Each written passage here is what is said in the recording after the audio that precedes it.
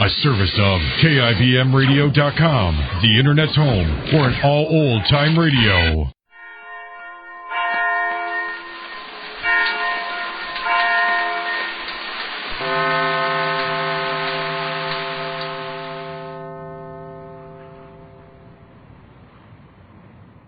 Well, the Aces are concerned over Jane's 19-year-old niece Betty, who lives with them and works as Mr. Ace's secretary. She won't tell them who the man is she's interested in. She did hint he was a musician. She did not mention he was 41 years old. This episode takes place in two scenes, the Ace's bungalow and then to Mr. Ace's real estate office. But first to the house where we find Jane with the Ace's semi-adopted orphan, Cokie. Listen. Well, I brought everything like you told me, Mother. What did you bring? I didn't say anything about I brought a disguise. Disguise? Who said anything about bringing a disguise? Didn't you tell me over the telephone you want me to trail somebody? Yes, but I... Well, I wear a disguise when I trail people. Here it is. They won't know me when I wear this. What is that? A beard. And this is a mustache. Look, I'll show you. First I put on the mustache. There, see? Cokie. Now the beard. Like this. How's that? Cokie, come back. I'm still here, Mother. No, come back young, I mean. Look at you, an old man. Pretty good, huh, Mother? I can't stand it. Stop it, Cokie. Take it off? Yeah. Okay. Presto, changeo. See? How's that? Well, that's better. And don't do that again, Cokie. A mother hates to see their children grow old, and so quick. But if you want me to trail somebody, I have to wear this. Who do you want me to trail? Well, I'll tell you the whole story. Sit down. Yeah? It's Betty. Betty? What did she do? I don't know. We have to find out. Now, here's the whole story in a shell hole. For the last 2 weeks or so, Betty hasn't been coming home to dinner every night. Why, some nights she doesn't come home to dinner 3 nights a week, and she won't tell us where she goes. You want me to trail her and find out where she goes? Is that it? Yes, that's part of it. Now, the other part, well, I don't know how to tell you this, Cokie. What is it, Mother? Oh, well, I guess I might as well tell you before some stranger does. Well, when a girl goes out like that, Cokie, she doesn't go out alone, you see? Oh, I don't know how to say it. You mean she's got a boyfriend? Cokie, where do you learn things like that? Oh, I know a lot of things, Mother. Oh, this younger generation. Well, yes, Cokie, that's it. She has. Who is it? I don't know. That's just it. You see, last week I got a letter from her mother telling me she was worried about Betty not getting married. After all, Betty's 19, and 19 is pretty old. For a young girl, I mean. Yeah. Well, we talked it over, and we decided Betty ought to meet some nice fellow and think about getting married, or at least engaged. You want me to find a fellow for her, or is that it? No. Will you let me tell you this? Oh, excuse me, Mother. Well, I should think you would. Well, then your Uncle Ace said that he thinks Betty has a fellow she's interested in, because a lot of times he comes into the office and finds her talking to somebody on the phone, and she kind of hangs up quick and gets embarrassed.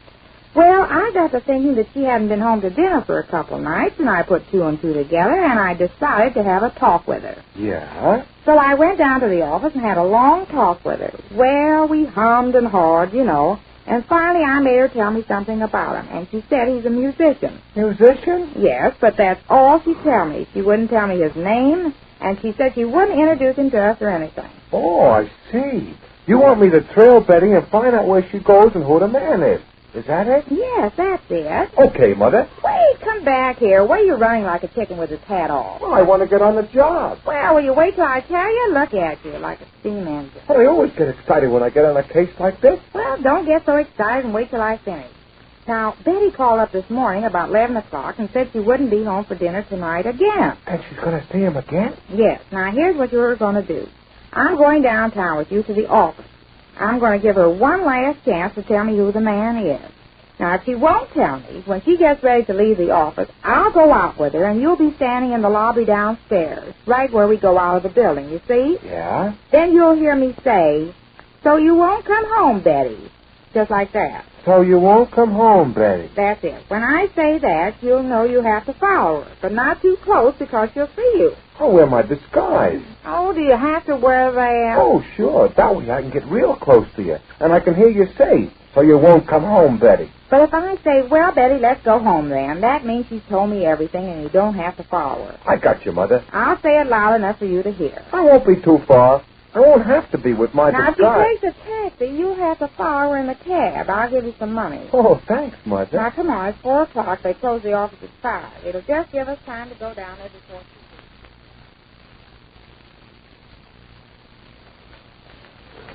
Oh, Betty, I'm leaving now.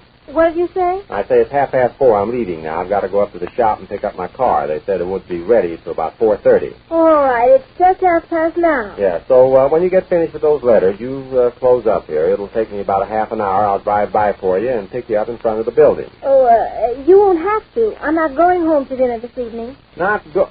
Now, listen, this is getting to be a habit, isn't it? Oh, please, Uncle Ace, we're not going through that again. Now, look, Betty, as long as your mother isn't here, we have to look out for you, and I'm not going to permit this. What I do outside of office hours is my own affair. It is nothing of the kind, and if you're going to insist on this going out every night business, I'm going to wire your folks about it. Oh, I don't think you'll do that. Oh, I won't. No, I don't think you will. That only means bringing Mother or Father here. And I don't think you're very much in favor of that. Now, you look here, young lady. Don't you be so smart-alecky. Oh, I haven't time to argue with you now, but I'm going to be waiting up till you get home tonight, and I'm going to have this out with you. We'll see about this attitude of yours. I'll make you snap out of it, this, and come to your senses.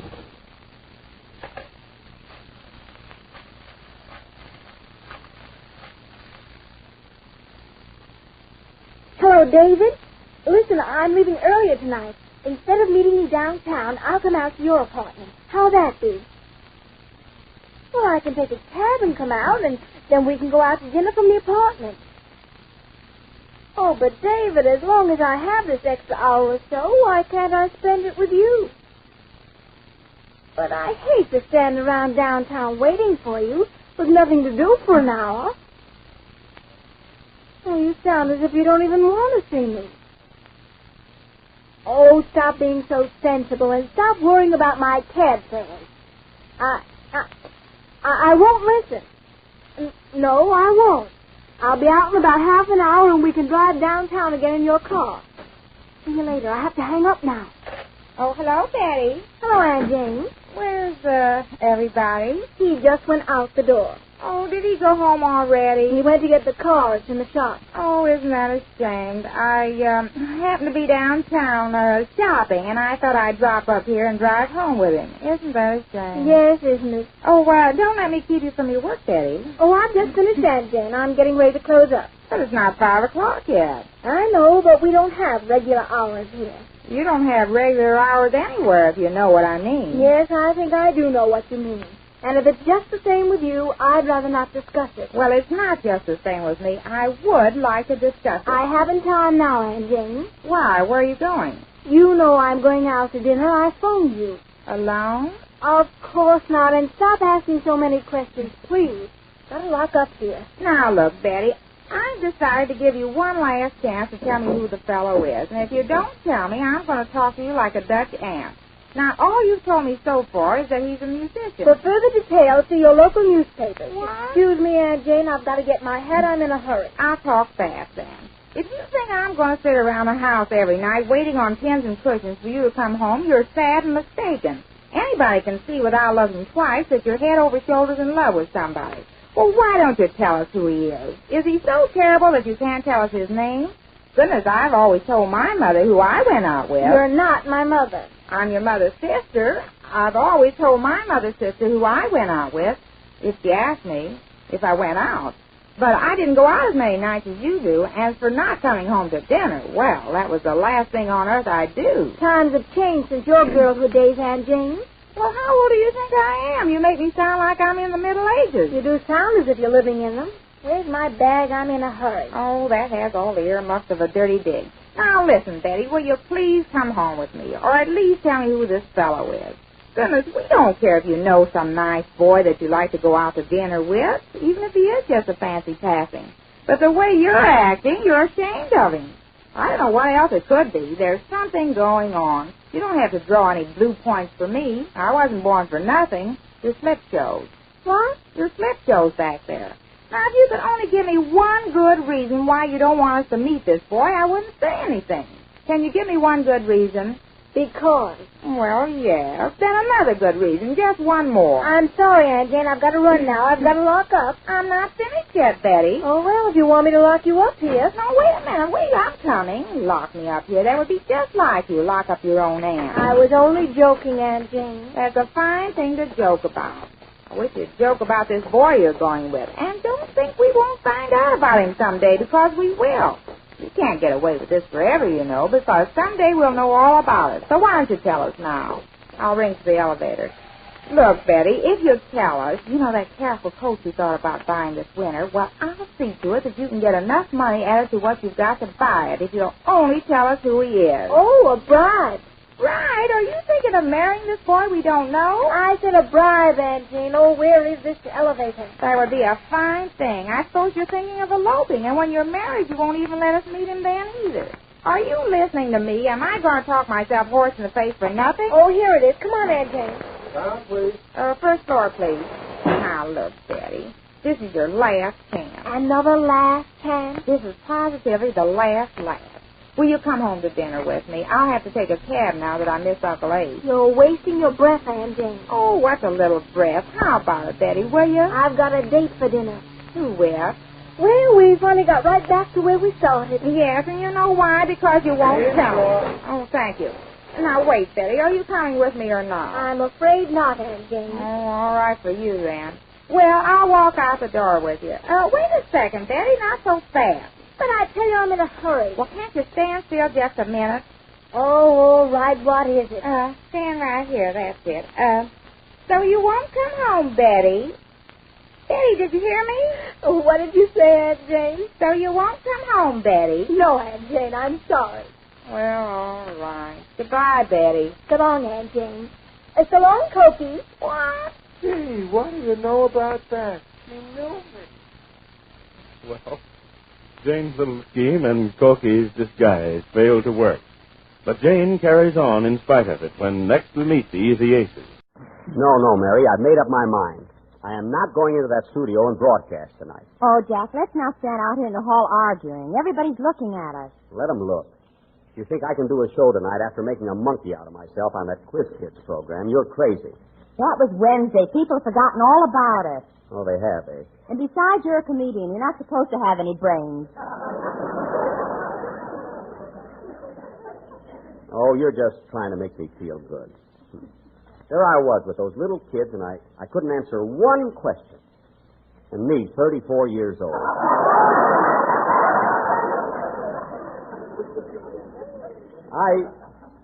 I couldn't even answer a simple question like, where's the Taj Mahal? You could have built the Taj Mahal since you were 34. Go ahead, rub it in. What a blunder. After all the years I spent in show business, I had to stick my neck out and ruin everything. Oh, well, that's life for you. Pardon me, Mr. Benny. May I have your autograph? You don't want my autograph, girlie. I'm washed up. Thanks, just the same. Oh, Jack, you have to dramatize everything. I do, eh? Supposing you did miss on a few questions. You're not supposed to be Einstein. I'm not supposed to be Phil Harris, either.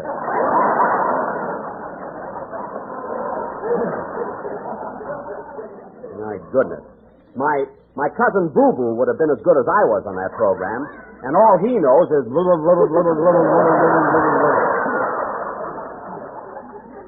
I tell you, Mary, I'm not going on the air tonight. Oh, for heaven's sake. If you're so ashamed of yourself, why don't you go out and join the Foreign Legion? You might think that's a gag, Mary, but the Foreign Legion isn't such a bad idea. Can't get over it. Imagine not getting that one question about the Taj Mahal. I knew the answer, but I opened my mouth and nothing came out.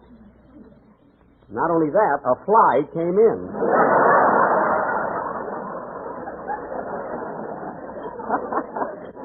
Oh, well. Nothing I can do about it now. Jack, hurry up. The program starts in 30 seconds. Well, I won't be on it. Now, Jack Benny, stop acting like a big baby. He'll be right in, Don. Mary, I'm not going... Stop pulling me. Mary, let go of my arm. Come on, Jack. Remember, you're a trooper. A what? Oh, yes, that's right. Once a trooper, always a trooper. The show must go on. Quiet, Jack. We're on the air. Okay. Gee, I hope I'm good tonight. K-E-L-L-O. The Jell-O program, starring Jack Benny, with Mary Livingston, Phil Harris, Dennis Day, and yours truly, Don Wilson. The orchestra opens the program with The Vine Street Vigil.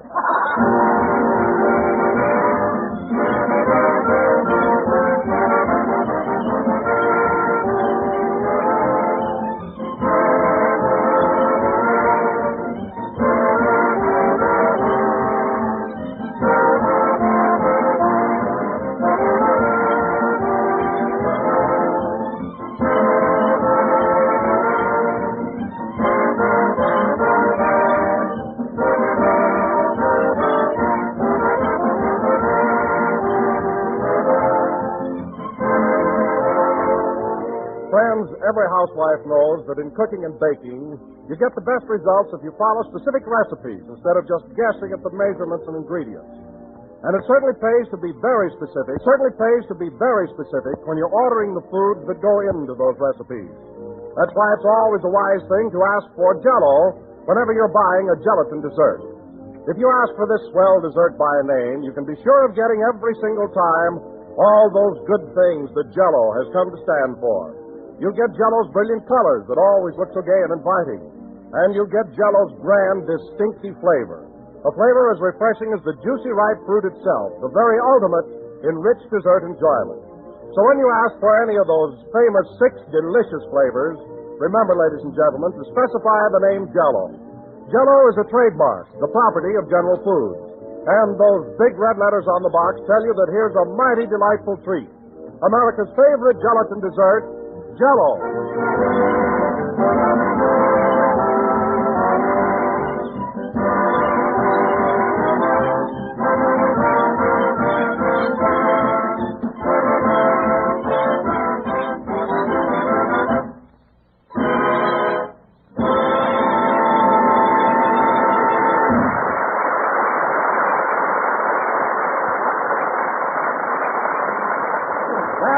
The Vine Street Vigil, played by the orchestra.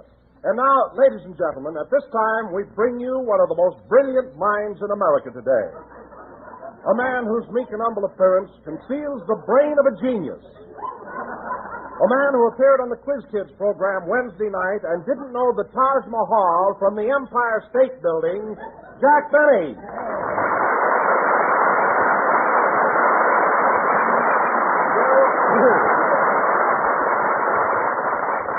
Thank you. Hello again. This is Jack Benny talking. And, Don, I can't blame you for ribbing me tonight. Those Quiz Kids really gave me the old 1-2. I was never so humiliated in my life. Well, I wouldn't take it so hard. After all, Jack, it's nothing to be ashamed of. Oh, it isn't, eh? Well, let me tell you something, Don. Everybody's snubbing me. I met Barney Dean on the street the other day, and he wouldn't even speak to me. Barney Dean? Who's he? Just throw a cigar away in front of the Regent Hotel. You'll find out. I can't understand it. We've always been such good friends. Well, that's the way it goes. But I'm not complaining, Don. I had it coming to me after that showing I made Wednesday night. I can take it, though. You can take it? Yes. Then why did you try to hang yourself Thursday morning? Oh, for heaven's sake, I was hanging up a little laundry. I fell off the ladder and got tangled in the clothesline. That's all. Then explain that note you left. Farewell, cruel world. Oh, that must have fallen out of my scrapbook. That's a note I wrote one time when Clara Bow wouldn't go out with me. She got mad because my garter got caught in her wristwatch during a Charleston contest.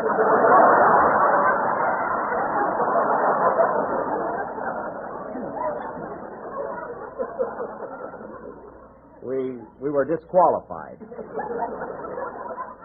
Anyway, Don, when Mary saw me, I was just hanging up a few socks. On Thursday? I thought you always did your washing on Monday. I couldn't do it Monday. I gave a reception for Lady Mendel. What do you want me to do, ask her to run the ringer? She came over to my house to meet the Quiz Kids. Then why didn't you do your laundry Tuesday? You know darn well that Tuesday is my day to go out and catch dogs in Beverly Hills. I was elected to the office, and it's my duty. Now, oh, hello, Dennis. Hello, Mr. Benny. Say, I heard you on the Quiz Kids program last week. Oh, did you? Yeah, you sure were smart. Smart? I didn't even open my mouth. That's what I mean. Don't talk, brother, unless you got a lawyer with you.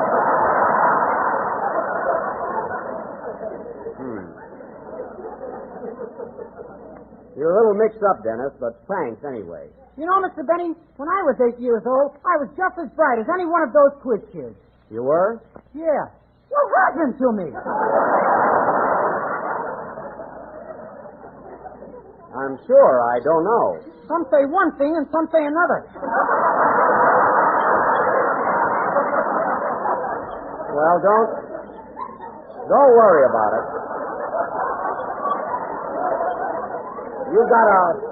Don't worry about it, Dennis. You've got a good voice. What more do you want? You know, Don, as a rule, I'm pretty hard-boiled, but even though those quiz kids made me look like a nickel, I can't help liking them. They're so sweet and unspoiled. By the way, Jack, are they still living at your house? Yes, Don, but they're leaving tonight. They better check out before 6 o'clock or they'll be hooked for another day. Listen, Mary, at a lot of hotels, the guests have to come to be out by noon. So don't run down to Beverly Hills Tourist Haven. Rotary Club every Wednesday. I thought the campfire girls met on Wednesday. Only in the winter. But honestly, fellas, those kids really made a hit with me. Gosh, they were wonderful company. I may be a bit sentimental, but I don't know.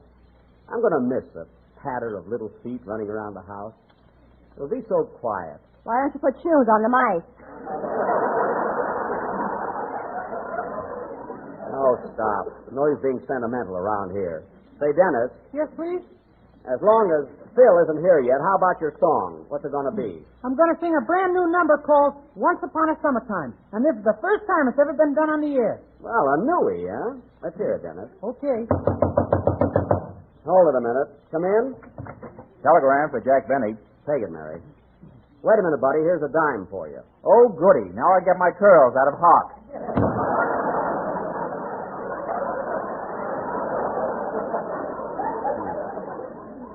That's all that zombie needs is curls. Say, Jack, this wire's from Waukegan. Oh, from home, eh? Yeah, it says, you certainly disgrace the family on the Quiz Kids program. Personally, I'm disgusted with you.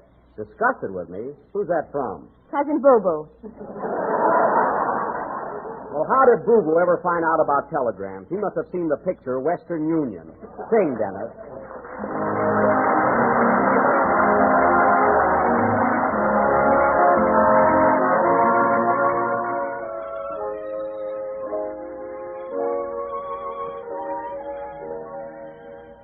The story I'm about to tell isn't very new.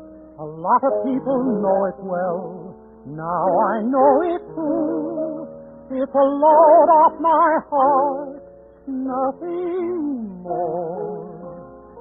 So don't stop me if you've heard this one before.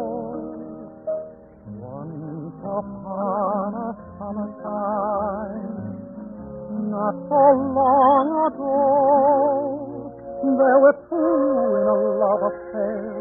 One of them didn't care. What happened, I'll never know. For once upon a winter time, this affair turned cold. And because of a change of heart, this story had to be told. It lasted through September, October, and November, and I still remember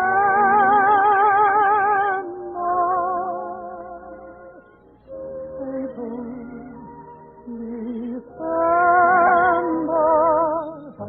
If I love some other time, I'll know what to do. I'll find someone who loves me through summer and winter time too. Through summer and winter time.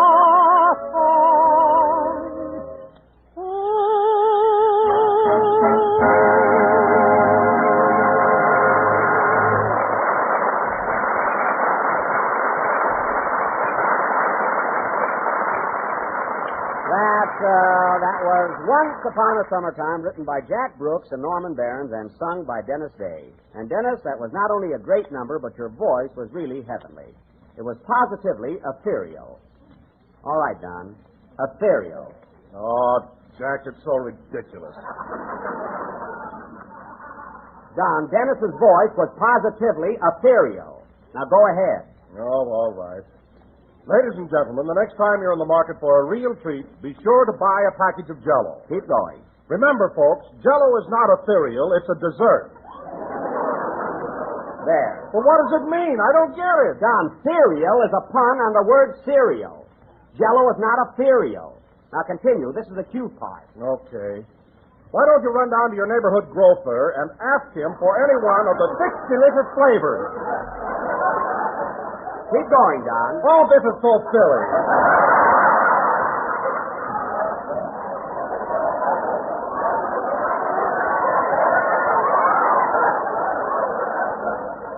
Don! So look for the big red letters on the box. Darn you, Jack Benny, I'm going home.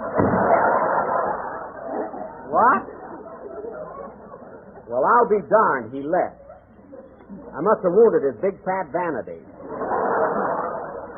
He's so temperamental lately. Well, I don't blame him. Did you write that commercial, Jack? Yes. Well, it thoroughly stunk.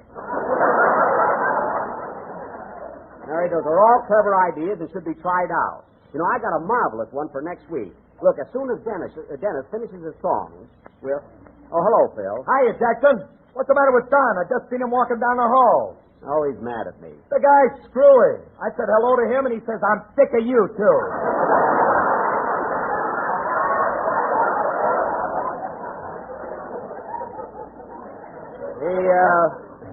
He did, eh? Yeah, you know, the guy was lip-syncing. That's lip-sync. Not lip-sync. Well, he did it with his lips. I don't care what he did it with. The word is lip-sync. All right. Have it your way. Hiya, Mary. Hello, Phil. Say, Phil, how are you and the boys going over to the Paramount Theater? Mary, we're right. You ought to hear the laughs I get with my gag. I can imagine. Get this one, Jackson. When I first walk out on the stage, I say to my guitar player, I say, hey, Frankie, who was that lady I seen you with last night? Uh-huh. And before he can answer, I hit him right in the kisser with a blueberry pie.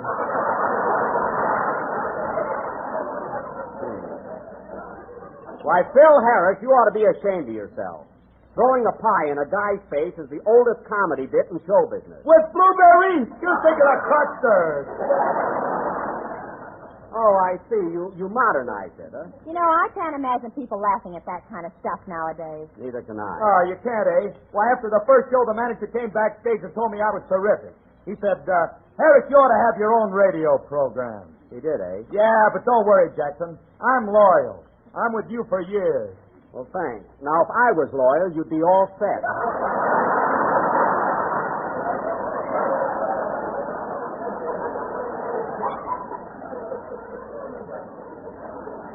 Let me tell you something, Phil. I used to be in vaudeville, but I never stooped so low as to throw a pie at anybody. That's real hokum. What about that corny piece of business you used to do in your violin act? Corny piece of business. What was it, Mary? Jack used to play by the waters of the Minnetonka, and for a finish, Barney Dean would squirt him in the face with a bottle of seltzer. Yeah. Now the guy won't even speak to me.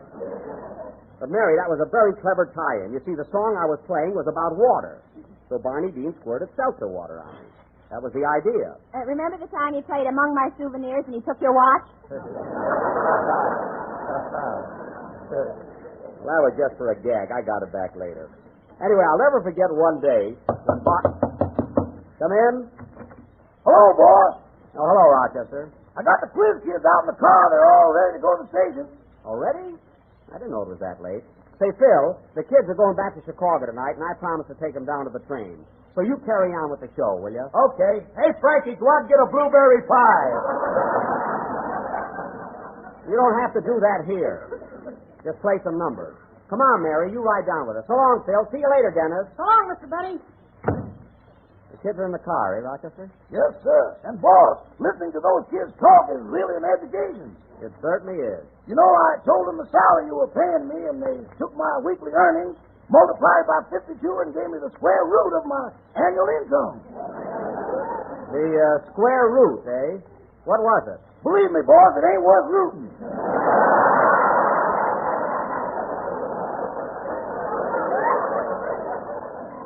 That's too bad. Now, listen, Roger. Oh, there you are, Mr. Benny. Yes? I've got your papers ready to sign. You leave in 10 days. What? Oh, I meant to get in touch with you about that. I'm not going. Well, it's pretty late for that, Mr. Benny. I'm sorry. You'll have to forget the whole thing. Come on, Mary. Darn it, I meant to write him a letter. Who is that, Dad? The recruiting officer for the Foreign Legion.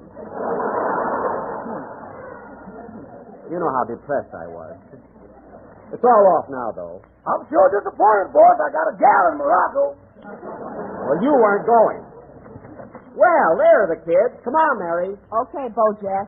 Hello, kids. Here's Uncle Jackie to take you to the train. Now, I'll sit up in front with Rochester. And, Mary, you get back there with the kids.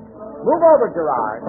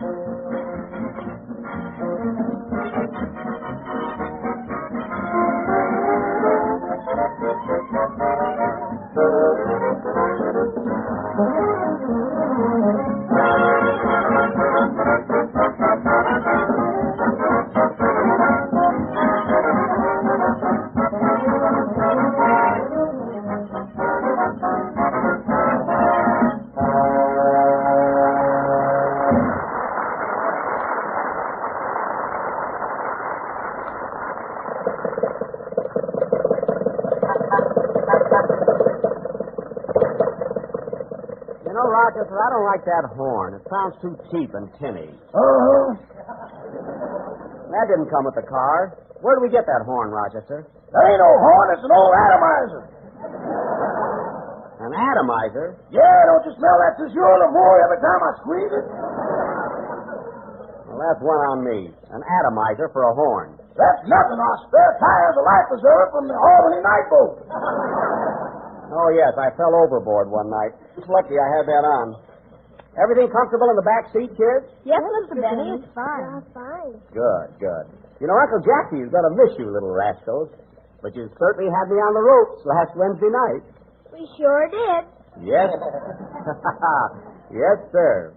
Do you still feel like hanging yourself, Mr. Benny? No, I'm all right now. But you kids certainly made a monkey out of me. Gosh, I didn't know anything. Cousin Boo Boo is sick about it. Never mind. Well, Claude, are you going to miss California? I certainly am, Mr. Benny. I believe that Horace Greeley put it very succinctly when he said, "Go west, young man." Oh, he did. He put it very... Yes, sir.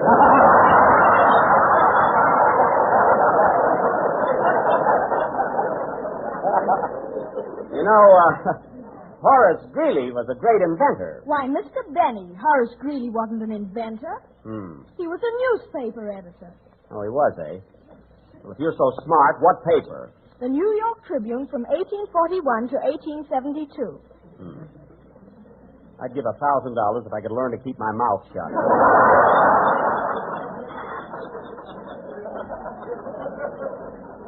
Anyway, I wouldn't be surprised if Horace Greeley did invent something. That's down to Mickey. He'll know. All right, Gerard. 1841. I'll check on that. Hey, boss, there's Mr. Wilson walking down the street. Oh, yes. Pull up alongside him. Okay. Oh, Don, would you like to ride down to the station with us? I'm not speaking to you. Okay. Keep going, Rochester. Poor guy, his tongue is still twisted.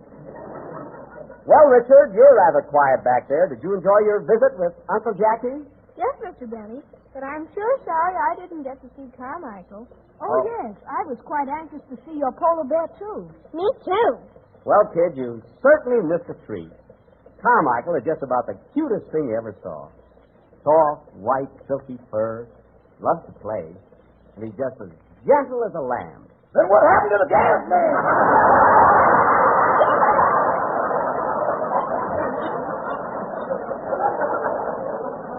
You just drive the car. And Rochester, watch out. Watch out for that bump up ahead. The what? That bump. Oh, hang on, everybody.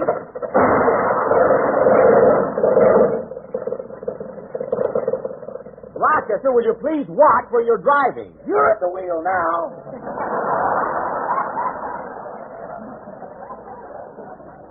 Oh, my goodness, get over here. Mary, are the kids all right? You better call the roll. Okay. Claude? Here. Richard? Here. Gerard? I'm Gerard Darrow. I'm 8 years old and I go to the Bradwell School. Don't give your billing. Just answer.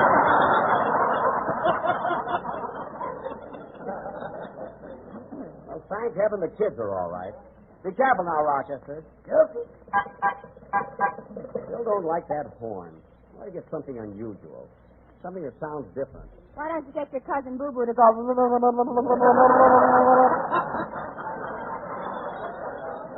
Just keep my relatives out of this, will you? Well, kid, it won't be long now before you'll be on that choo-choo. Choo-choo? What's that?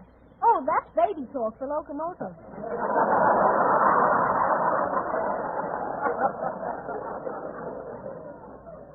Baby talk, eh? I said choo-choo till I was 29 years old. You didn't stop drooling till you were 30. Oh, quiet. Hey, Rochester, we're near the station, are we? Pretty soon, boss. Oh, Gerard, I think we ought to straighten things out with Mr. Benny now, don't you? Let Richard do it. Do what? What is it, Richard? Well, Mr. Benny, we've been living at your house and we haven't paid our bill yet. Your bill? Oh, forget it, kids. I don't want your money. But, Mr. Benny, we ought to pay you. We lived at your house 2 weeks. 2 weeks and a day. But forget it.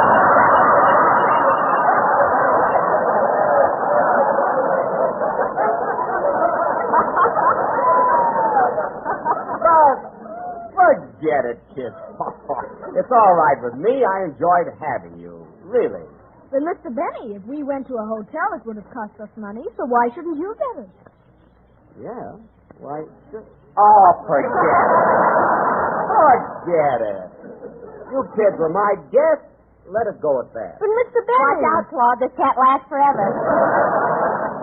Mary, you know very well I wouldn't accept any rent from these lovable children. But when they get to Chicago and they feel like sending me a little gift, that's entirely up to them.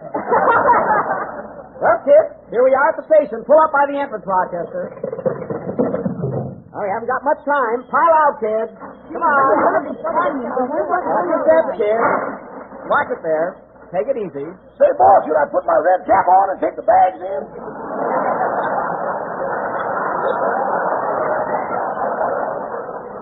Not so loud. There are a lot of them standing around. Come on, kids. Come on, Mary. This way, kids. Just got time to make the train.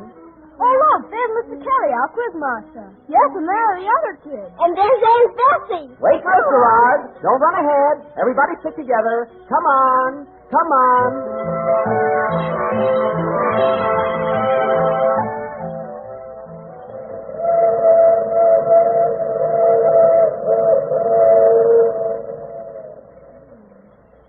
Well, here we are on the choo-choo, as Mr. Benny puts it. Gee, he's a nice man. And he didn't even charge us for those 2 weeks. He certainly fooled me.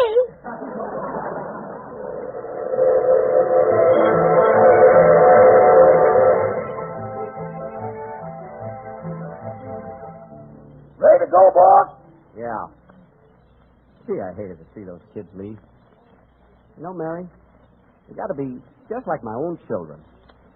No kidding, I was crazy about them. Oh, stop blubbering. You'll see him again. Yes, but I was so used to playing with them and everything. What'll I do now? What'll I do when I come home evening? What'll I do in my spare time? Let's look for the gas man. Oh, quiet! Come on, let's go.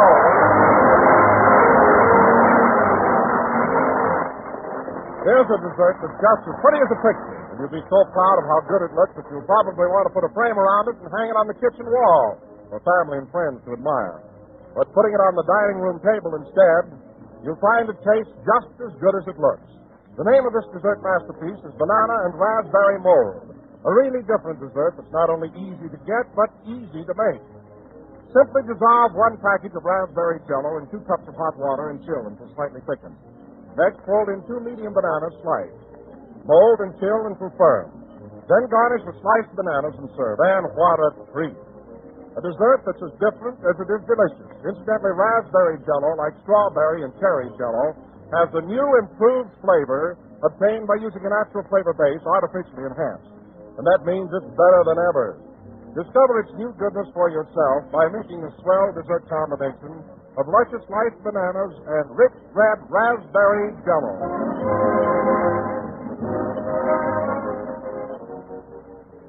The next time you buy jello, get jello pudding, too. You'll Hey, find hey, why all the whispering, Frank? No, I'm not really whispering, John. I'm just holding myself in, because if I let myself go when I talk about jello puddings, I get so excited I just can't talk straight. Oh, now, Frank. Try it again now. Try it again. Go ahead. All right. Jello puddings, ladies and gentlemen, are made by the same folks who make jello, and like jello, they're downright swell. For smooth, creamy goodness, jello puddings are simply unrivaled. They're easy to prepare, just as jello is, and they sell for the same low jello price. So try these rich, mellow puddings in 3 flavors, chocolate, vanilla, and butterscotch. There, I told you could do it. Get jello puddings tomorrow. Get jello puddings Oh, we're a little late. Good night, folks.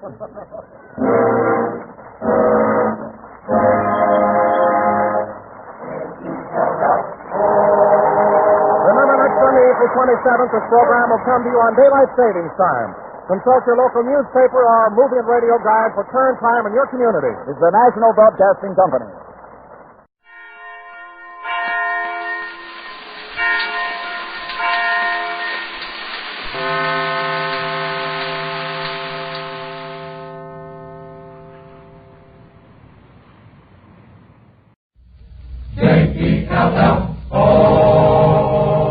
The Jell-O program starring Jack Benny with Mary Livingston, Phil Harris, Dennis Day, and yours truly, Don Wilson.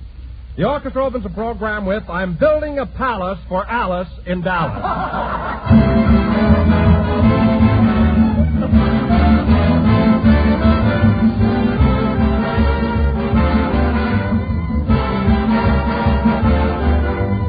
Scarcely a day passes, ladies and gentlemen, that doesn't bring us dozens of letters full of praise for Jell-O. Some of these letters tell us how much children love Jell-O's gay color and delightful goodness. Others report on new and especially tempting desserts that can be made with Jell-O. And still other letters applaud the fact that Jell-O is so easy to make, sets so quickly, and dissolves in lukewarm water. Put all these letters together and you get a picture of a dessert that just can't be beat. A dessert full of rich, tangy flavor, as refreshing as the juicy, ripe fruit itself. And a dessert that takes only a few minutes to make, a few pennies to buy. Order it tomorrow in any or all of Jell-O's 6 delicious flavors: strawberry, raspberry, cherry, orange, lemon, and lime. Incidentally, if you think strawberry, raspberry, and cherry Jell-O taste even better than ever, you're right. Because they now have a new improved flavor obtained by using a natural flavor base artificially enhanced. Start to enjoy Jell-O right away, friends. Ask your grocer for this grand dessert tomorrow and make up a rich, luscious mold of shimmering Jell-O.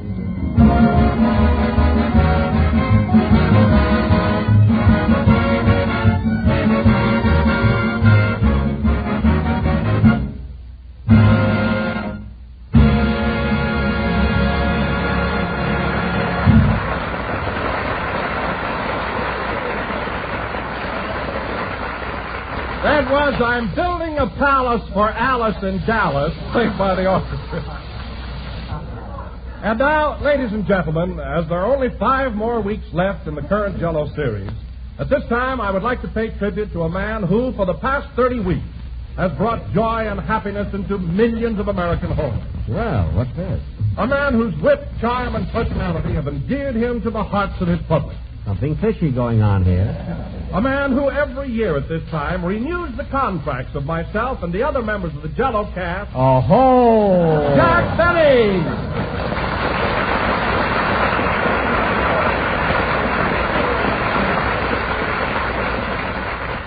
so that's it. Hello again, this is Jack Benny talking. And, Don, I was wise the minute you opened your big fat mouth. There are only 2 times a year when I hear that malarkey. Christmas time and option time. Well, Don, I suppose you've looked over the contract I mailed you for next season and you're all ready to sign it. On the contrary, Jack, I'm not quite satisfied with some of the clauses in it. What? Yes, Jack, I discussed the matter at home, and the little woman doesn't think my increase in salary is quite big enough. Oh, she doesn't. But, Don, when I spoke to you on the phone, you seemed quite happy about everything. I know, Jack, but after talking it over with the little woman, I feel that you're taking advantage of me. Oh, you feel, huh? Well, Don, let me ask you something. Who does the announcing on this program, you or the little woman? You can expect her any week now. Oh, fine. Now, Don, before the others get here, exactly what kind of a raise do you think I ought to give you next season? Well, here's the situation, Jack. You've been getting a lot of laughs at the expense of my being fat. Uh-huh. And this year, my weekly salary has been at the rate of $2 a pound. Oh. So I think it's only fair that next year I ought to get $3 a pound. $3 a pound, eh? Don, I can get Blue Ribbon, Grade A, Kansas City beef cheaper than that.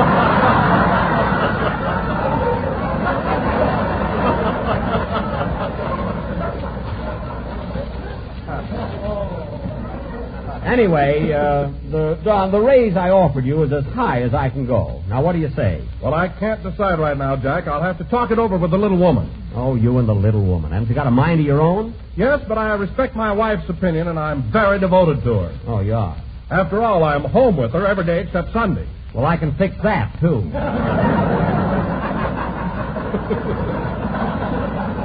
Now, look, Don, I've been very fair about this whole thing. And I think that... Oh, hello, Mary. Hello, Jack. What are you talking about? Oh, Don isn't satisfied with his new contract for next season. He isn't? No. Oh, my goodness. After all you've done for him? Well, that's the way it goes, Mary. There isn't much gratitude in this business. Why, Don Wilson, you ought to be... Never mind, Mary. Thanks just the same.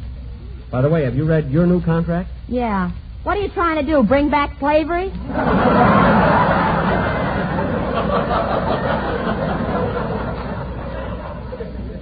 Oh, so I'm going to have trouble with you, too.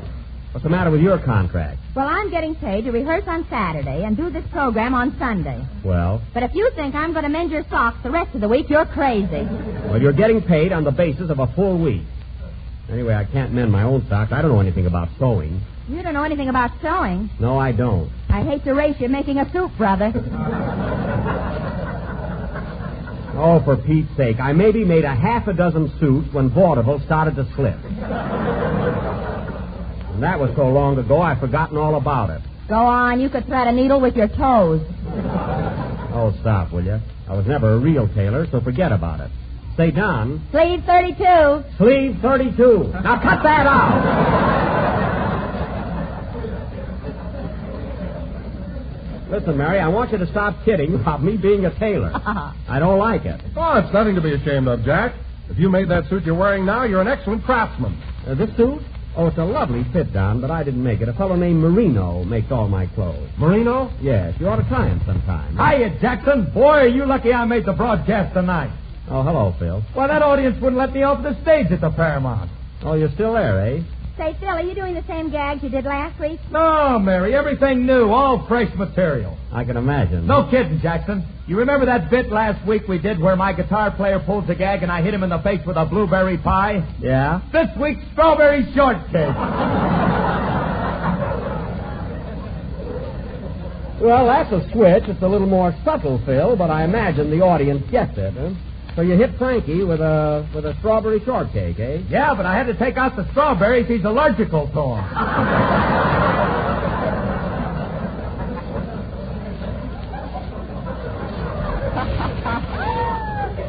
Allergical? Yeah, you know, he breaks out in a rash all the time. Phil, you only came in here 2 minutes ago, and you've already set this program back 50 years. Now, before we go back another generation, how about playing a number? Okay, Jackson. What would you like to hear? Glenn Miller, but I'm stuck with you.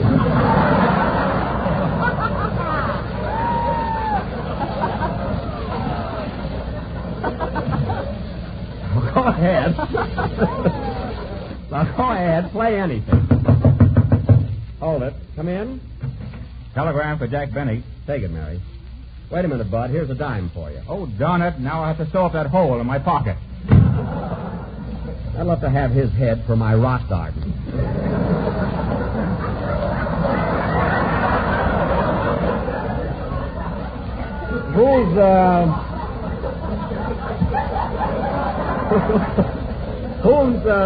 Who's the wire from, Mary? Oh, look, Jack, it's from Dennis Day. From Dennis? Yeah, it says, I'm out in the hall. We'll be in soon. Regards. Well, isn't he a thoughtful little dodo? Play, Phil.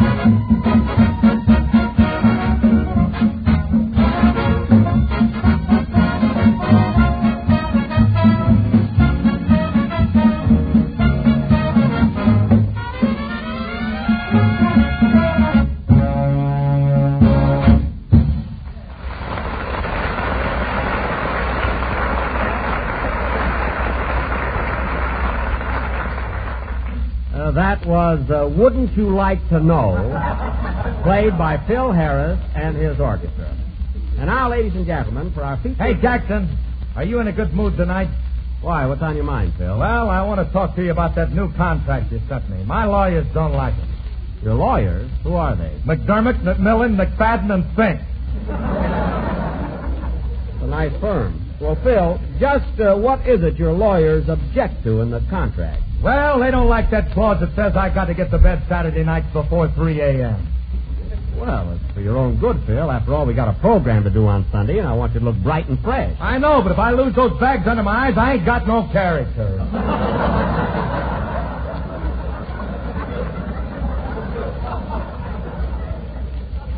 Oh, I'm sorry, Phil, but that clause stands. You'll have to be in bed by 3 a.m. Okay, but you won't be able to call me Twitch no more. I'll just have to take that chance. And now, ladies and gentlemen, as I started to announce, for our feature attraction this evening, the Benny, If You Like Us, Tell Your Friends, Even Though You Lose Them players, will present an original detective thriller entitled Murder at the Movies, or No Croaking on the Main Floor. Now, in this gripping drama, Don Wilson will be sergeant of police, and I will be the captain. We knew that. You always have to have the star part. Well... Yeah, Jack, why can't I be the captain?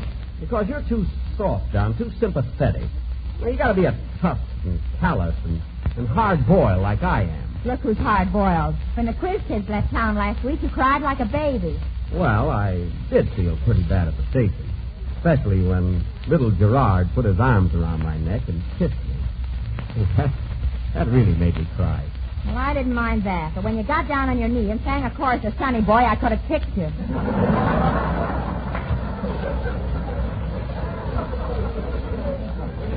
As if you didn't, sister. Anyway, getting back to our play, I'm going to be the captain. Now, let's see. Hello, Mr. Benny. Did you get my telegram? Yes, but what a silly thing to do, Dennis. You're only out in the hall. Why send a telegram? Why, am I too young?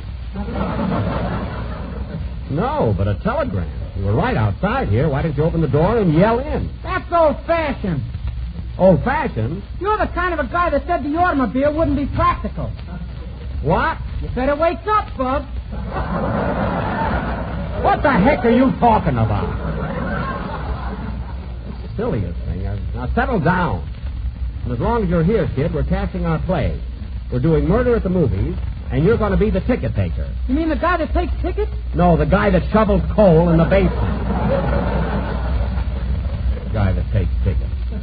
And Mary, you're going to be the girl in the box office, the one that sells tickets. Okay, give me a stick of gum and let's get going. There you are. Here's your penny. Thanks.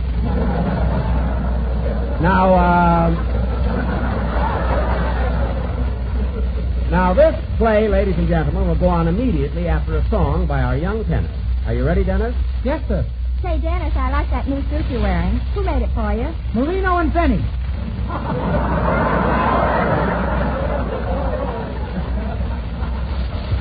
All right, Dennis, go ahead with your song. Why, Jack Benny, I thought you weren't making suits anymore. Marino makes them. I'm just the outside man. That's all. Now, go ahead, Dennis. I'll take it. Hello? Oh, Mr. Benny, this is Rochester. All right, Rochester, what do you want? I've been listening to the program, boss, and it occurred to me that we haven't discussed my contract yet. Well, Rochester, you've been working in my house now for 4 years, and I feel there's no necessity for a written contract. Everything is perfectly clear. We have what is known as a verbal agreement. That means we have a mutual understanding. Why put it on paper? The amount of money involved is too small. That's what I mean. Let's get it up.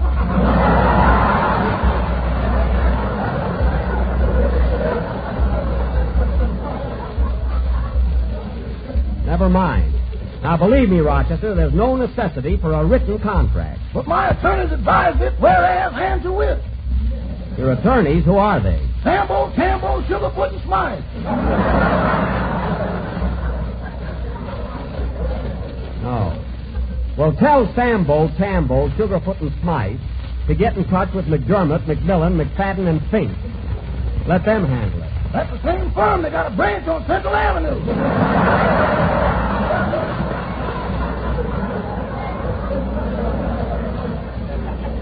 Oh. Well, anyway, Rochester, you've got nothing to worry about. I'm giving you a substantial raise next year. Substantial? Yes. You know what the word means, don't you? I ain't illiterate. I'm skeptical.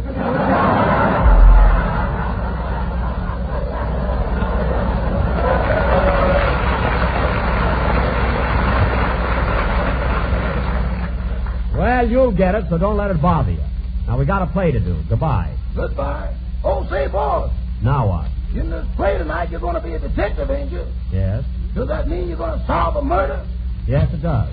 Well, when you clear that up, find out what happened to the gas man. Forget about the gas man. Goodbye.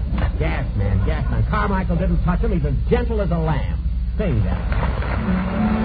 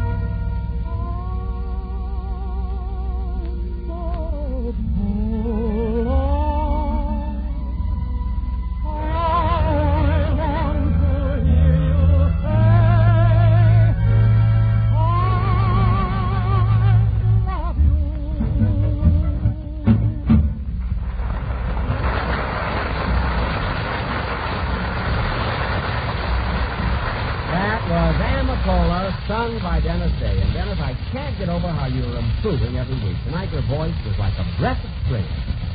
Okay, Don. Dennis's voice was like a breath of spring. Oh, Jack, it's so far-fetched. Don, go ahead. But they're still ribbing me about the one I did last week. Don, Dennis's voice was like a breath of spring. Oh, all right. Ladies and gentlemen, even though you run out of breath, why don't you spring down to your neighborhood grocer and ask him for a package of Jell-O?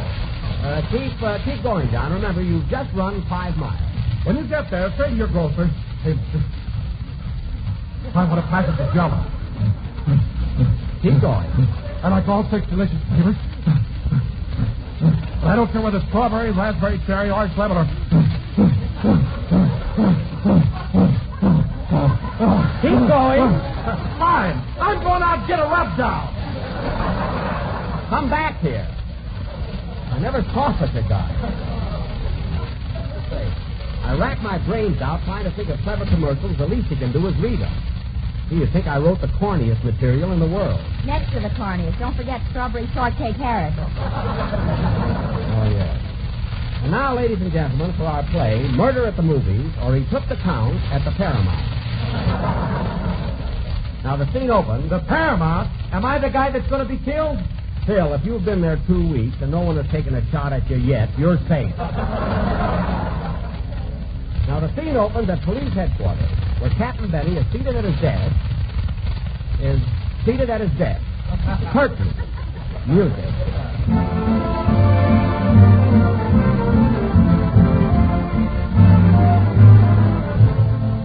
Now, listen, Wilson. Things are going from bad to worse. The chief just phoned, said we better clean up the crooks in this district or else. Oh, we're doing all right. Doing all right. You were on duty in Westlake Park last night. You let somebody steal a canoe. Well, what are you worried about, Cap? I was in it with my girl.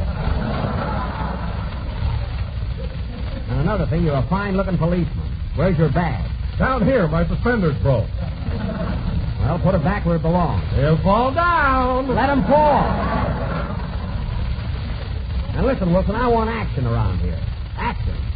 I'm going to fill this jail if I have to put in jukeboxes. That's what. I'll take it. Hello, police headquarters. Captain Benny speaking. Hello, this is Mamie Livingston, cashier at the Paramount Theater. Oh, hello, Mamie. How's Trick? Fine, she just had pups.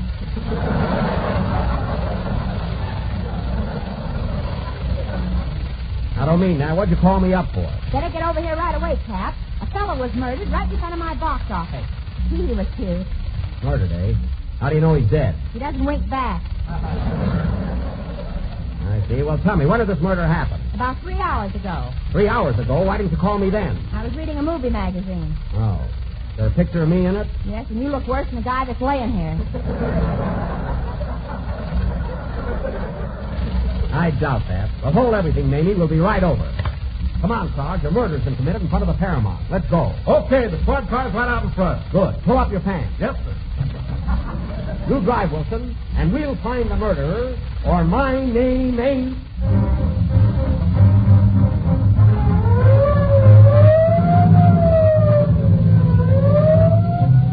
Calling all cars. There's a sale on uniforms at Marino and Betty's. That is all. Forgot to mention those easy payments. Step on it, Sarge. Here's the tater, Wilson. Look at that marquee. Bing Crosby and Bob Hope on the road to Zanzibar, and Phil Harris on the road to any bar.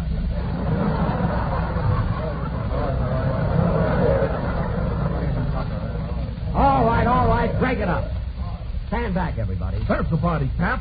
Guy's dead, all right. Yeah. Get a load of that suit he's wearing. Tailoring is awful. That sleeve isn't hand-stitched. It was done with a machine.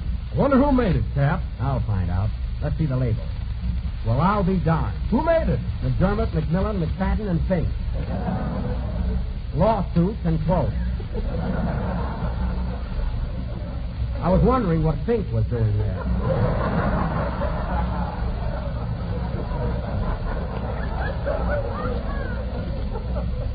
Well, there's Mamie in the box office. I'll see what she knows about this crime.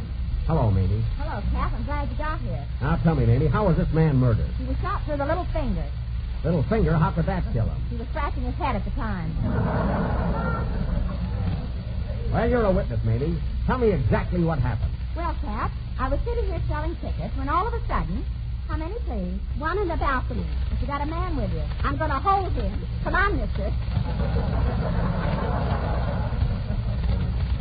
All right, Mamie, let's get going. I want the facts about this crime. Well, Cap, I was sitting here selling tickets when all of a sudden I heard a shot. Yes, yes? So I looked around and... How many, please? The 6th. I want to lie down.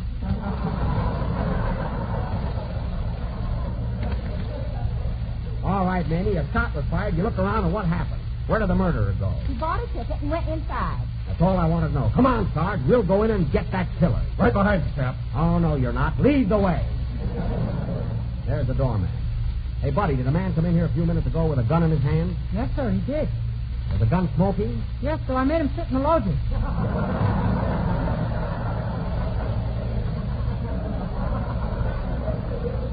You hear that? Come on, Wilson. Okay. And pull up your pants. Let's go inside. I'm sorry, mister, but you fellas will have to have tickets. Tickets? We're the police and we're after a criminal. Here, look at our badges. They're very pretty, but you've got to have tickets.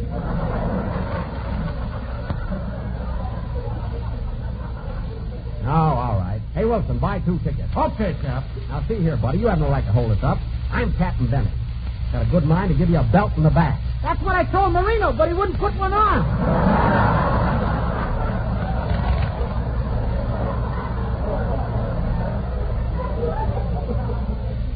Well, he is stubborn.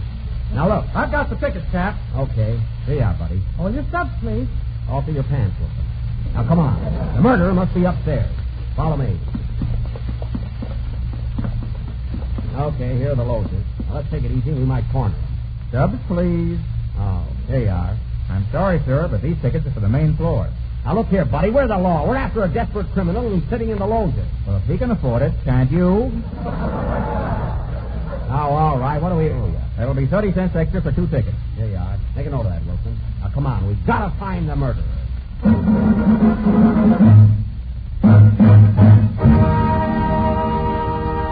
Hey, look, the stagecoach started. Oh, yes, Nurse Phil Harris making his entrance. Hiya, folks. Make me know you're glad to see me.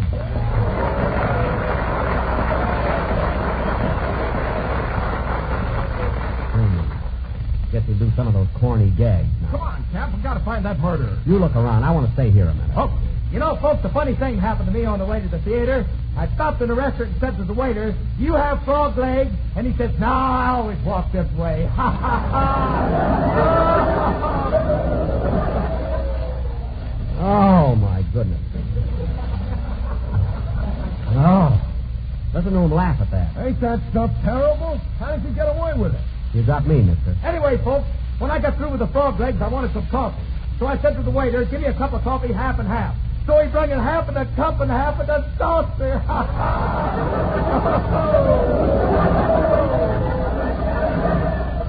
Oh, brother. Isn't that awful? It sure is, buddy. And now, folks, we're going to play a little number entitled, "Papa, Get the Hammer, There's a Fly on Baby's Head." Holy smoke! Here it, boys!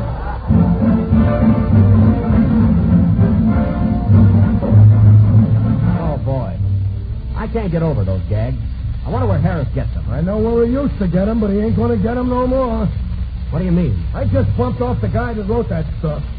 What? Yeah, he's laying out in front of the theater right now. Oh, so you're the murderer. Well, I'm from police headquarters. I'm sorry, but I'll have to arrest you. Okay, Cap, let's go. Not right now. I want to stay here and listen to the rest of Harris's act. Well, I can't stand this anymore. I'm going over to the jail and wait for you. Okay, just tell them who you are and they'll let you in. Thanks. So long, Tab. So long. And you got nothing to worry about, mister. There ain't a jury in the world that'll convict you. See you in jail.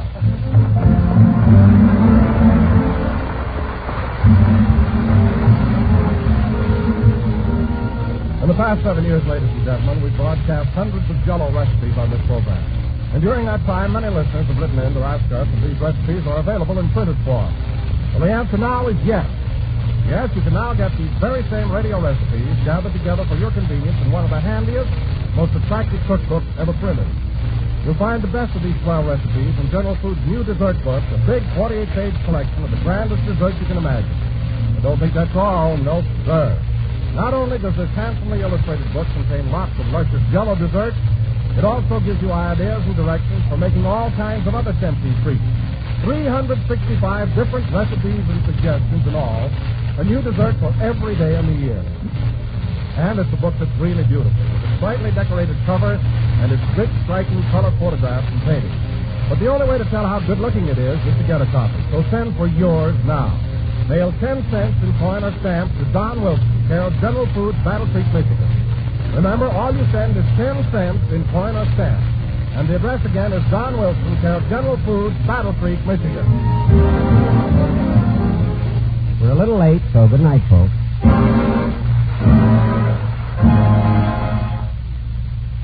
Oh, who goes there? Private Frank Bingman. Advance and get the password. Jell-O pudding. Don't you mean Jell-O? No, I mean Jell-O pudding. Jell-O puddings are not gelatin desserts like their partner in pleasure, Jell-O. They're smooth, creamy puddings that you make with milk.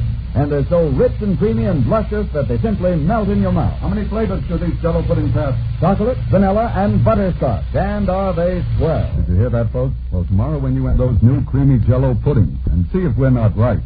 Pass, friend. This is the National Broadcasting Company.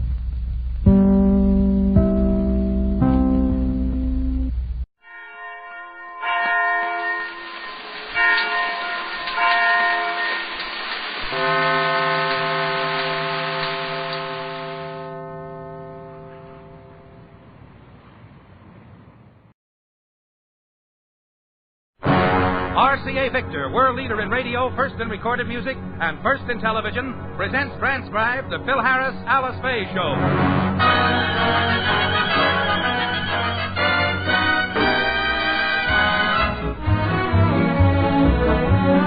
For your enjoyment, here is the Phil Harris, Alice Faye Show, written by Ray Singer and Dick Chevrolet, with Elliot Lewis, Walter Tetley, Robert North, Janine Roos, Ann Whitfield, Walter Sharp at his music, and yours truly, Bill Foreman. Tonight, the sponsor, Mr. Scott, buys a beautiful Christmas present for his wife, but makes the mistake of leaving it at the Harris home for safekeeping. More about that later, but first, a word from RCA Victor. For a Christmas present the whole family will enjoy, give the gift that keeps on giving, a new RCA Victor television super set. A super set like the 17-inch Preston, for example, makes a wonderful Christmas gift. It brings a world of entertainment into your home all year round. And it brings into your home the clearest, strongest pictures you've ever seen. That's because the Preston has a completely new circuit system and an electronic supercharger that gives you television with picture power. In the city, in the country, in almost any television area, you get the finest reception possible thanks to picture power. So remember the name Preston, RCA Victor's smartest 17-inch table model super set, available with a matching consolette base at modest extra cost. And make your Christmas present the Preston. It's a magnificent new super set made by RCA Victor, cornerstone of home entertainment for 3 generations. And now the stars of the RCA Victor program, Alice Faye and Phil Harris.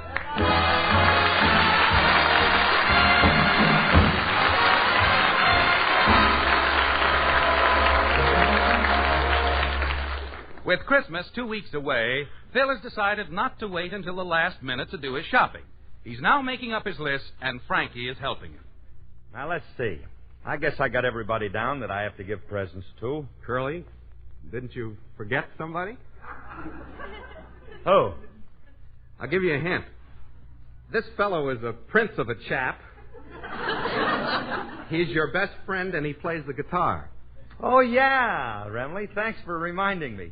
I'd hate myself if I forgot Burl Ives. Curly, don't you know another guitar player? Sure, I know Perry Bodkin, Dave Barber, Les Paul. I'm talking about me. Oh, you? Oh, I was just counting the ones who use strings. Nah, I'm only kidding you, Remley. What do you want for Christmas? I don't know, but look, Curly, I want you to take it easy. I know you have no regard for money. You have a big, generous heart. You'd probably go out and spend a fortune on a gift that I won't need. Yeah.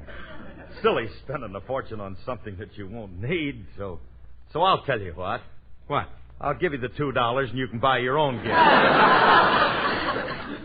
Curly, I know you're joking. You couldn't spend that little on a present for me. After all, you're a big man. You couldn't afford to have Mr. Schmidt think you're a cheapskate. Who's Mr. Schmidt? He owns the pawn shop where I'm going to hock it.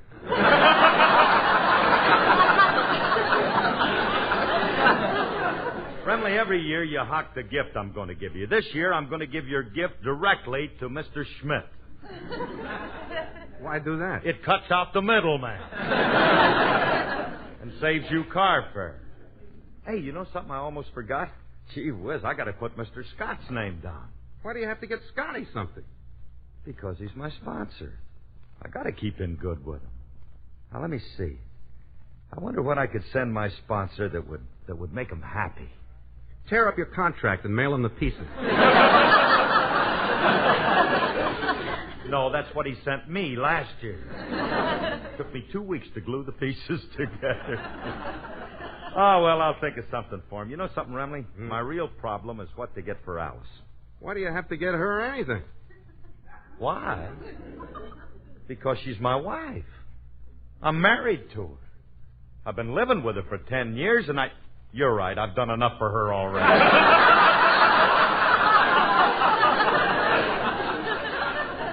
Nah, she's a good kid. You know, I want to get her something nice, something different, something that she wouldn't go out and buy for herself. What's she interested in? Well, she's a sports fan. She's crazy about football. How about a set of goalposts?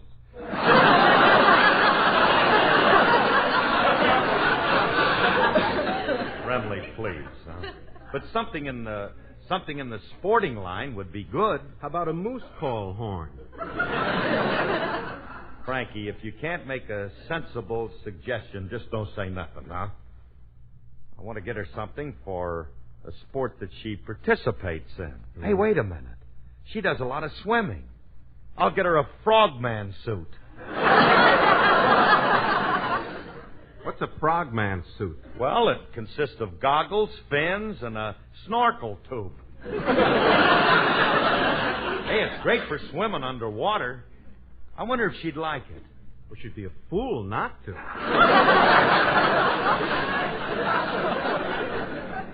Think of all the fun she'll have blowing up enemy battleships. Curly, why don't you get her something that... Phil, I want to talk to you a minute. Quiet, Remley. Here she comes. Oh, Phil, I wanted to ask you about that. Say, what's that list you have there? Oh, that's my Christmas list. Oh? How's it coming? Well, I got a problem on one gift. Are you having trouble finding a gift for your favorite blonde? No, I'm getting her a mink coat. You're the one I'm having trouble.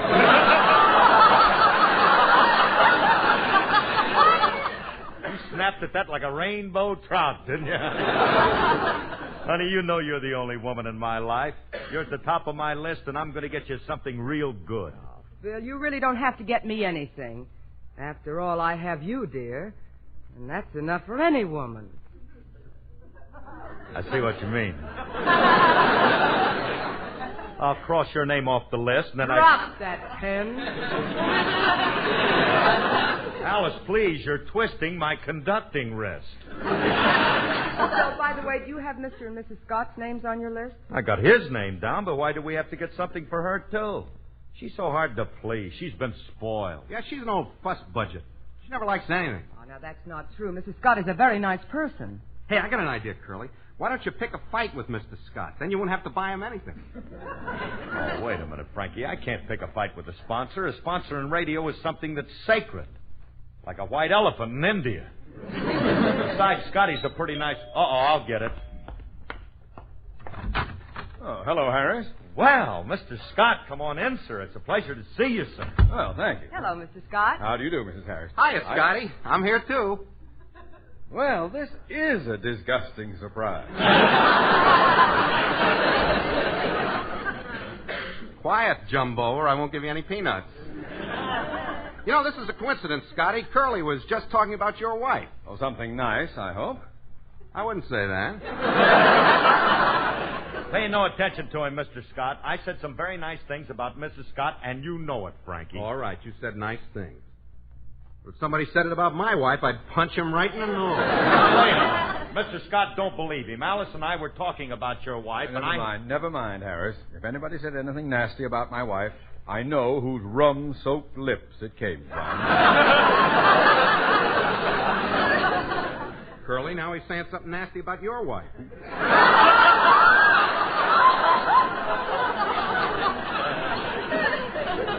I didn't mean Mrs. Harris. Remley, what are you trying to do? Curly suggested that I start a fight between you and him so he wouldn't have to buy you a Christmas present. I didn't say that.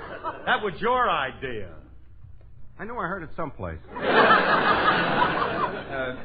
Mrs. Harris, I came over to see you. I'd like to talk to you alone. What about? Well, first, couldn't you send these two out to the dog run? Well, the house doesn't have to fall on us. We'll leave you two alone. Come on, Remley. Okay. Hey, Curly, aren't you taking an awful chance leaving your wife alone with him? He's 100 years old. What did you want to talk to me about, Mr. Scott? Well, I want you to do me a favor. Yes. I bought my wife a beautiful antique clock for Christmas, and I'd like to leave it here until Christmas Eve. If I take it home, she'll find it. She's, shall we say, a little on the nosy side. Oh, an antique clock sounds like a lovely gift. Oh, it is. It's exquisitely designed and has a beautiful chime. Now, Mrs. Harris, I want you to do me another favor. I want to keep it a secret, so don't tell your husband what's in this package. Old Blabbermouth will have it all over town. Now, don't worry. I'll keep it a secret. I'll hide it. Ah, and another thing. Be careful how you handle it. It's very expensive. Now, don't you worry, Mr. Scott. I'll put it away safely. Thank you. I'll pick it up Christmas Eve. Goodbye. Goodbye. Now, let's see. I have to put this someplace where Phil won't find it, and I... Hey, Alice, did Scotty leave yet? Yes, he did. Oh, good. Hey, what's that package you're trying to hide? Well, I wasn't supposed to tell you, but it's a Christmas present Mr. Scott bought for his wife. He wants me to keep it for him. What is it? I promised I wouldn't tell. Oh, you can tell us. What is it, Alice? Yeah, what did he buy for? Sorry, but I won't tell. Curly, let's beat it out of her. Will you stop, Remley?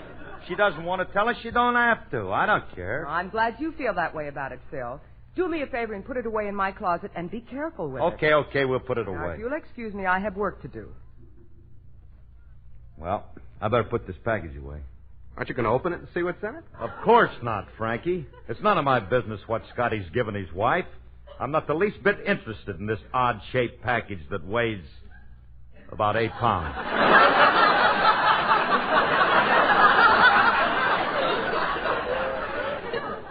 Why don't you shake it?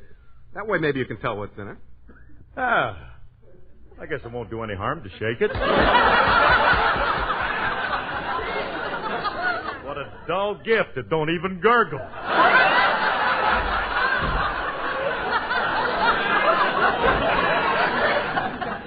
You don't know how to shake. Give it to me. Curly, you hear that? Hey, Remley, it's ticking. How do you like that, Scotty? Giving his wife a time bomb for Christmas. Think we ought to call a cop? No. If Mr. Scott wants to blow up his wife so he can marry his secretary, it's none of our business. You think it'll lift her very high, Remley?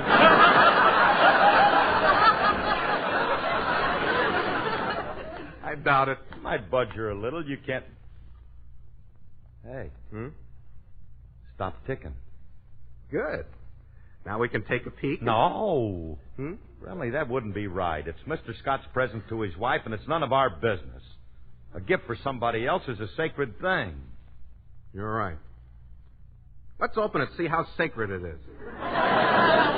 Well, if we don't open it, some busybody might come along and put his finger under this flimsy string and snap it like...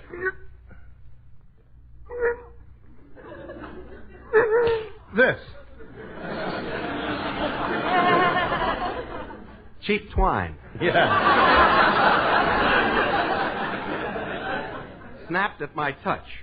Remley, how could you? Next thing I know, you'll be grabbing the paper and tearing it off like this. They ain't making that tissue paper like they used to. Hey, Hey, look here. It's a clock. You mean we went to all that trouble just to find this? Why would he give his wife a gift like this? I don't know. Maybe she's running at Santa Anita and he wants to clock her. Gee, it's a pretty thing. Yeah. I wonder what that little lever on the side is for. I'll pull it out and see. Those are pretty chimes. Yeah, Rumley, but shut that thing off. If Alice finds out that we opened this, she'll murder me. Yeah, okay. I hope Alice didn't hear. Phil, what were those bells? Phil Harris, who opened Mr. Scott's package? Nobody. Now, however did that get open? I think when you ripped the paper off, it helped a little. Wait. Phil, you ought to be ashamed of yourself. Now wrap it up again and... Oh, gee, what a gorgeous clock. You like it? Oh, I love it. I wish I had one like it. Okay, honey, when Santa Anita opens, I'll get you one. Phil, you rewrap this. I'll be back later to put it away. And be careful how you handle it. Okay, honey, yeah, I'll be careful. Hey, Rumley. That solves my Christmas present for Alice. She said she'd like a clock like this, so I'll get her one. Can't cost much. Lift it up, Curly. Maybe there's a price tag on the bottom. Okay. Hey, yeah. Here's the price tag. It costs $1,200 and the $1,200. Here, let me take this thing quick. I don't want to. Don't hand it to me, Curly. I haven't got it. Oh no, we dropped it. They got a lot of nerve asking $1,200 for a pile of junk like that. Emily, please look what we did. Don't get excited. Maybe it isn't as bad as we think. Let me see. How bad is it, Rumley? No, it's not bad at all. The glass broke and a little screw fell out. Well, thank goodness. Let's take it to a jeweler fast and have it fixed. But we got to keep it a secret. If we don't, Phil! Uh-oh, Boston Blackie. Phil, Mr. Scott just called. His wife found out about the clock, and they're coming over in a little while to get it. Tell him to bring a shovel. Quiet. The clock will all be wrapped for him, honey. Now, look, I'm in real trouble. We ain't even got time to take it to a jeweler to have it fixed. Why do we have to take it to a jeweler? What do you mean? Silly boy. All we have to do is take the glass out of your mantel clock and replace this little screw. Yeah. That ought to put us in business. Well, let's get started. Hey, I got an idea, Curly. While we're working on the clock, why don't you sing? What for? To cover up the noise of the hammering. Oh.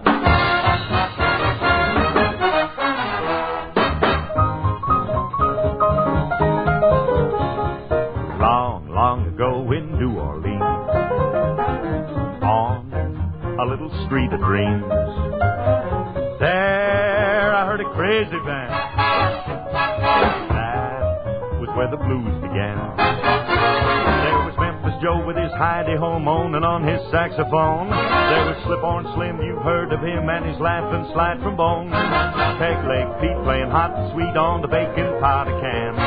Dancers swayed as they played, that was where the blues began. There was Dog-Faced Chet with his clarinet hitting high notes up and down. Smoky Moke was there with his slick black hair beating his drums like a clown. While the bugger up a big brown jug by a hepcat dressed in jeans, that was where the blues was born in New Orleans. Peg-leg Pete and his violin, made of bacon powder tin, hollers out, let them folks come in. Dog-Faced Chet and his clarinet, the cutest pair I've ever met, broke his reader, I've been there yet. Memphis Joe and his saxophone, Slip-On Slim and his trombone, they tuned up and settled down, then they all went to town. There was Big Nose Tess from the greasy vest weaving in her glass of beer. There was Gambler Jake playing table stakes with a seaboat engineer. Natchez Lil, she was dressed to kill, singing love songs about a man. As she moaned, them people groaned, that was how torch songs began. Then the cat named Sam in from Alabama started shooting up the floor. Everybody broke through the pistol smoke for the windows and the door, while the roar of a 44 busted up those happy scenes. That was where the blues was born in New Orleans.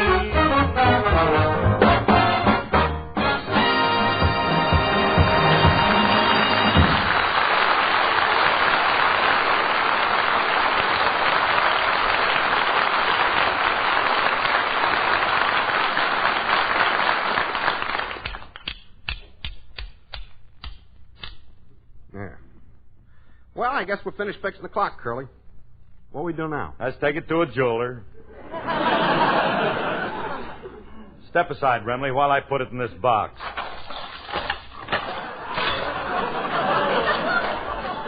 Curly, you're sweeping up the wrong pieces. Those are the pieces from your mantel clock. Remley, why did we take the mantel clock apart? We needed a main spring for Scotty's clock. Oh, yeah. One thing that still puzzles me. What's that? Tell me again, why did we have to take the television set apart, too? We needed a small screw to fit the clock. Oh, well, as long as we had a reason. Look, Remley, we're in trouble. We got to get this fixed before Scotty gets here. We'll fix it. It just takes time. This is a fine mechanism. Needs delicate handling. First thing we got to do is pry open this little teeny lid here. Hand me the tire iron. Wouldn't you rather have a crowbar? I would suggest an acetylene torch. Bro! What are you guys doing? Well, we're trying to force something open, and we don't know how to do it. Well, you have come to the right boy. Hey, I use this. What is it? Pint of nitroglycerin. Grogan, what are you doing with nitroglycerin? Are you planning to... Of course not. I bought that for my mother for Christmas. Old lady's going to get a big bang out of this. Hey, what are all them parts you got on the table? Them springs and the cogs and the gears there, what are they? Oh, these are parts that belong to my boss's wife. What does he do, wind her up every day? Grogan, this is the clock that he got her for Christmas. We took it apart, and we can't get it back together again. Clumsy oafs. Step aside, I'll have this thing fixed in no time. Look, Grogan, I'd rather you wouldn't touch it. You see, it's an expensive clock. Just give it to me. I want Get your unregistered fingerprints off of this time. Just sit down and watch your master at work.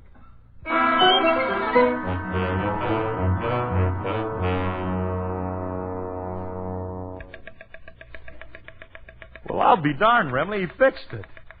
Listen to it go. Sounds good, but what's its hurry?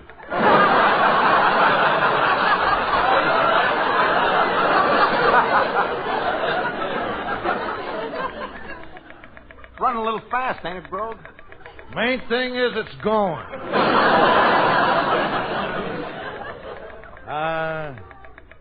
Just look at them hands going around.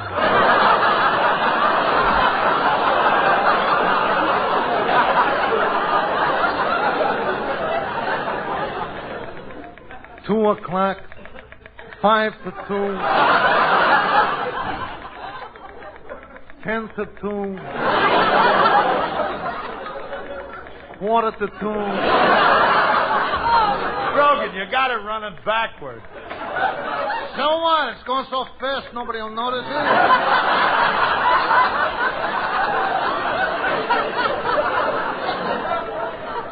Hey, Harris, I better run along. It's getting early.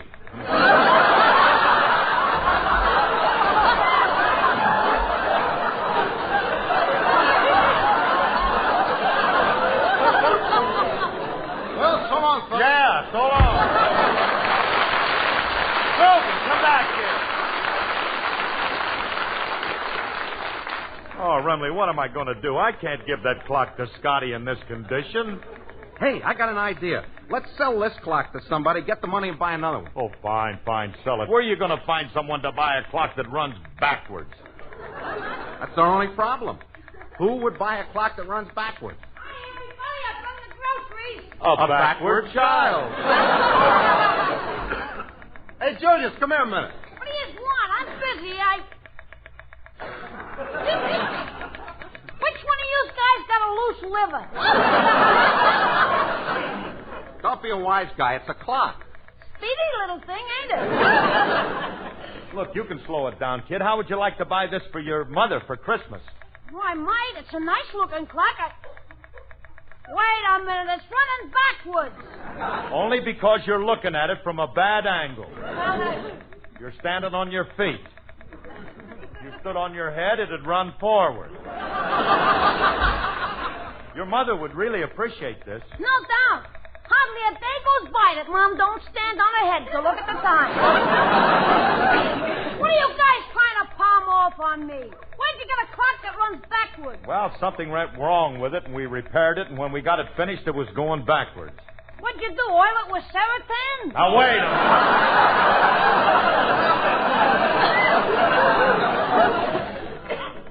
You'll buy it, though, huh, kid? Oh, your little brain is going backwards faster than that clock. I ain't going to buy it, but I'll tell you what, Mr. Harris. I will help you fix it. Can you? Nothing to it. Step aside and let me at it. I'll fix it in no time at all.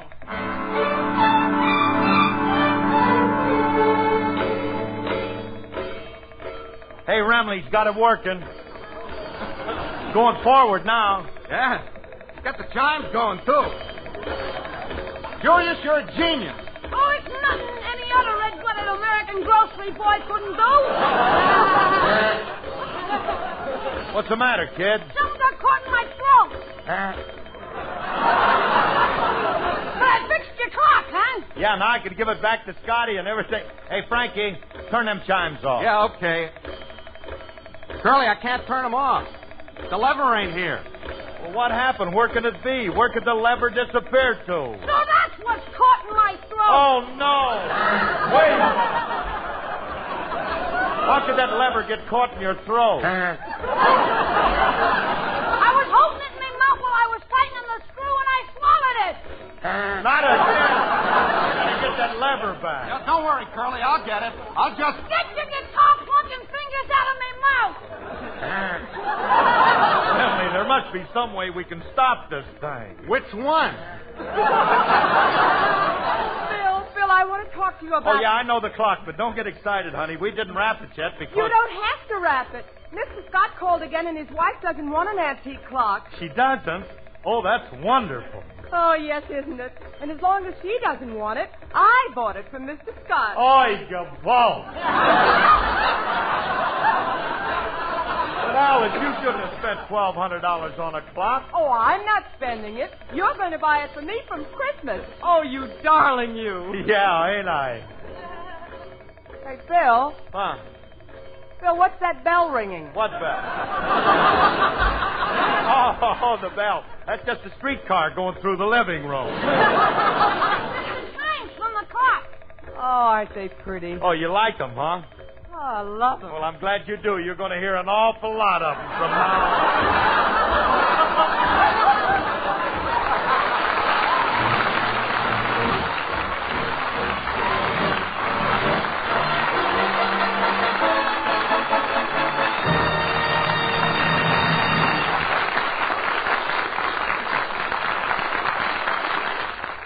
Alice and Phil will be back in just a moment. Here's a word from RCA Victor. If you think back just 3 years, you'll recognize the tremendous strides television has made in bringing us finer entertainment. Keeping pace with these advances is your local radio television serviceman. He's your neighborhood community servant, whose job it has been to keep his knowledge and equipment up to date in order to provide you with prompt, dependable service. If your radio or television set develops trouble, your radio television serviceman will recommend the right parts and tubes to restore it to top performance standards. For example, if you should need a new picture tube, regardless of the make of your set, he'll recommend a genuine RCA picture tube. Your repairman knows from experience that an RCA picture tube brings out the best from any set. Yes, with an RCA picture tube, you're sure of enjoying the clearest, sharpest picture your television set has to offer.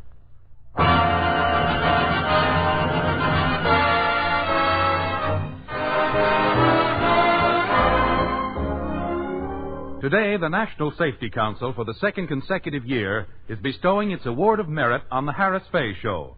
And here is L.W. Van Aken of the National Safety Council. It is with a great deal of pleasure, Phil and Alice, that I present you with this Award of Merit for exceptional service to the cause of safety in 1951. You can be sure that the records you made for us last year used in over 1,000 radio stations across the nation, did their part in saving lives and preventing accidents. Thanks and congratulations to you for this outstanding public service. Mr. Van Aken, on behalf of Alice and our whole company, many, many thanks. Good night.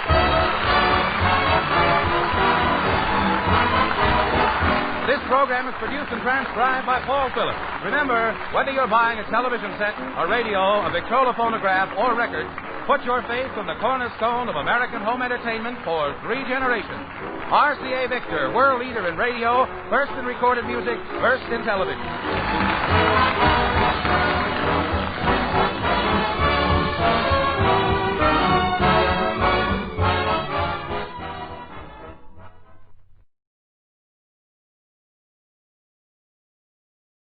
Theater Guild on the Air stars Brenda Marshall and William Holden in The Lost Weekend, next on NBC.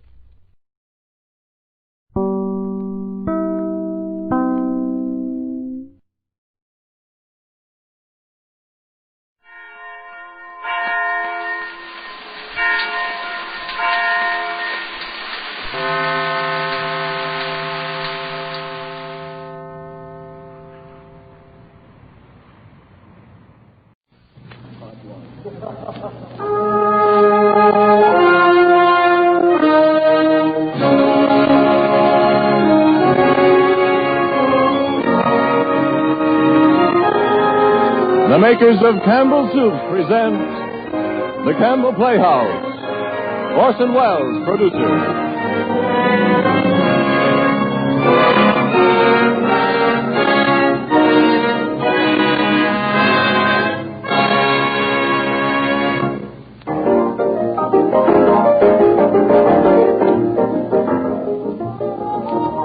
Good evening. This is Orson Welles.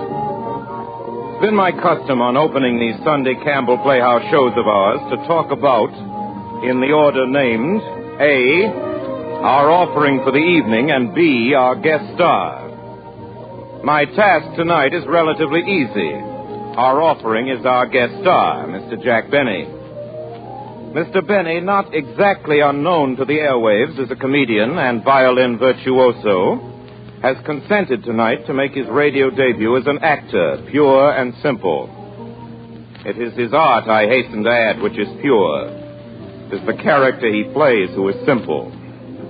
Tonight, for the first time since I've been its producer, we've opened the doors of the Campbell Playhouse, opened them to admit as our guests a few hundred of Mr. Benny's fans, whom Mr. Benny at least numbers in millions. We bid them a sincere and hearty welcome. And if Mr. Benny behaves himself tonight, the silence of the Campbell Playhouse will remain, as always, undisturbed. Granted, of course, that tonight's specialty is no particular invitation to sobriety on the part of the giddiest guest in our career. June Moon by Ring Lardner and George S. Kaufman is advertised as his vehicle. Until just now, at least, it's always been one of my favorite plays. Now, for just a minute or so, while Mr. Benny gets in the mood, Ernest Chappell, who is in the mood, has something to tell us about a discovery he's made. Mr. Chappell? Thank you, Orson Welles. Perhaps it's hardly to be called a discovery. The other night I was browsing through the diaries of the great and greatly human Englishman, Samuel Pepys, when I came upon this entry in the year 1665. All morning at my books, which I have had new bound. Then with Sir W. Penn in his carriage to the Lord Chancellor's. We were there regally entertained, dining upon a vast dish of chickens of most excellent sweet meat. And so we have evidence, if indeed evidence were needed, that the taste for chicken was as keen in the year 1665 as it is with most of us in 1940. Now, I'm sure it must be our continued liking for chicken that has made this country take so wholeheartedly to Campbell's chicken soup. One after another, families have tried this chicken soup and found it rich in chicken flavor clear through, from its golden surface to the very bottom of the plate. They've seen how its broth fairly glistens with chicken richness. They've enjoyed the fluffy rice and tender chicken meat in every plateful. They've told others how much they enjoyed Campbell's chicken soup, and so its popularity has grown and continues to grow. Have you tried this deep-flavored, home-like chicken soup of Campbell's? Won't you enjoy it tomorrow? I promise you, just as sure as you like chicken, you'll like Campbell's chicken soup. And now Orson Welles opens our Campbell Playhouse presentation of June Moon, starring Jack Benny.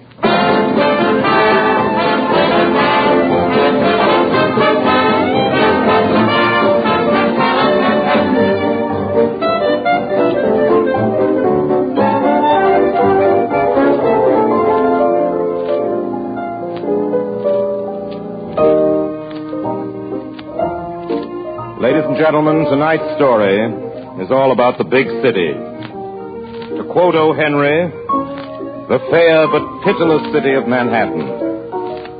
In this big city, large and sudden things happen.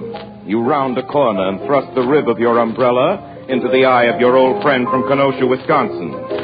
You stroll out to pluck a sweet William in the park, and lo, bandits attack you. You stand in the bread line, marry an heiress, and take out your laundry, all seemingly in the wink of an eye. You travel the streets, and a finger beckons to you. A handkerchief. Oh, Orson. Orson. You travel the streets, and a finger beckons to you, and a handkerchief is dropped for you. Oh, Orson. A handkerchief is dropped for you. A brick is dropped upon you. The elevator cable or your bank breaks a table-d'hote, or your wife disagrees with you, and fate tosses you about like cork crumbs in wine opened by an unfeed waiter. The city... Orson. What is it, Jack? I've only been here 1 minute, and he's discussed it already. Never mind. The city is a sprightly youngster, and you are red paint on its toy, and you get licked off. Of such red paint is our story's hero. Now aboard a fast train, speeding through the night towards this greatest of cities, this Baghdad. Down the aisle of a parlor car, a candy butcher is just wending his way. All right. Oh, now, wait a minute, Orson. Just 1 minute. What is it, Jack? If you think I came all the way over here to play the part of a candy butcher, you're nuts. You're not playing the candy butcher, Jack. I play the candy butcher. Oh, pardon me. What am I playing? Jack, you're playing the leading man. Oh. You're the love interest. Oh, the love interest? Yes. Ah, I see. I'm the leading man, huh? Well, what am I beefing about? Let's get going.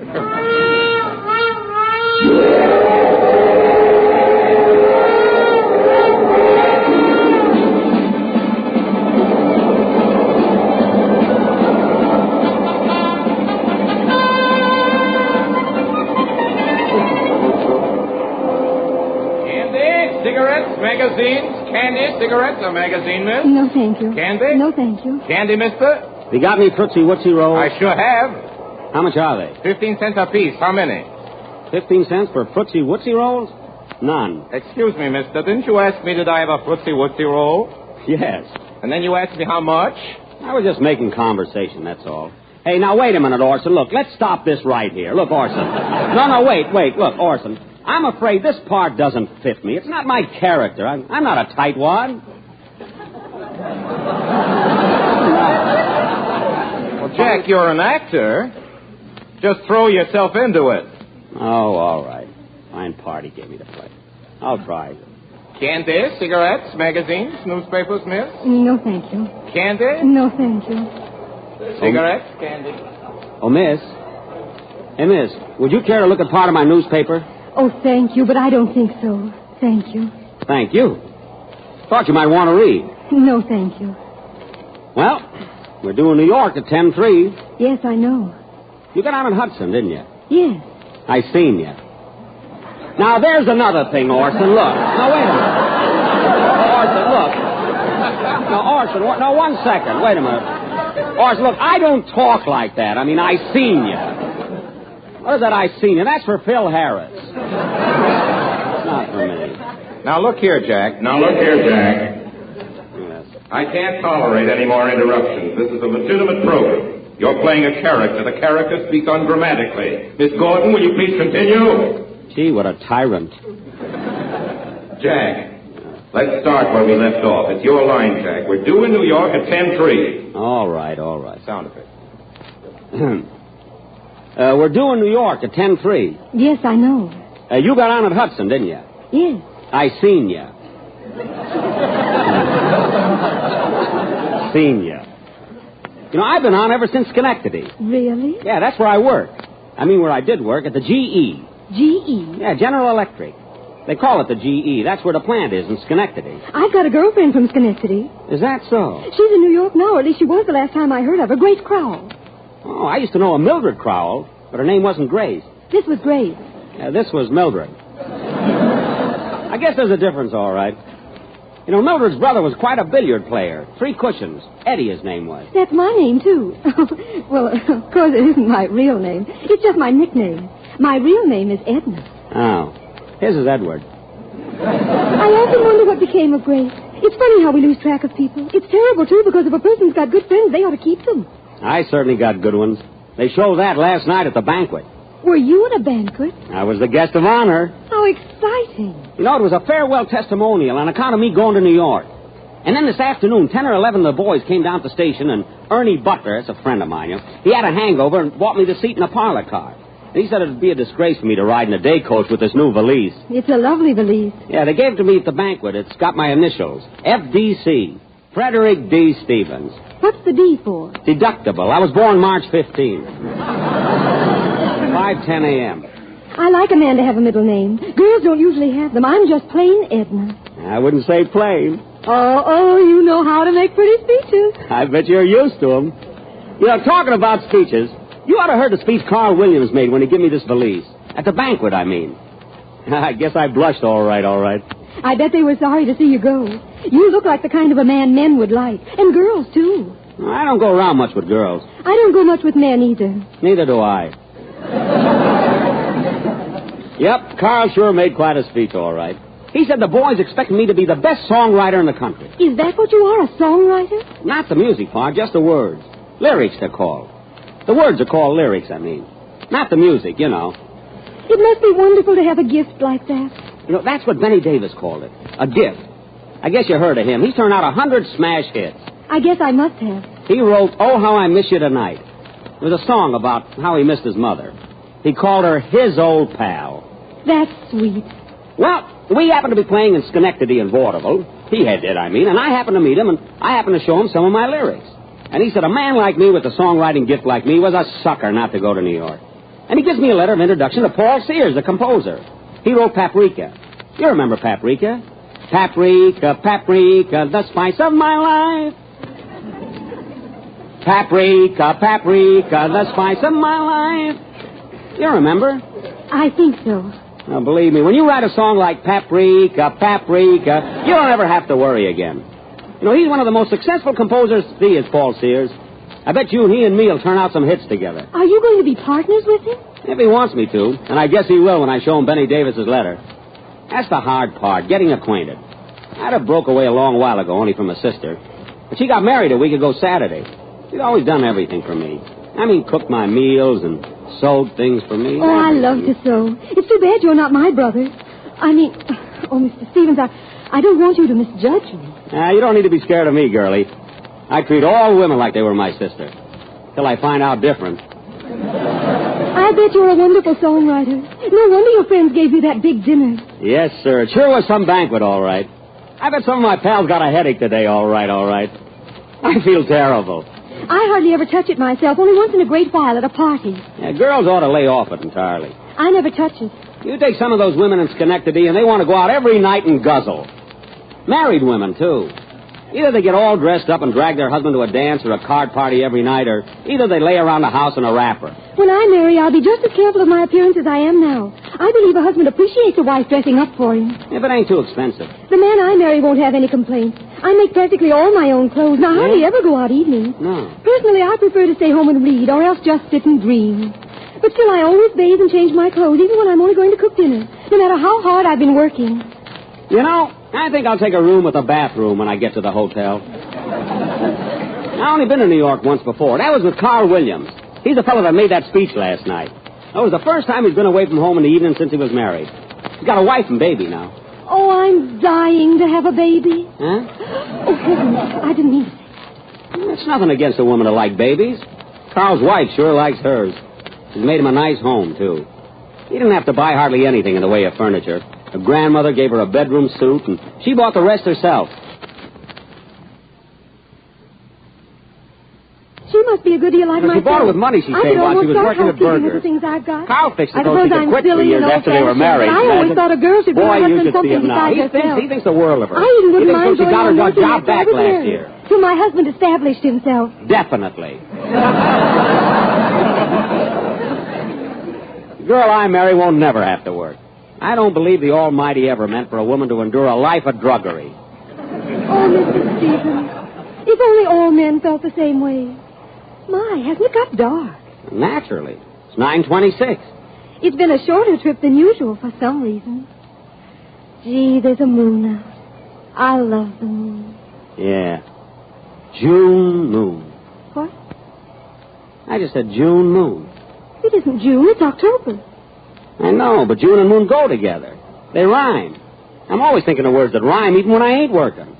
That'd be a catchy name, June Moon, for a song, I mean. Sure, and you could get other words to rhyme with it, like spoon and croon and soon. And Mary Soon or something. And macaroon. I wish I had some. I'm hungry. You know, I thought when I got to New York I'd go and get something to eat someplace. Only I wouldn't know where to go. Oh, I can tell you a place where I go once in a while.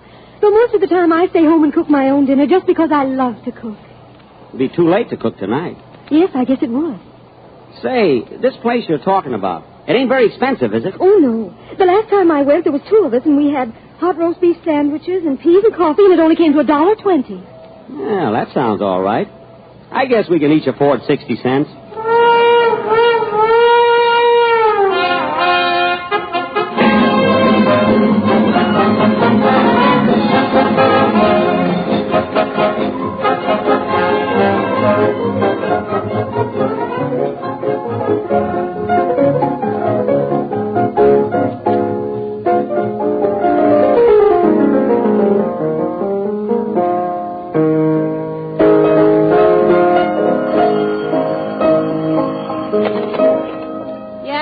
That's for me. Hello, this is Paul Sears. Who? Fred Stevens. Oh, hello, Mr. Stevens. Welcome to our city. Where are you now? Well, you better hop in a taxi. It's quite a ways yet. That's it, Mr. Stevens. That's Mr. Stevens. That's the lyric writer I was telling you about, Lucille. He's from Schenectady. Thank heavens you can't get that in a lyric. I've been thinking maybe he and I could do something together, or I could get rid of Houseman. If Houseman gave me a new idea, I'd drop dead. But this fella's got a fresh slant. Houseman would drop even deader if you gave him a new tune. I gave him Paprika, didn't I? That's so long ago, I don't see how you remember it. Well, Hart made enough money out of it. Everybody makes money but you. This Stevens is a nice kid. Hope Hart likes him. Say, your sister's got a date with Hart. Why don't you keep it? It's half past 8. Don't you worry about Eileen. What about Hart and her anyway? If she's engaged to him, aren't they ever going to get married? You'll know as soon as there's anything if you ask me, she's tired of him already. Yeah, he'll wiggle off the hook some way. If you ask me, he's getting so tired of it, it's not as... Listen, what makes you think so? Oh, just because of the luck I'm running. If I ever marry again, it'll be a woman without a sister. If the sister didn't have a sister, that's who I'd like to be. Either of them. What time is it, Lucille? Oh, it's nearly 9 o'clock. Do you want me to fix your evening dress, Eileen? Say, it's not going to last much longer. I know it. Why don't you shop around Monday and see if you can find something? I'd go with you if I had anything to shop with. You wait till this new number gets over. By that time, I'll only want a shawl. Oh, it's Hart going to phone her, isn't he? It gets me crazy, this waiting. Oh, shut up, Paul. Oh, all right. I wouldn't mind waiting if there was something to wait for. I nearly go out of my mind just sitting. You hear women brag about the nice, cozy evenings they spend at home with their husband. They're not married to a piano tuner with 10 thumbs. Hart said he'd call me the minute he got in. Maybe the train was late. He was in Philadelphia, you know. I know, but they got phones there now, too. Wish there was something I could do tonight. Why don't you go to a picture? They charge admission. You're a fool to keep it up. You ought to break away while you still got a chance. That's easy to say. I haven't got any grounds. You wouldn't need grounds. Just get him up in court and let the judge look at him. And if I did leave him, do you know what'd happen? He'd write 10 smash hits in a week. That's my luck. Who's that? Oh, Maxie, I guess. Or maybe that lyric writer. Who? You know, that's coming to see Paul from Albany or someplace. Hello, everybody. Oh, hello, Maxie. Hello, Lucille. Hello, Maxie. Hi, kid. Well, everybody's staying at home on a Saturday night. All nights are alike up here. Look, I want the girls to hear that Montana number, Maxie. You know, the way it really sounds when it's played. Okay. Hey, he's going to play Montana number. That's all right. I'll close the door. Go ahead, Maxie. She don't know anything. You know, I might have been a songwriter myself, but I got stuck on my own stuff. I wrote tunes nobody ever heard of before. They wouldn't stand for it. You know, there was a great idea of Houseman's writing a lyric about Montana. He's using up his ideas too fast. Montana Moon. He puts the state and the moon all in one song. Are you going to play it? Yeah. Montana moonlight, as bright as moonlight. Oh, may its moonlight my way to you. I know you're lonely, my one and only, for I am lonely. That's lonely true. Solid, Maxie. Boy, ain't it great the way Maxie plays it? I don't think Berlin will kill himself. You know, Paul, I wouldn't count on this number too much if I was you. They were talking about it when I left the office. Hart and Goebel. Who was talking? Oh, hello, Eileen. I said Hart and Goebel were talking about Paul's new number. You mean they were talking about it today? Yeah. What time? I don't know, 5 o'clock. Goebel and Hart both? Yeah, why? Oh. What's the matter with Eileen? Oh, that don't matter. What do they say about the song? Right now, they don't want it. If I don't deliver pretty soon, Maxie, they'll let me out. I guess this is Stevens. Who? Stevens, that lyric writer. Hey, maybe he's just what you need. Hello, Stevens. Glad to see you. Hello, Mr. Sears. Put your hat and coat in the chair. This is Maxie. Mr. Schwartz, shake hands with Mr. Stevens. Glad to meet you, Mr. Schwartz. Hello, Stevens. And this is my wife. Dear, this is Mr. Stevens. Are you, Mr. Stevens? I'm all right. Paul tells me you're a songwriter yourself. Just the words. Well, that's all Paul needs. That and the music. Well, I just write the words. You know, I've always admired Mr. Sears ever since he wrote Paprika. You've got a good memory. Well, sir, I'm anxious to get started. All right. Since I got a town, all I've done so far is spend money. Spend money? Say, you are a stranger. Sit down. Thanks. Guess I'm a little late. I got off the subway station. There was an old woman there selling papers. So I stopped and talked to her because, well, I knew she must be somebody's mother. A fresh slant. I was right, too, because she told me she has 6 sons. I feel sorry for old women that has to earn their own living. What do the boys do? Rent her the stand? No, most of them are in a hospital, and 2 of them had their foot cut off. She told me all about it, so I gave her a nickel. You want to be careful in a place like New York. Oh, boy, it's a great city, all right. You know, today I took a ferry boat over to Statten's Island and back. It's an island. You have to take a ferry boat. But I suppose you've been there. I go there a lot, just for the trip. Oh. I seen the Goddess of Liberty, too. I mean, the statue. It cost $1 million, weighs 225 tons. Sure to cut out sweets. Hey, Mrs. Sears, have you been through the Holland Tunnel? No, I haven't. Have you been through the Holland Tunnel, Mr. Sears? No. Have you been through the Holland Tunnel, Mr. Schwartz? I've been waiting for somebody to go with. I'll go with you. Fine. See, I want to go every place, so to get ideas for songs. I was telling Mr. Sears about one idea. I haven't got it written yet. It's a song about the traffic lights. Green for come ahead and red for stop. Maybe a comical song with a girl giving signals to her sweetheart with different colored lights in the window. A green light when it's all right for him to call. And a red one when her husband's home. No, this girl isn't married. I was thinking of another idea on the way up here.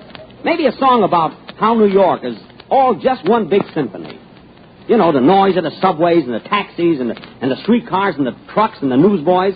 Nothing but noise. That's what New York is, the lyric would say. That's all we need. A song with noise in the words, too. Gee, and then there's the Hall of Fame up to Washington Heights. Gee, they got everybody up there. Washington, Lincoln, Longfellow. They got 24 of them. What do you call them, busts? That's the place for you, Paul, dear. No. Man's got to be dead for 25 years. Well, that fits in. Well, I got to be going along. Wait, I want Stevens to show you one of those lyrics. I got to be downtown at 10. Oh, come on, this won't take a minute. Come on, go ahead, Stevens. Oh, I got lots of ideas, lots of them. But I told this one to a certain party, and this party seemed to think it was pretty good. Let's hear it. It's just the title. What's the title? June Moon. That's the title. June Moon. See, the verse will be about a fella that meets a girl in June, when there's a moon shining. And then something happened so that she went away. Or maybe he went away. Or maybe they both go away, I don't know. And then whenever he looks up at the moon after that, he thinks of her. Then in the second verse, she'll be doing the same thing for him. That's fair enough. I don't know, another moon song. June, I got it.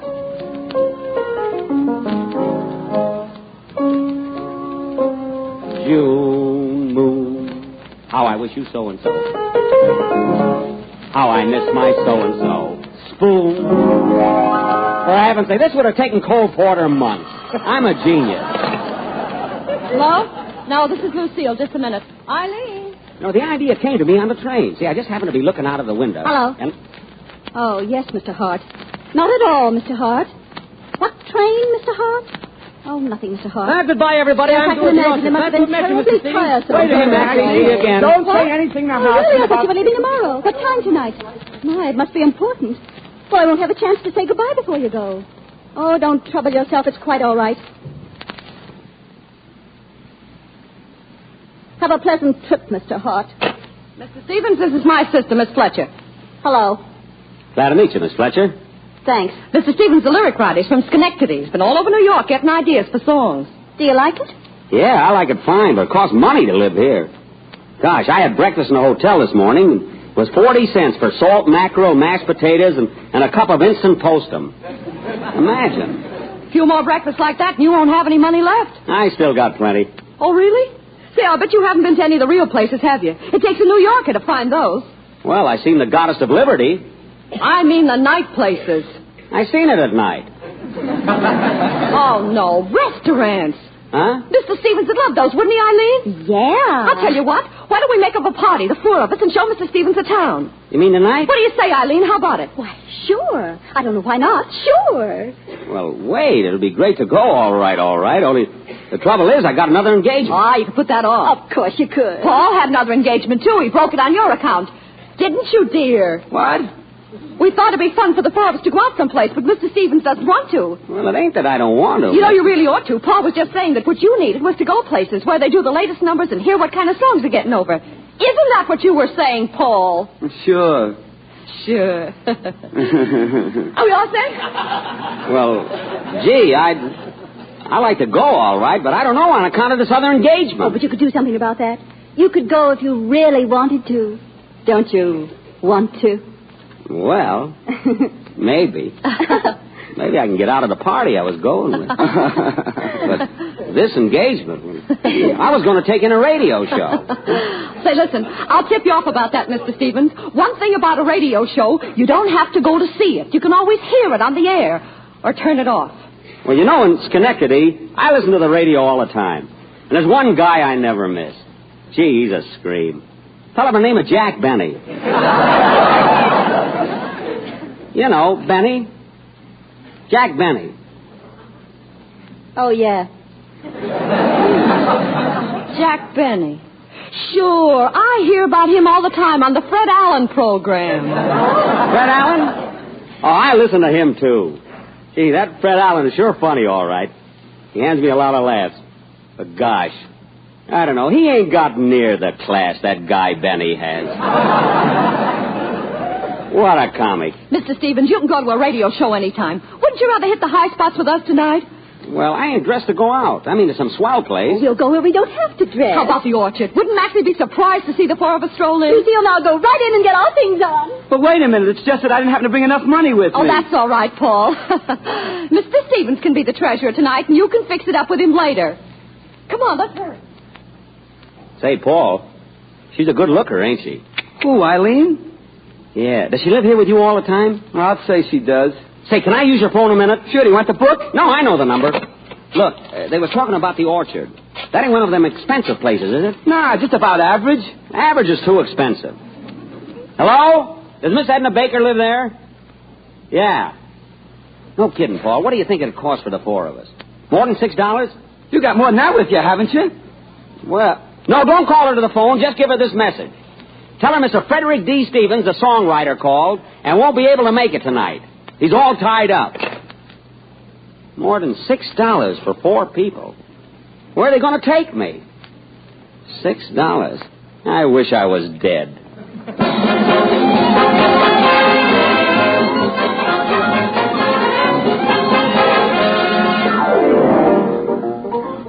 You are listening to the Campbell Playhouse presentation of June Moon, produced by Orson Welles and starring Jack Benny.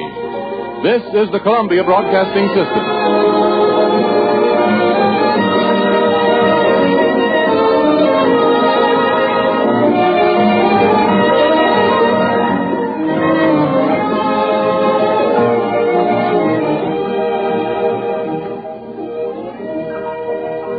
This is Ernest Chappell, ladies and gentlemen, welcoming you back to the Campbell Playhouse. In a moment, we shall resume our presentation of June Moon. You know, I think everybody will agree that this is the day of the expert, of the specialist in every field.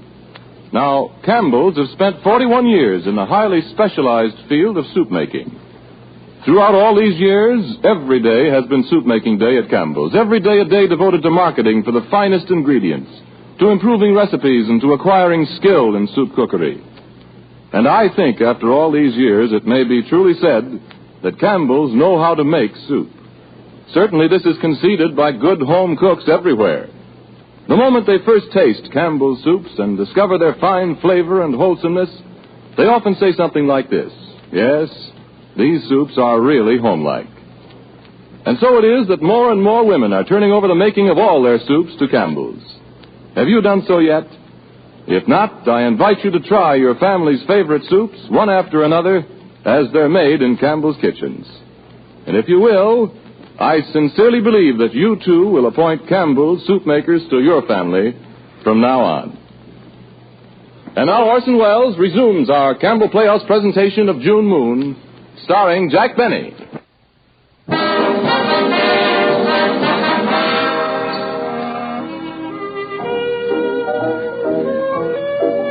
Ladies and gentlemen, the city. In the big city, there are those who go their ways making money without turning to the right or... Hey, Orson. Orson. What is it, Jack? How am I doing, Orson? I mean, in this part I'm playing, is my characterization vivid and sincere enough? Jack, what's the difference? What's the difference? He's lucky I'm not temperamental. I'd stomp right out of this studio. Hello, Maxie. Ain't Mr. Hart come in yet? Not yet, Jack. Oh. Jack, I have to set the scene. Oh, pardon me. The scene, ladies and gentlemen. In the big city, there are those who go their ways without turning to the right or left. That guy burns me up. But there is a tribe wonderfully composed, like the Martians, solely of eyes and the means of locomotion. Thinks he has such a beautiful speaking voice. Of such as these are the slaves of a great music publisher. Lifeless but undead, they woo the muse in the offices of Goebbels and Hart just off Broadway. Here in a dozen little cubicles at a dozen hopeful but patient pianos are manufactured those hymns of love, those ragtime rigadoons. Rigadoons? That great melody to which a nation dances year after year. Usually the same melody. Hello, Maxie. Hey, Mr. Hart come in yet? Not yet. Gosh, we used to meet him at 4. Here it is at 4:22. Well, this is his first day back in town. I guess he's got a lot to do. Paul's coming right away. We want to play the song once before Mr. Hart hears it. Gosh, I wish I'd have known Mr. Hart was going to be late. I could have slept some more. I had to get up at 12. It must be tough after working for the General Electric where a man's hours is practically his own. No, I had to be on the job at 8 there every morning. Say, Maxie, how much money do you think a fellow ought to be making before he could get married? In New York, I mean. It depends on the girl. You know, Maxie, I'm getting a new suit. Miss Fletcher took me. Is that so? It's blue serge with hair-bone stripes. He took my measures all over, like I was a fighter. I'm 38 inches around my chest and 33 around my stomach, and I forget my thigh. Anyway, he's got it all wrote down. I must get a copy. You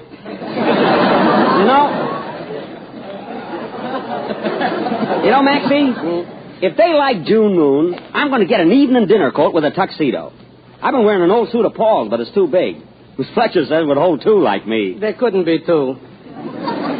She was just joking. Oh, I see. Gee, I wonder what my friends in Schenectady would say if they could see me now. I hate to think. I didn't know nothing when I lived there. Even the first few weeks I was in New York, I was kind of a sap. Awful knave. I went sightseeing to places like the Aquarium, Grant's Tomb, and the Central Park Animal Zoo. Can you imagine? Gee, a little friend of mine, she took me around, and I thought I was seeing New York. She didn't know no better either. What's become of her? Did she go home? No, she lives here. She works for a dentist. I must call her up sometime and see how she's getting along. Only I guess maybe I'll wait now till I need a filling or something. She could probably get me a price. Hello, Fred. Hart here yet? Oh, hello, Paul. No, he ain't showed up yet. We just got time to run through the song before he gets here. Are you ready, Maxie? Oh, sure. Drop it a tone, will you, Maxie? Okay. It's too high for me. I can't. How's that? That's better. Put a lot of schmaltz in this, will you? June moon shining above. Will my true love come soon? Actually, just put feeling into it. June moon, I am so blue. I know that you long for her too. 40, Maxie, 40. Now, pianissimo again. Sweet night bird, winging aloft, singing a song, love tune. Now, Fort, Maxie, Fort. Tell her to come to me here, to me and her dear June moon. Solid, Fred, solid. Oh, that was wonderful. Huh? You got an audience. Edna. Hello. Well, I wasn't expecting to see you. This is Miss Baker, everybody. This little girl I was telling you about. The one that works for the dentist. How do you do, Miss Baker? Hello. I hated to come down to your office, Fred. I'm afraid you're busy. We was just polishing up my new number, June Moon. Did you like the melody? Oh, I loved it. And I love Fred's words. I think everybody will. Oh, but I don't want to interrupt. Maybe I'd better No. We'll go. You stay right here. But look, if Mr. Hart comes Paul in... and I will be in my room. Goodbye, Miss Baker. Goodbye, everybody. Hello, Fred. Hello. There's nobody here, Fred. Huh? Nobody's looking. Well, of course nobody's looking. If nobody's here, that means nobody's looking. Naturally. My goodness. Fred, what's been the matter? Nothing's the matter, Edna. I've just been busy, that's all. I was going to call you as soon as I wasn't busy. I thought maybe you were sick or something. Yeah. I tried to call you up 2 mornings. I'm in at your hotel, and they said you couldn't be waked up before 1 o'clock, I think it was. That's only because I've been up late the night before working. We got the song all finished, ain't we? Oh, it's beautiful. I had no idea it would turn out so beautiful. It's beautiful. You said it. And when it's published, I'll make them put your name on the cover. Dictated to Miss Edna Baker. How's that? Oh, Fred, I'd love that. But I'd love something else better. What's that? Fred, it's been 2 Sundays since we went anywhere together. Remember the day we took our lunch and went over to the Palisades all day? And then we were going again the next Sunday, only we didn't. I remembered that Sunday. It's silly to remember a Sunday you didn't go someplace. Well, every Sunday you don't go someplace. I mean, someplace you don't go to. I don't know what I mean. But what have you been doing, Fred? Well, you have to go around places and keep in contract with the other boys. You mean nightclubs? Some of them. Just you and Mr. Sears? Well, Paul's wife, Mrs. Sears. Doesn't anybody else go along to sort of even up the party? Well, nobody you know. I hardly know her myself. She just comes along because she's Lucille's sister and lives there. Oh. Can't leave her alone by herself. She's timid. Didn't you ever tell her about me? Well, you see, it's only business. There hasn't nothing like that come up. She isn't nosy. A girl like she's probably got lots of beautiful clothes. She probably makes little me look like nothing. No, that part don't matter. Wouldn't make no difference to me if she had all the clothes in the world. Or if she was bare, either. Doesn't it cost an awful lot of money when you go around to all these places? Costs a lot of money. Fred, are you going to be busy tonight? Fred, after they hear the song? Sure, I got to work with Paul. Well, then before that, after Mr. Hart hears it. Oh, Fred, couldn't I stay and hear it too, Fred? Oh, no, Eddie. When Mr. Hart hearing a new number, he can't have nobody around. He's got to concentrate on what he's doing. Oh. I'll tell you what. You wait in the reception room or somewhere, and the minute he hears the song, I'll come and tell you what he says. Oh, Fred, that's grand. And then can we go somewhere for a little while, have a soda or something? I guess so. There's a place around the corner you can get nickel sodas. You can hardly tell them from the dime ones. Oh, Fred, I'm Of course, so you only glad. get one straw, You do just care a matter of little bit. price. I mean, you do care whether you see me? Of course I do. Sure, certainly. Oh, pardon me. Oh, Mr. Hart. Mr. Hart. What? We've been waiting for you. We're all ready. Ready with what? That new number. We'll go through it if you'll wait a minute. What number? June Moon, the number I wrote with Paul Sears. I'll get Maxie. We'll run through it for you. Say, Edna, if you go into one of them other Oh, offices... all right, dear. I can wait happy now. Yeah, wait in that reception room over there. There's a good place. Oh, thank you, Fred. No, not that door. Gee, can't you read? Now, Mr. Hart. Where'd he go? Mr. Hart. Mr. Hart. Why, Freddie. Hello, Fred. Oh, hello, girls. What are you doing down here, Eileen? Lucille and I came down to bring you luck. Yeah, I'm a born rabbit's foot. Oh, there you are, Mr. Hart. Yeah, well, I didn't know we had visitors. Hello, Lucille. Hello? This is Miss Fletcher, Mr. Hart. Miss Fletcher's Paul's sister-in-law. Yeah. I've already met Miss Fletcher. Yeah, Mr. Hart's been off on a trip, Eileen. that's very interesting.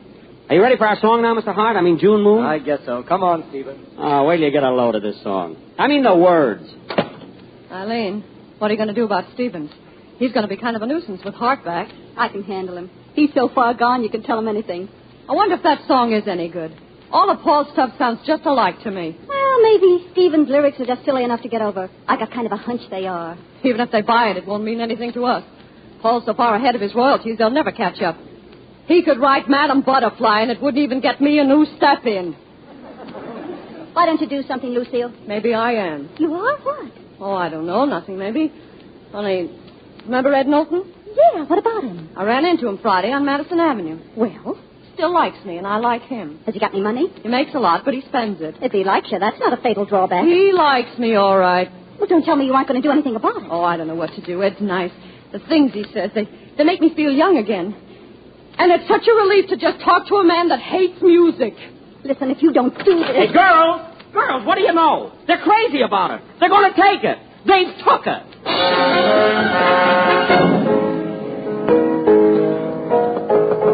Come in.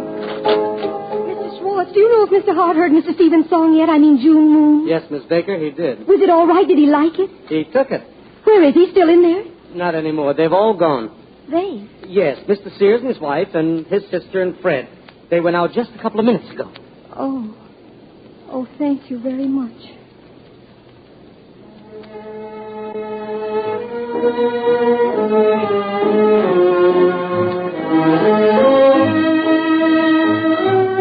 And now for the tune that's still in first place on our hit parade for the 16th consecutive week, June Moon.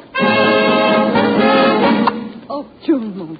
If I hear that ridiculous song again, I'll scream. What's ridiculous about 16 weeks on a hit parade? Well, it doesn't mean anything to us, does it? We still haven't any money. That dress is new, ain't it? Don't you think it's about time? How much was it? It won't come due for a while. I may take care of it myself. I can take care of it if it ain't too soon. I gotta go on out. Eileen's waiting. Hold on, that's what I want to talk to you about. What? About her and Fred. Oh. She's got him so he can hardly work at all. I don't know when we're going to finish the new numbers. Of course you can finish them. But marrying him and taking him off on this trip, it's going to cost him $1 million. And just when we're beginning to work together good. You can write other numbers while he's gone. Don't you think they ought to go ahead and get married? No, they shouldn't. He's a nice guy. Oh, I've got to kind of like him myself. Well, what of it? Eileen's a nice girl. Oh, you know what I mean. Isn't it kind of a dirty trick? I mean, after the way Eileen... Well, the way she and Hart and everything... Oh, you ought to have more sense. Oh, just the same, I don't feel right about it. And the way she's throwing his money around, it's like it was confetti. Spending every nickel she can get on herself. Clothes. You can't go to Europe in a life belt. Don't you know what she spent yesterday afternoon just in one day? Close to $400. Fred pretty near cried when he told me. And I don't blame him. He's a nice kid. She doesn't spend that every day. Well, she shouldn't have spent it at all. And you should have thought that she didn't spend it. Well, how could I stop her? I wasn't there. Oh, yes, you were. You were with her all afternoon. You said you were. Oh, yeah. Oh, I thought you meant the day before. It was Sunday the day before. Yeah, I just got mixed up, that's all. Anyhow, something ought to be done about it. She's got him in debt enough.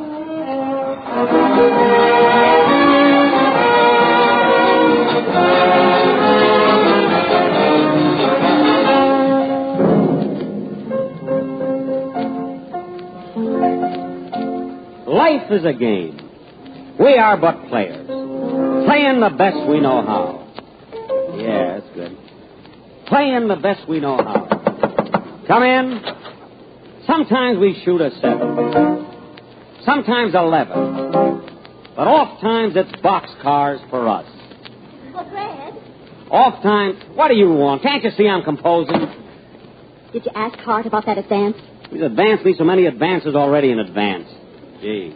But, sweetheart, you promised. All right. But I gotta find Paul now. He's waiting for me. Oh, don't go to work yet. You never have any time for me. You don't realize I want to be loved once in a while. Loved once in a while? I held your hand in the taxi, didn't I? What do you want? Just think, only 3 more days till we belong to each other. It's 4, ain't it? 4 till we sail. Only 3 till we get married. And don't forget, you're to ask Hart for $1,000 advance. I've borrowed $3,500 on June Moon already. Maybe more than my royalties will amount to altogether. Don't be ridiculous. That number will still be selling when you're dead. I won't care so much then. Oh, Fred, your children will. Don't you want children, Freddie? I don't get along with them very good. You would with your own. No, I figure I'd get along better with other people. Because they'd go home once in a while. We needn't think of that now. Let's just think of you and me, all alone on that big boat. We won't be alone. The fellow said it'd be pretty near full. But we don't have to see anybody. A bride and groom don't generally go around much. They're supposed to be so awfully in love. I hope the dining room won't be crowded.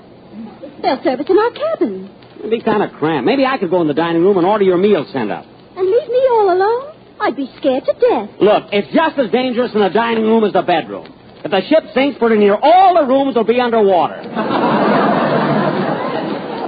Let's not think about such things. Just think of the pleasant side. London, Paris. Oh, I'm glad we're going to Paris first, so I can get some clothes. Clothes? What have you been buying? Well, they're all right for the ship, dear, but not the Riviera. Don't you want to be proud of me? Don't you want to be proud of the way I look? Well, if you're going to stay in your cabin all the time, you won't eat nothing but a Mother Hubbard. Well, all ready for the big trip? Hello, Maxie. The boat sails Saturday. I don't know what you want to go to Europe for. Why not? Well, because he's never been there before. A songwriter never goes anywhere for the first time. They're always going back to places. Back to Indiana, back to Baltimore. Fred, are you going to talk to Mr. Hart? Yeah, I'm going to talk to Mr. Hart. Well, this would be a good time. And let me know what he says. I'll be outside. I'd like to be going back to Schenectady. But Eileen's got her heart set on Europe. I hear it's quite a place. Yeah, I guess so. I was kind of excited about it at first, but now, I don't know. Kind of tired, I guess, the way we've been going it lately. I'm kind of behind on my sleep. But you've been having a lot of fun, all those nightclubs. I did at first, dancing and everything. But now my feet's so sore, I have to take a bath every day. Might as well take a whole bath as just your feet. They ache so I can't sleep in them. If I don't get some rest soon, I'll have a nervous breakup. And everything costs so much. Eileen wants to take a taxi. She's going in the other room. You sure picked out a thrifty little girl. I kind of get thinking sometimes, maybe a man like I that's just breaking in, maybe he shouldn't get married so soon.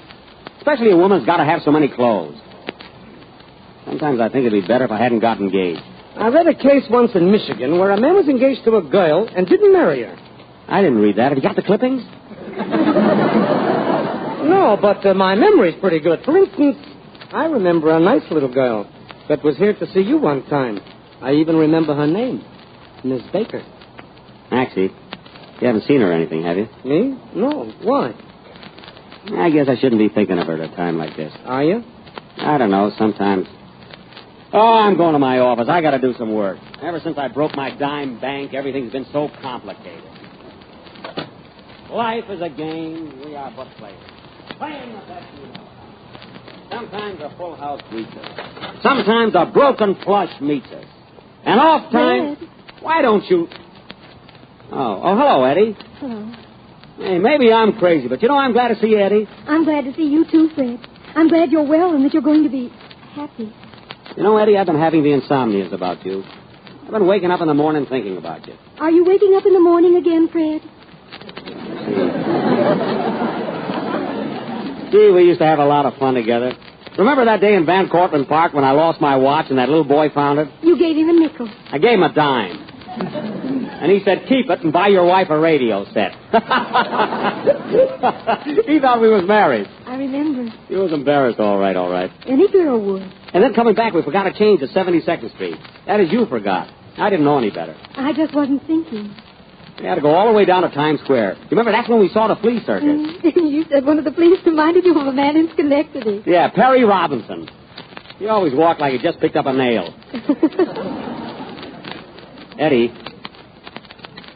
have you heard anything about me? I heard you were going to be married, Fred. I should have congratulated you. Thanks. Say, Eddie, wait here a minute, will you? Where are you going, Fred? You congratulating me made me think of something. What, Fred? I got to go see my intended-to-be fiancé.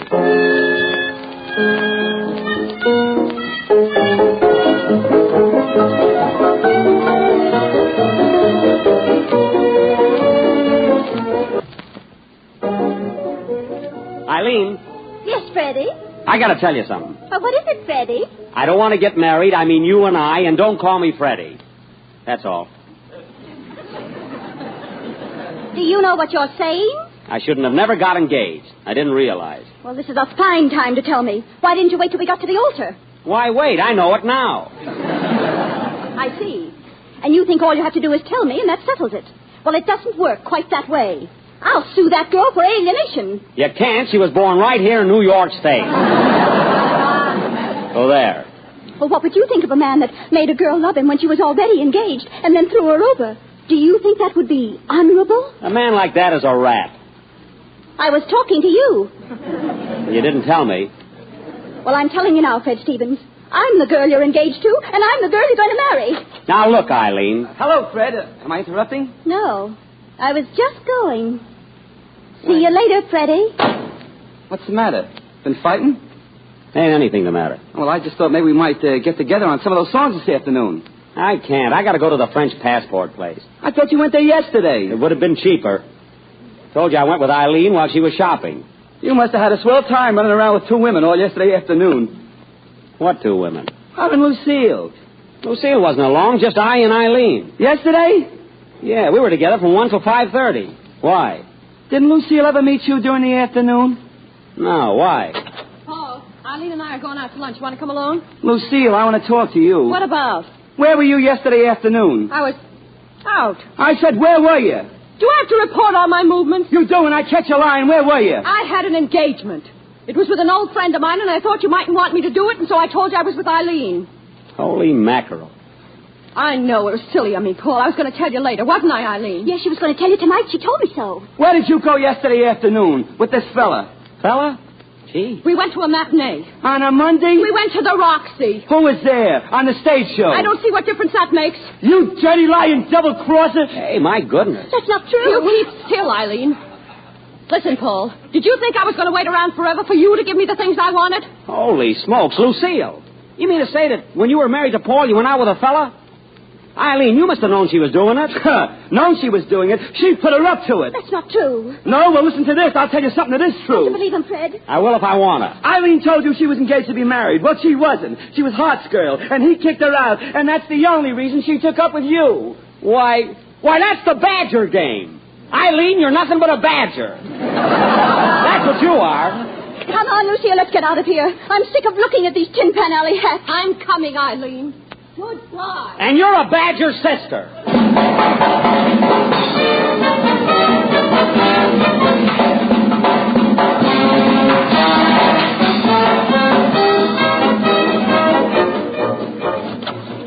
Hey, Eddie. Excuse me, Maxie. What is it, Fred? I don't have to marry her. Paul told me everything. Congratulations. Look, Eddie, I still got the tickets for the boat, and it says Frederick D. Stevens and wife. I wonder if the steamship people allow you to change your wife. Yes, if you don't do it in midstream. If your wife is the right kind, she won't let you take her on an expensive trip.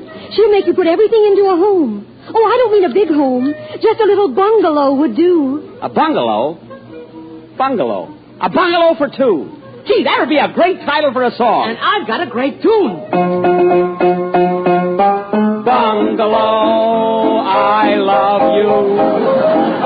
Bungalow for two. Gee, the words are great, aren't they? But the tune's no good. It'll never go. Why can't I get somebody to write tunes for me? A bungalow, I love you.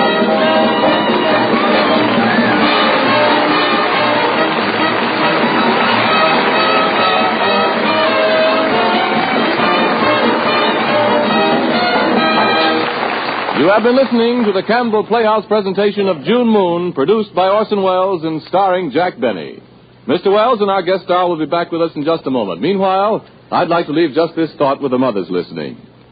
When your children come home at noon for lunch, why not give them bowls of Campbell's chicken soup now and then?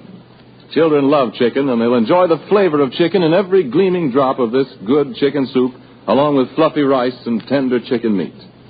Now, perhaps your children take their lunch to school. In that case, why not fill a thermos bottle with good hot chicken soup and let them take it along as their needed hot dish? Try it, and see if they don't ask for it often. Because just as sure as they like chicken, they'll like Campbell's chicken soup. And now, our producer and star of the Campbell Playhouse, Mr. Orson Welles.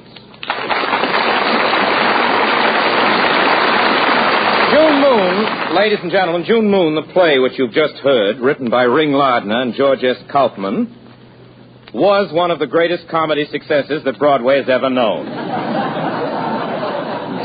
And I want to say, ladies and gentlemen... Orson. I want to say, ladies and gentlemen, that Jack Benny, despite what any of you may think, genuinely did his best tonight, and we're very grateful to him for his efforts. Well, thanks, Orson. Thanks. Quite all right. The part of Fred Stevens, the songwriter, is generally not regarded as a difficult one. But tonight we happen to have with us a man who makes mountains out of molehills. Well, thanks. Quite all right. Arthur, thanks. I don't, I think that called for a thanks. Yes, there is a thanks. I didn't know. Right. You know, I don't often do legitimate plays like this. No, you don't. No. Oh, you could sort of feel that. Yeah, it came to me. Okay. While I was playing it? While you were reading your own... I didn't know. Now where am I? Oh, yeah, here I am. You know, I don't often do legitimate plays like this. I'd love to get just one line out. All right. Sorry, Jack. You drive a guy nuts. I'm not kidding.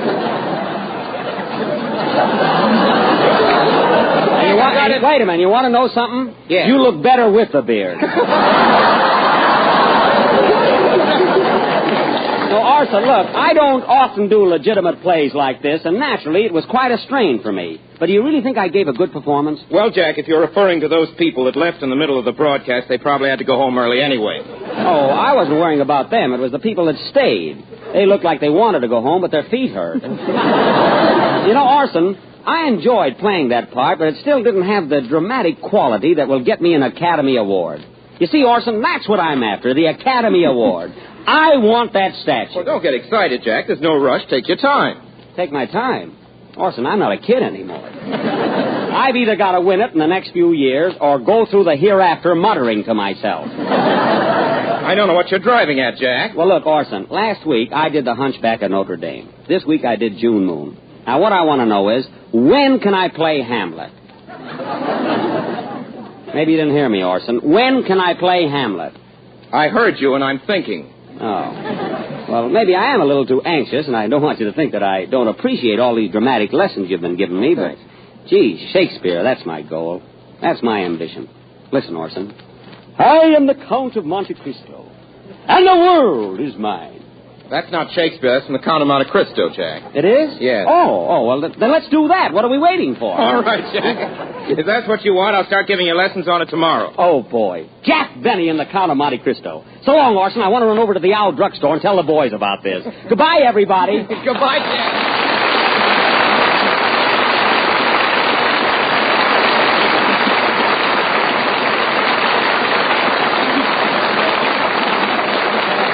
Ladies and gentlemen, the character of Frederick Stevens was sustained tonight by Jack Benny. Other characters were also sustained by Benny Rubin and Gus Schilling, for instance, who were Maxie and Paul in the order named. Bea Benaderet was Lucille, Lee Patrick was Eileen, Virginia Gordon was Edna, and the Candy Butcher, a little jewel of its kind. Candy Butcher. You may remember the Candy Butcher way back there in the first scene. Need I say, fans, that the Candy Butcher was your obedient servant. I had conceived of the Candy Butcher as the part most suitable for our guest of the evening. I had another part in mind for myself. Jack Benny didn't think he was right for the Candy Butcher. I don't know why, I just didn't think he was right. As a matter of fact, there has been some talk that Jack Benny was going to play Rochester in Jane Eyre. This is a lie. We're doing Jane Eyre, all right, and I'm playing Rochester. And not the Rochester that first comes to mind. I mean Miss Bronte's Rochester, not Mr. Benny's. Miss Bronte's Rochester neither dances nor sings. And if any of you people would be interested in hearing me play a part again, please tune in. That other faction had better be warned that Rochester is present in several sequences in next week's romance. And romance it is, too. Jane Eyre, quite seriously, is next week's story, and it's one of the really fine, really moving romances in all literature. We're genuinely thrilled at the prospect of doing Jane Eyre for you. We're very proud indeed to announce as our guest for the name part an old friend and very gifted actress, Miss Madeleine Carroll. Till next Sunday night in Jane Eyre with Madeleine Carroll, my sponsors, the makers of Campbell Soups, and all of us in the Campbell Playhouse remain as always obediently yours.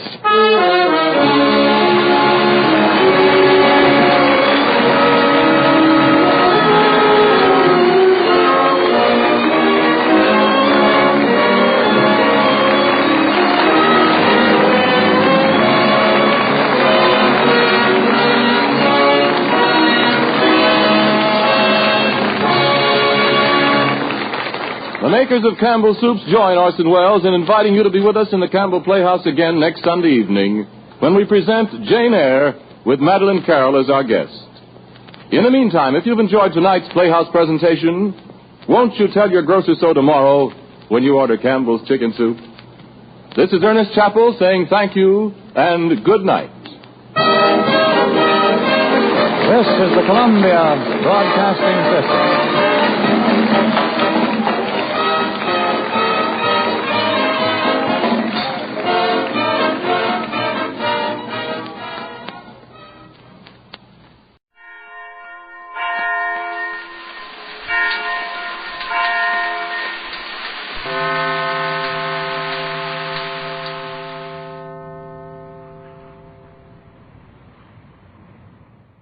The Chevrolet Program, starring Jack Benny with Frank Black and his orchestra.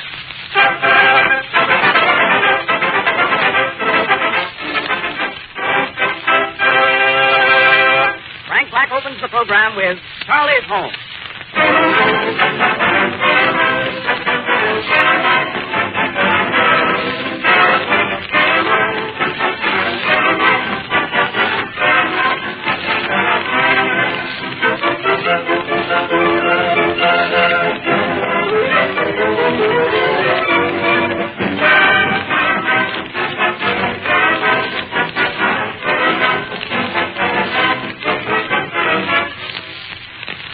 Throughout the United States, a series of big, colorful posters are going up on the billboards, reading, "Every minute someone buys a new Chevrolet."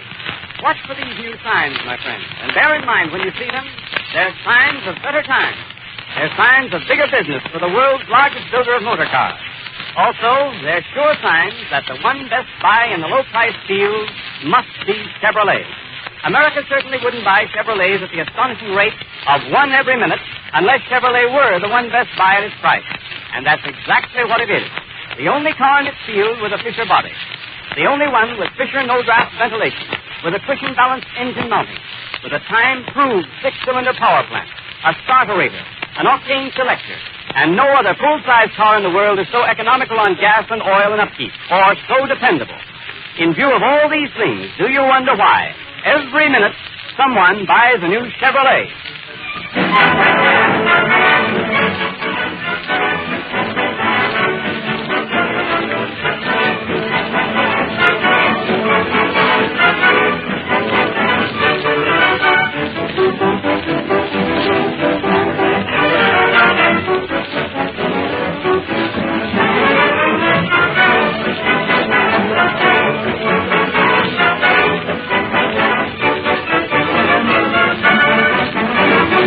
And now, Jack Benny. Hello, some more. This is your New York correspondent, Jack Benny, the Earth Galloper, coming to you with all the late news reports with the courtesy of the Weekly War. The news that brings out all the dirt. Okay, Frank, let's go. Thank you. Chicago, Illinois. World's Fair gets off to a good start with many notables arriving daily to represent their respective countries. Sam Insull will represent Greece. Jimmy Walker will represent France. And Black's Orchestra will represent Russia.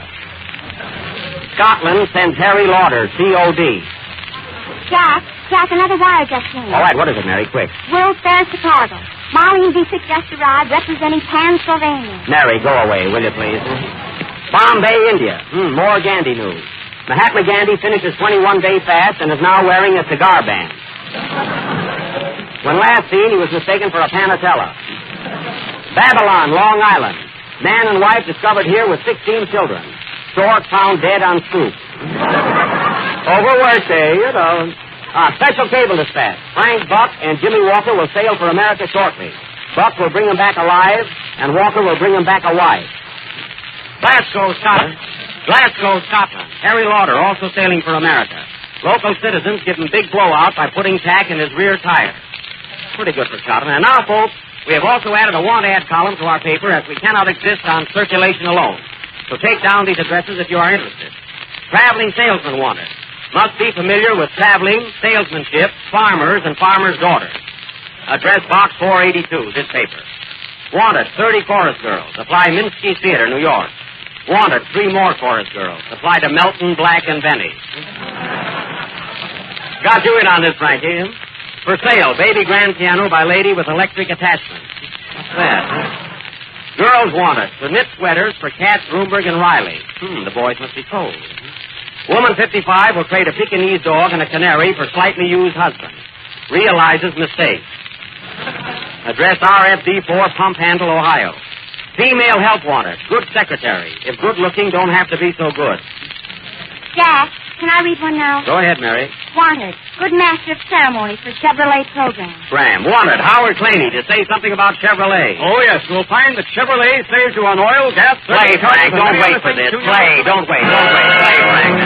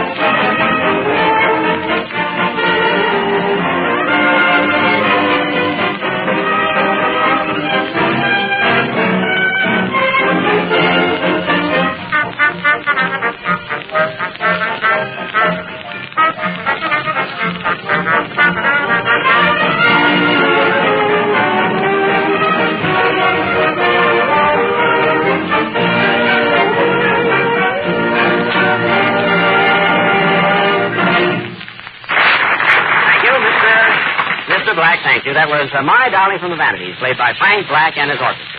And now, ladies and gentlemen,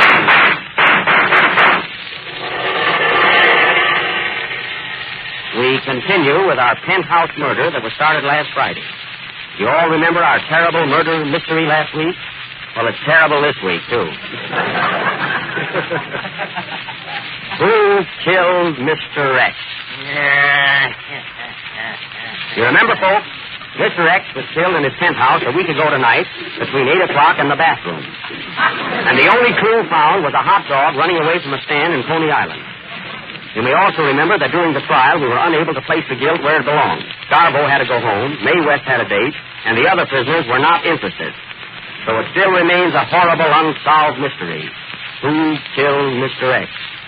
I said, who killed Mr. X? Oh, pardon me. Watch those cues. Now, what could have been the motive for this crime? Let us analyze it. Mr. X was the landlord of 3 apartment houses, so you see he had no enemies. He lost every cent in the market, his wife was pressing him for back alimony, and he had incurable rheumatism, so there was no reason for suicide. Now, what was it? How old was he, Jack? 95. Then he did not die of old age. Neither will you, Mary.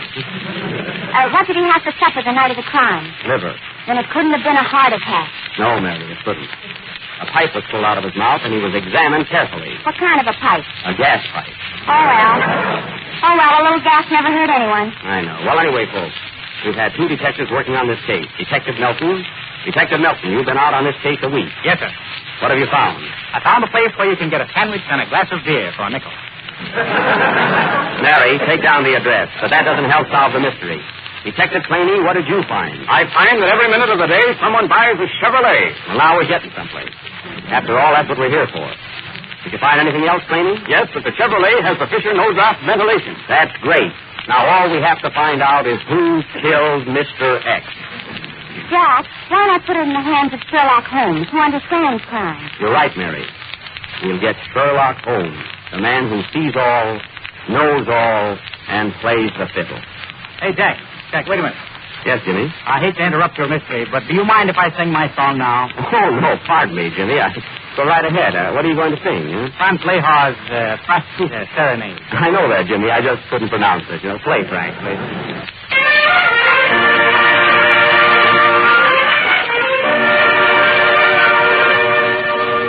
In the silence of the night, when the moon is shining bright, and the world at last is fast asleep, every creature goes to rest in his cozy little nest, just his very own, alone to keep. There's a little nest of mine, of a starry blue divine, such a little home was never known. If a parent at a bound, waiting for the magic hour, glorified with you, and through your love alone. My little nest of heavenly blue, I'm lonesome here when far from you. Each nook or corner, so cozy and sweet, needs only you to be complete. Soft fragrance floats upon the air, the spell of love is everywhere. For all my life would be lonely and blue if I could never share my little nest with you. In the silence of the night, when the moon is shining bright, in my little nest of heavenly blue, I shall never fret or pine, for someday you will be mine. Dreams will all come true for me.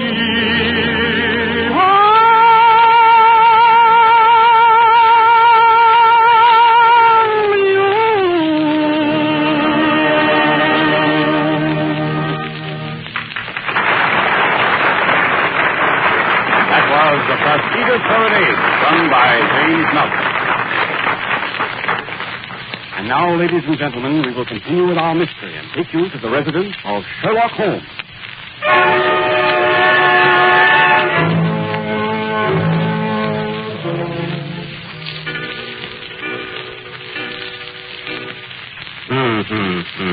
A 7:15. Only one more hour until 7:15. And just an hour ago, it was 6:15. What a strange world. Answer that, Mary. I'm not in. Hello. Hello. You want to speak to Sherlock Holmes? Yes, this is Sherlock's home, but Sherlock isn't home.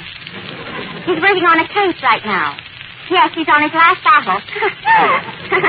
What is it, Mary? It's about that penthouse murder of Mr. X. They want you to start working on it at once. Oh, yes. I was expecting that case. Tell him I'll take it. Hello. Mr. Holmes just came in and said he'll take the case. Tell Mr. X not to worry. Goodbye. Mary, call in Dr. Boston. We have work ahead of us. Mr. Sherlock, I hate to ask you this, but can I draw 5 shillings to payday? That's elementary, Mary. I get it, Sherlock. Sherlock to you. Call Dr. Boston.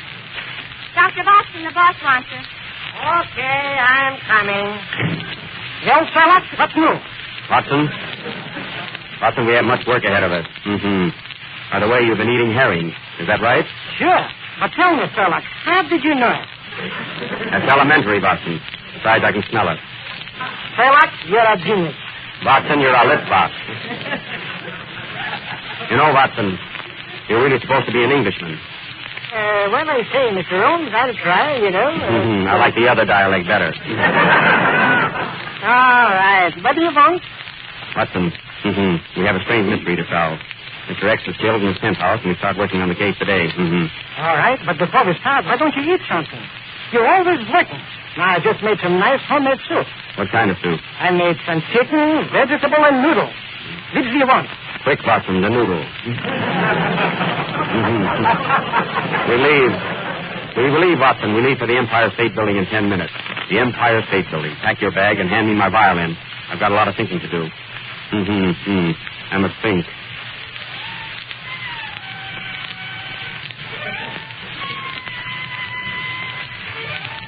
They laughed when he picked up his violin, but when he started to play, they screamed. Quiet, Mary. Quiet. I must think.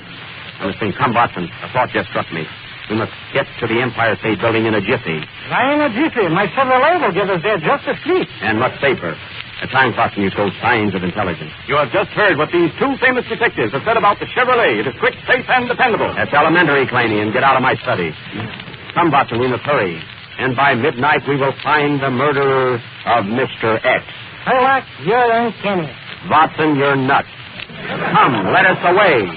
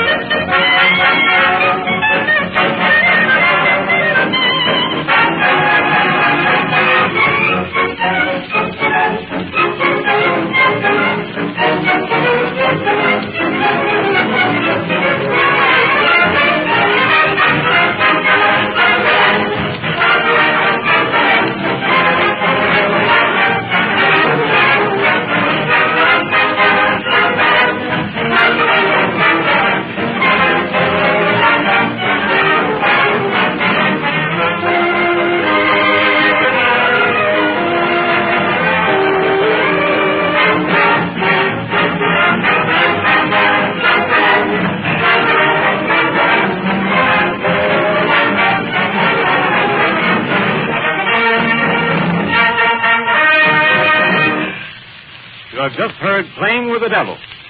And now we take you to the lobby of the Empire State Building, where we meet Sherlock Holmes and Dr. Watson.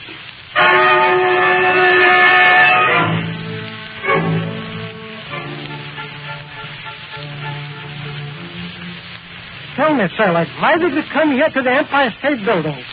What has this got to do with the murder of Mr. Hex? Watson, I'm surprised at you. While playing the violin, I made the following deduction. Mr. X was killed by some gorilla here in New York. Do you follow me? A gorilla was seen climbing up the Empire State Building with a girl in the palm of his hand. And is at present on the tower. How do you know? I saw the picture. Now, if he could climb up a building the size of the Empire State, why couldn't he have climbed up that penthouse and killed Mr. X? You mean the gorilla is King Kong? Of course. Who else is covered with hair like that? George Bernard Shaw. Well, he didn't do it. Well, here's the elevator. What floor, Captain? We want to go to the tower. That's the 102nd floor, boss. Yes, I know that. When will we arrive? Sunday night, sir. You know, Sherlock, that elevator boy looks very suspicious and very friendly, too. I think so. What's your name, son? My name's Jim Milton, sir. Oh, sure, Jimmy. He's our tenor, Watson. Say, Jimmy, I hate to ask you this, but did you kill Mr. X? No, sir, Captain. I didn't kill him. I was a lady killer. Quick, Watson, the needle. Ow! And cut out those jokes. Well, we have 2 days in this elevator. 2 days. I must keep my mind occupied. Hand me my saxophone.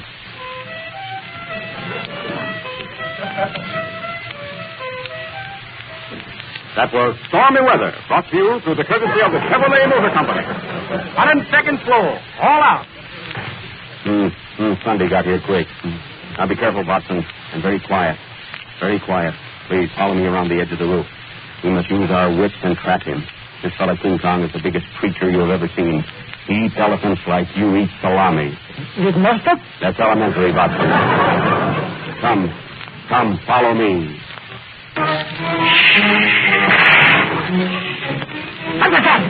The drummer just dropped the cymbal. Frank, keep the boys quiet, will you? Just a moment. Watson, don't move. It's so dark up here. Why didn't we come up here in the daytime? Quiet. Go ahead. I'm right behind you. I'd sooner be behind you. Watson, look. Look carefully. Carefully.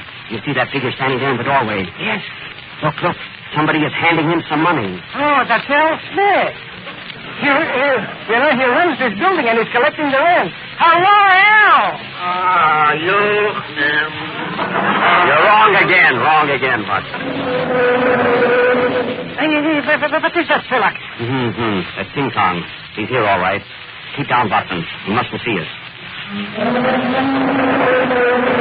Be careful, Sherlock. I think he sees us. Grab him, Watson, and don't let him get away. Thank you. Look, he's got the girl right in the palm of his hand. It looks like Mary Livingstone. Wait. It is Mary. Mary, what are you doing there with King Kong?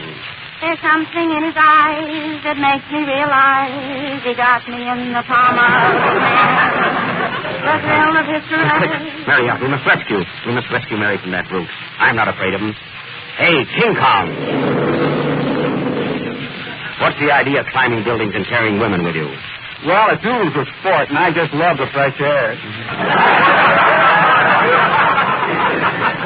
that King Kong? I'll get him. Wait, Watson. It may be a trick. Now, look here, Kong. You've been climbing buildings, dragging people out of their beds and murdering them. Did you climb up to the penthouse on Park Avenue and kill Mr. X? No. You lie. You did murder Mr. X. Why, you're big enough to eat him alive. Well, I did have eggs for breakfast this morning. Then you admit that you killed him. No. Take him away, Watson. Goodbye, Mary. I'm sorry. I can't play with you anymore. Goodbye, Paul and Harry. Come up again sometime. Well, it didn't take us long to get him, did it, Watson? Yeah. Who's that? It's me, the voice of the shadow. What do you want? You think you've got the murderer, eh? Well, King Kong did not kill Mr. X. Then who did? Mr. X was killed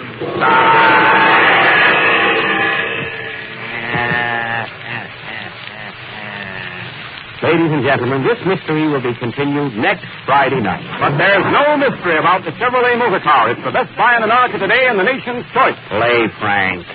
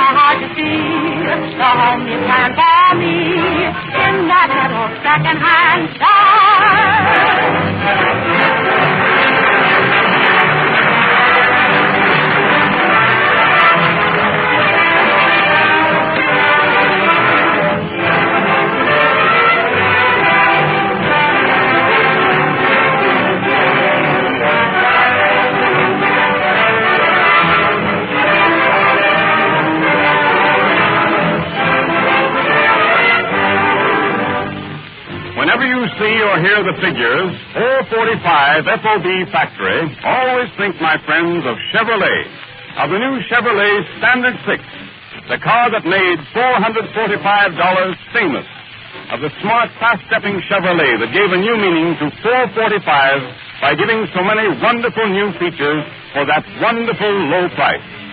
A Fisher body, a big, comfortable interior, Fisher no-draft ventilation, safety plate windshield glass, an octane selector, a low-to-the-road chassis that rides smoothly and steadily, and a six-cylinder valve and head engine that's not only one of the snappiest on the road, but listen to this. Some Chevrolet Standard 6 owners report gasoline mileages as high as 26 miles to the gallon, and nearly all of them are getting between 18 and 24, depending on how they drive. So if you have a minimum of money to spend on a new car and want that money to do you the most good, to bring you the most fun and the greatest savings in return, save with a new Chevrolet Standard 6, the big General Motors value that made $445 famous.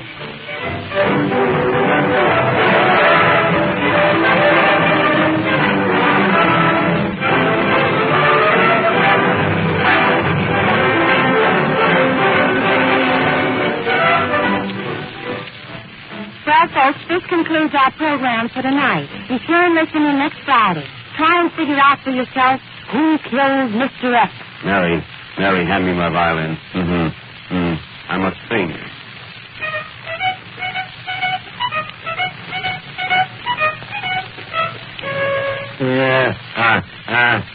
Good night, folks. Good night.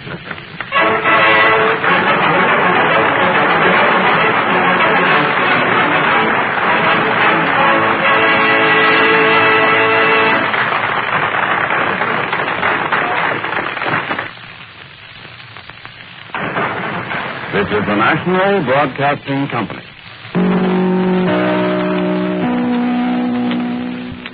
WEOS, New York.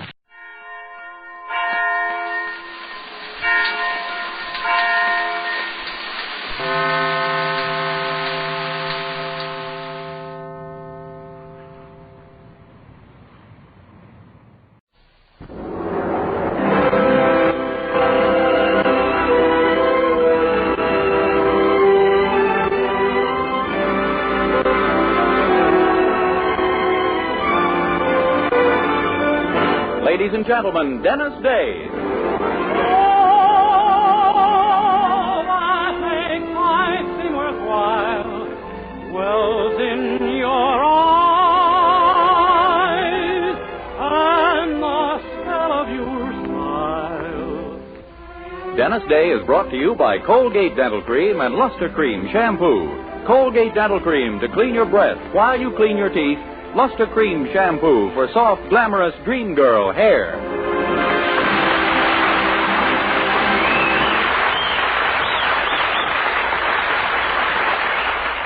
The Dennis Day Show with Barbara Eiler, B. Benaderet, Dink Trout, John Brown, Charles Dant in the orchestra, and yours truly, Vern Smith, is written by Frank Galen and stars our popular young singer in A Day in the Life of Dennis Day.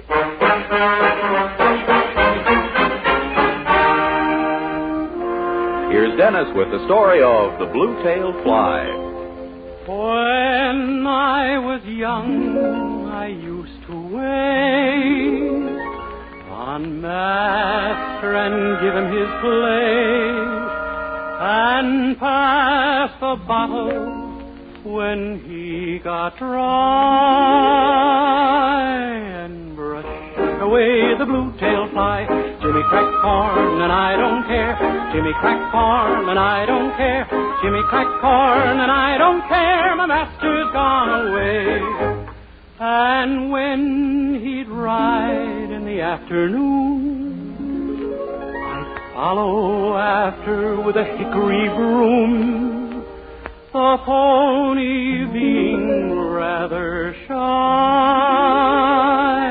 When bitten by a blue-tailed fly, Jimmy crack corn and I don't care. Jimmy crack corn and I don't care. Jimmy crack corn and I don't care. My master's gone away. One day he on the farm, the flies so numerous they did swarm. One chance to bite him on the thigh. The devil take the blue-tailed fly. Jimmy crack corn and I don't care. Jimmy crack corn and I don't care. Jimmy crack corn and I don't care. My master's gone away. The pony run, he jump, he pitch. He threw my master in the ditch. He died, and the jury wondered why. The verdict was the blue-tailed fly. Jimmy crack corn and I don't care. Jimmy crack corn and I don't care. Jimmy crack corn and I don't care. My master's gone away. They lay him under a simmon tree. His epitaph is there to see. Beneath this stone shall I, victim of the blue-tailed fly. Jimmy crack corn and I don't care. Jimmy crack corn and I don't care. Jimmy crack corn and I don't care. My master's gone away. Jimmy crack corn and I don't care. Jimmy crack corn and I don't care. Jimmy crack corn and I don't care. My master's gone away.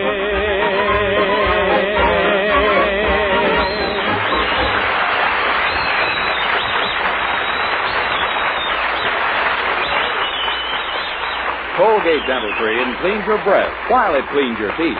No other toothpaste does a better job of cleaning teeth than Colgate Dental Cream.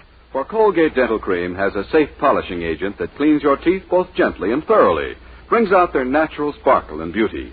You can actually see and feel the difference. And scientific tests prove that Colgate Dental Cream cleans your breath while it cleans your teeth. Yes, actual scientific tests prove conclusively that in 7 out of 10 cases, Colgate instantly stops unpleasing breath that originates in the mouth. Colgate Dental Cream is famous for its wonderful wake-up flavor, too. Nationwide tests of leading toothpastes prove that Colgate's is preferred for flavor over every other brand tested. Yes, preferred over every other brand tested. And no wonder, for Colgate Dental Cream is the result of constant effort to produce the finest toothpaste in the world today. For cleaning teeth, for flavor, for sweetening breath. So see if you don't agree with the millions who have made Colgate Dental Cream America's favorite toothpaste. Try Colgate Dental Cream to bring out the natural sparkle and beauty of your teeth. For a wake-up flavor you'll thoroughly enjoy. And always use Colgate Dental Cream after you eat and before every date to clean your breath while you clean your teeth.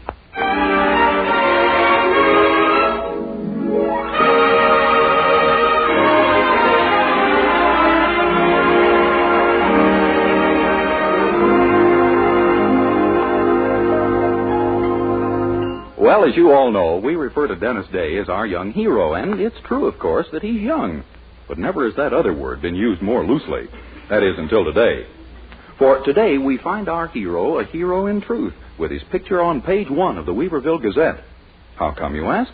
Well, let's listen as we find him now basking in his newly won glory at the breakfast table with Mildred and her mother. Oh, Dennis, it's just the most marvelous thing in the world. Dennis, how did it happen? Well, I was walking down Elm Street through the ice and snow, and suddenly I saw Mr. Nicholson, the postman, lying on the pavement. Right away, I suspected something was wrong. Why? Well, his right arm seemed to be coming out of his left shoulder blade, and his left ankle was doubled under his right ear. Oh, golly. So I said to myself, this man may have had an accident. That's what I call quick thinking. Well, what did you do then, Dennis? Well, I walked up to him and I asked him what was new.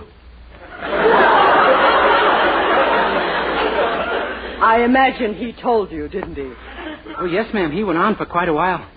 And then I asked him if I could do something for him, and he said no, he was in bad enough shape already. Do you know each other, or did he just make a lucky guess? Oh, I don't know, but I did realize maybe someone had a burst appendix or something and had written for a doctor. Well, Dennis, when people need a doctor in an emergency, they generally don't write a letter. Oh, Mildred, when you're being heroic, you don't have time to think of things like that. Oh, I see. Well, go on. Well, I picked up Mr. Nicholson's mail bag and slung it over my shoulder. And a few hours later, it was all over. The mail had gone through. Well, it was a wonderful thing to do, Dennis. And I'm sure the people along your route are terribly grateful. Yeah, you bet. Mrs. Dolan told me she never enjoyed getting letters so much in her life before. You mean that old gossip who lives on the corner? Yeah, I delivered somebody else's mail to her by mistake. Oh, don't you worry about it, Dennis. I'm sure... Oh, hi, Daddy. Morning, children.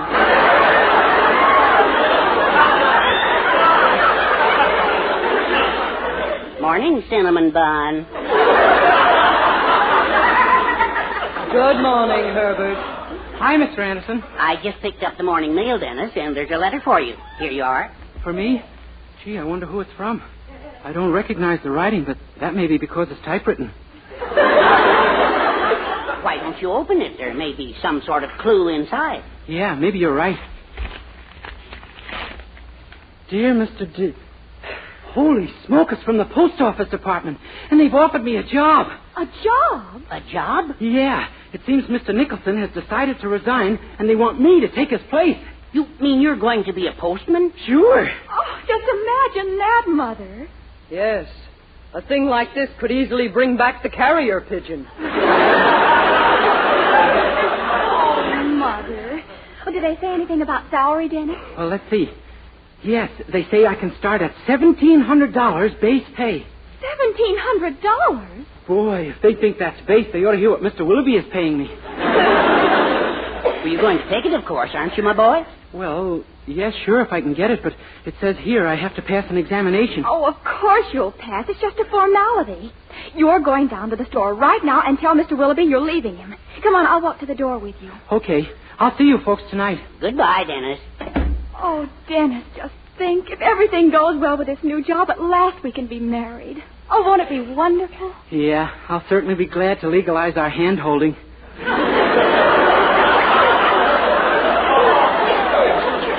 But right now, I'm thinking about breaking off with Mr. Willoughby. Gee, I've been with him such a long time, Mildred. Oh, yes, but I'm sure he'll understand. Maybe, but I'm afraid he'll take it kind of hard. You see, we're pretty fond of each other. There's never been a warmer master and slave relationship.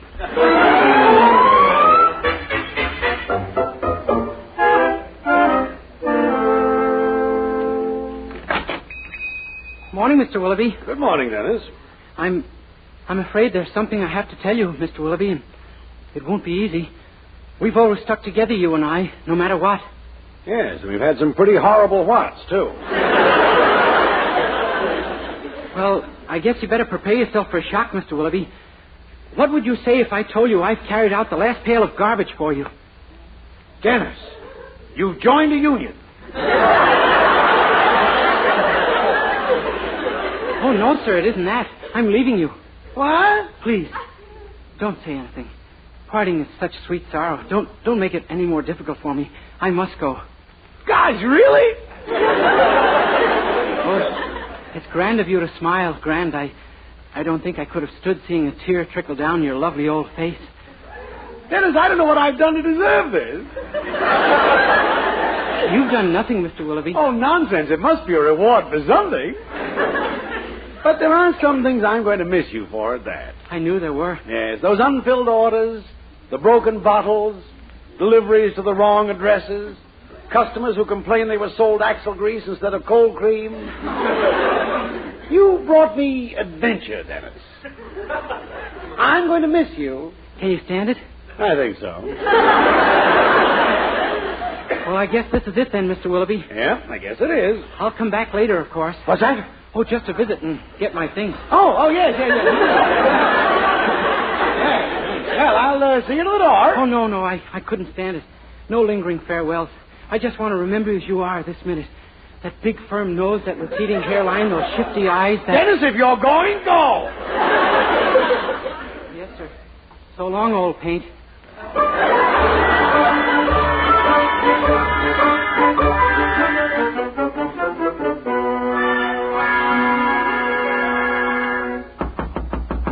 Come in.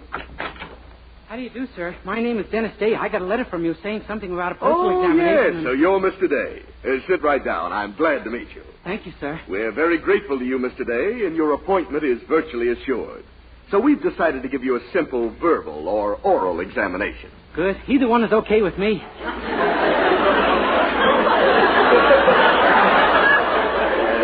Yes. And now then, we'll get busy on the form. Name, Dennis Day, of course. Any brothers or sisters, Mr. Day? One of each. Names, please. John and Marie. Marie is the sister. Yes, I had a hunch she was. And mother and father, Mr. Day? Also one of each. But what are their names? Oh, Molly and Patrick. Thank you. I think we can tell which is which at a glance. Yes, sir. And now then, Mr. Day, have you ever had any previous experience with the United States Post Office? Oh, yes, sir. I've been one of your customers for years.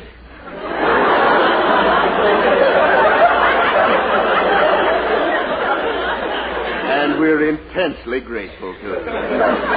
But you see, I'm trying to find out what you know about the Postal Service. Oh. For instance, have you ever heard of a Mayo Frank? Oh, yes, sir. All the Franks I ever knew were.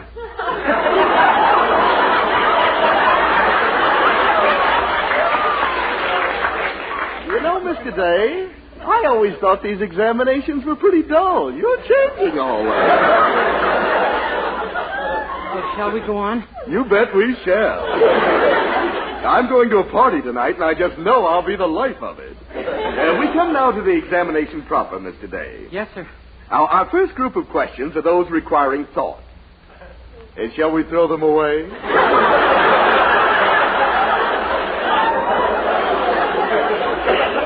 Oh, no, sir. All right, let's have fun. Question A is a geography question.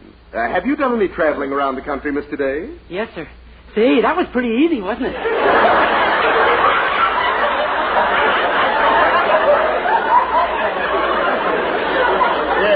Yes, it was, but that wasn't the question. Oh. The question is, in traveling between Chicago and Cleveland, what cities do you pass through? New Orleans, Los Angeles, Philadelphia, and Omaha. Mr. Day, just how have you done your traveling? By troop train.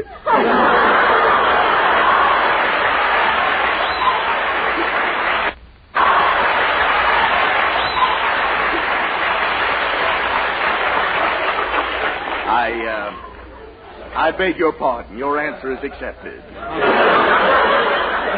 Thank you. Now, our next question is one involving logic.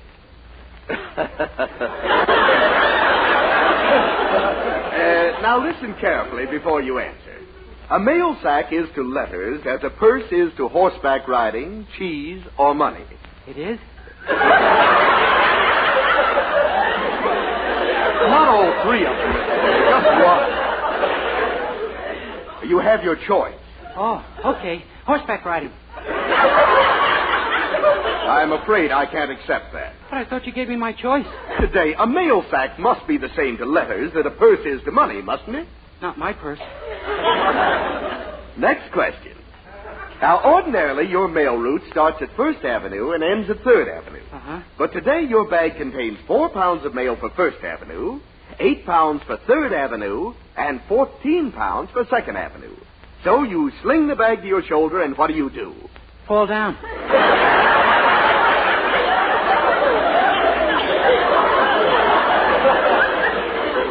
Today, I love you. Now, this last question is one you should take right in stride. Now, what's the difference between first-class mail and fourth-class mail? Second and third? I knew you wouldn't let me down. And that, Mr. Day, concludes the examination. And I don't get the job? Oh, on the contrary. Starting Monday, you'll be one of our regular mail carriers. Oh, thank you, sir. Thank you. Oh, don't thank me. You're getting the job because of what you did for the department. But do me a favor, will you? What? Lying on the street, give the post office a real break. Just let him lie there.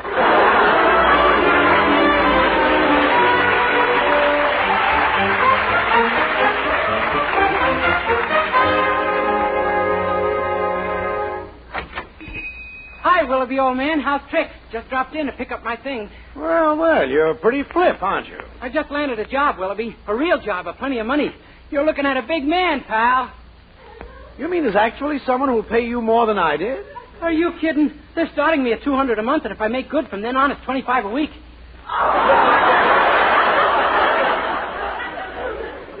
Don't let them pay you by the hour, Dennis. You couldn't afford it.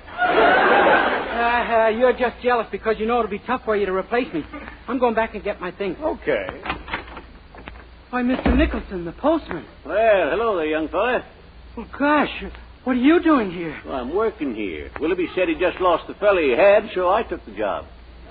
But your left leg is broken and both your arms are in a cast. Yeah, I know, but he said I'd be more help to him this way than the other fella was when he... Gee, Mr. Nicholson, I'm the other fella. No. Yes, and now I've got your old job with the post office. Well, that's a funny one. Danged if we didn't swap jobs. Yeah. Well, I sure hope you like it here. And, of course, at least you'll make the best of it. Isn't it a good job? Oh, the job is all right. It's just the work and the salary that's so horrible. Well, you don't say. Well, I know you'll be happy in my old job. You'll like the people on the route. Old Doc Peterson, too. Oh, is he on my route? No, but you'll find him the best man in town for your pneumonia. My pneumonia? Oh, sure. When they say neither hail nor sleet nor gloom of night, they ain't kidding. Gosh. Oh, of course, you got to remember to keep on the lookout for Killer all the time, too. Killer? Who's Killer? Why, the Dolan's dog. That big bloodhound of theirs. Oh, my gosh, and I've got some of the very stuffy hounds. None to spare either, I see. Hey, you better be careful, son. Boy, I'll say I will. Well, I better be going, Mr. Nicholson. I'll leave you my knee pads, of course. Your knee pads? Yeah, you'll be using them all the time here. When you're not scrubbing the floor, you'll be begging Mr. Willoughby for a raise. You mean he makes you scrub floors here? And clean the walls and wash the windows and carry out the garbage. That's the trickiest operation of all. Oh, say, I was wondering about that. I haven't been able to find a garbage pail. There isn't any. That's what makes it so tricky. And you know something, young fella? I've been doing some thinking. Yeah, me too. You know, maybe we'd both be happy if we had our old jobs back. You ain't kidding. Well, I think it could be done if you do everything wrong around here. That'll convince Mr. Willoughby that he'd be better off hiring me back again.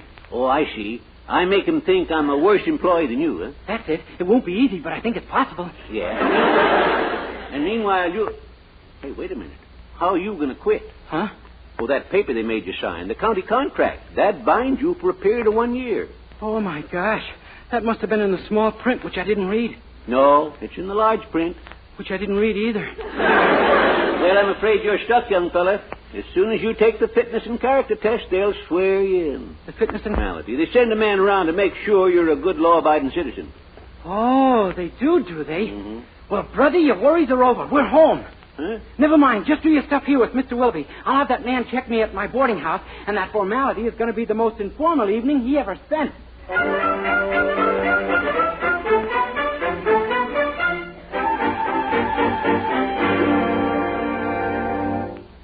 Dennis, you're sure we're doing the right thing? Oh, Mildred, you don't want me to get bitten to death, do you? Or die of pneumonia? Or maybe both at once. Oh, well, no, of course not. Then this is the only way. Now, look, the man from the post office will be here any minute. Oh, don't worry. Daddy and Mother and I know just what to do. Gosh, I can't get over it. Your mother is actually going to help me? Yes. She says that getting you out of the post office is just as patriotic as buying war bonds. Well, as long as she plays her part right, I just hope that it... Oh, my gosh, there he is now. I'll take it. You duck into the parlor. Okay. Yes? How do you do? I'm Mr. Letcher from the post office department. I'm looking for a Mr. Dennis Day. That's me. Oh, good. This won't take a minute, Mr. Day. It's what we call our character test, just to make sure you're a good citizen. Fine. Now then, may I have your full name, please? First, middle, and last. Sure. Dennis Heinrich von Himmler, Gering, Schickelgruber von Fackelab, Liebtraut, Day. Day, are you a foreigner? Why, if I ever gave you that idea. Are you Mr. Day? Forget it. I'm pure American for 6 generations back. You're certain of that? Yeah, sure, naturally. I'm still suspicious, Mr. Day. Oh, don't be silly. What do you think I am, a spy? Oh, no, of course not, but... Pardon me, Chief. X-14 on the short wave. Ixnay, Gretchen. He's a B-U-L-L. Oh, excuse me. And just who is X-14, Mr. Day? Oh, that's my aunt. It's kind of a pet name, we call her. What about these Andersons you live with? What sort of people are they? Oh, just plain people. What nationality are they? Why, they're... Do you do?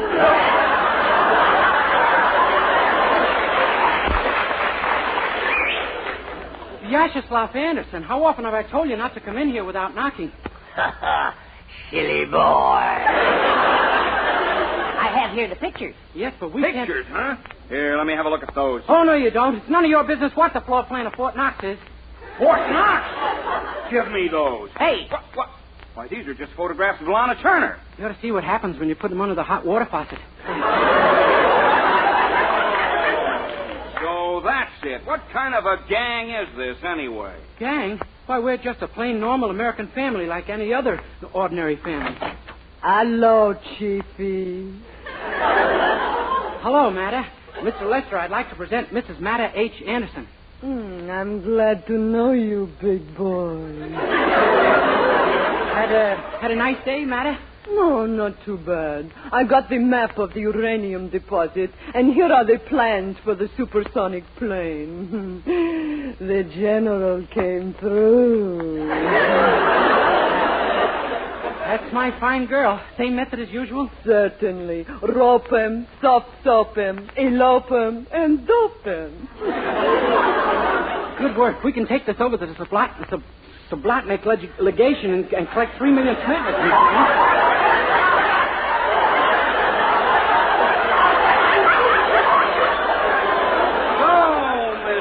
Day. You want to work in our post office, do you? Yeah, I thought a nice quiet spot among the registered mail might be nice. Oh, you did, huh? Well, let me tell you, after what I've seen tonight, you'll never work in a post office as long as you live. Goodbye, sir. Hey, we did it. He fell for it. What do you know? By George, he did at that. Aren't we devils? Boy, I'm glad I'm out of that mess, and it sure was nice of you folks to help me. It was rather fun. What do you think, Herbie, you great big old hunk of oomph, you?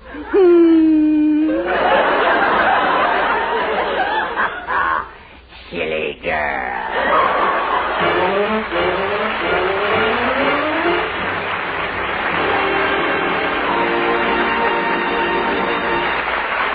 Dennis Day will be back in just 1 minute to sing A Few More Kisses. But first... Dream girl, beautiful luster cream girl, hair that gleams and glistens from a luster cream shampoo. Yes, Luster Cream Shampoo leaves hair with new three-way loveliness. 1, fragrantly clean. 2, glistening with sheen. 3, soft, easy to manage. Luster Cream is not a soap, not a liquid, but an utterly new, rich lathering cream shampoo, a blend of secret ingredients plus lanolin. Try Luster Cream Shampoo. 4-ounce jar, only $1. Also in smaller sizes.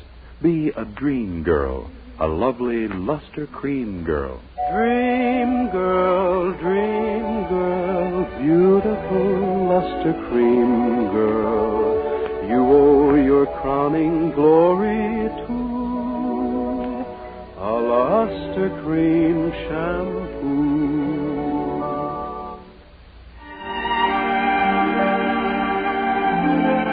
With Charles Dant and the orchestra, here's Dennis to sing his latest RCA Victor recording, the hit ballad, A Few More Kisses. A few more kisses and a few less heartache. That's all I'm asking of you.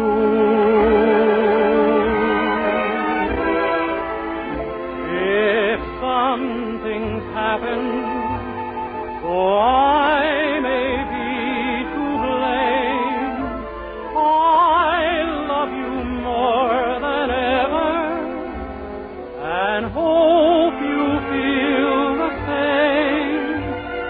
A few more sweet words and a few less teardrops. I'm sure they never would stop. If you just give me a few more kisses and a few less heartaches, sweetheart.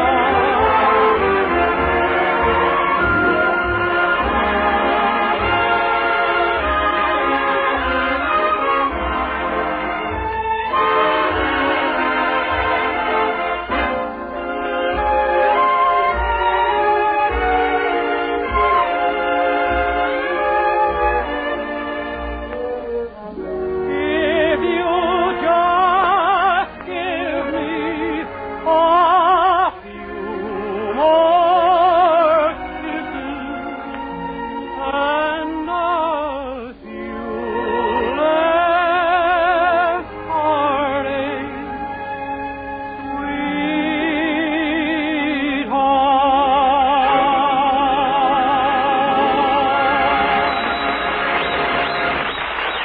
Good night, everybody.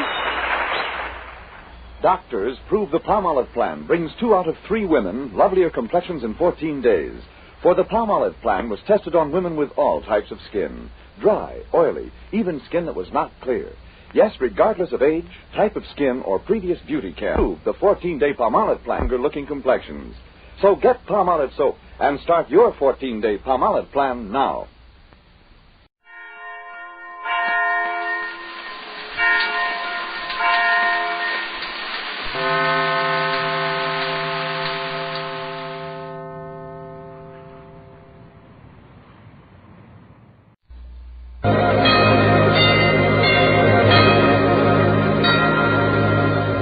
Ladies and gentlemen, the Joseph Schlitz Brewing Company of Milwaukee, Wisconsin presents The Halls of Ivy, starring Mr. and Mrs. Ronald Coleman.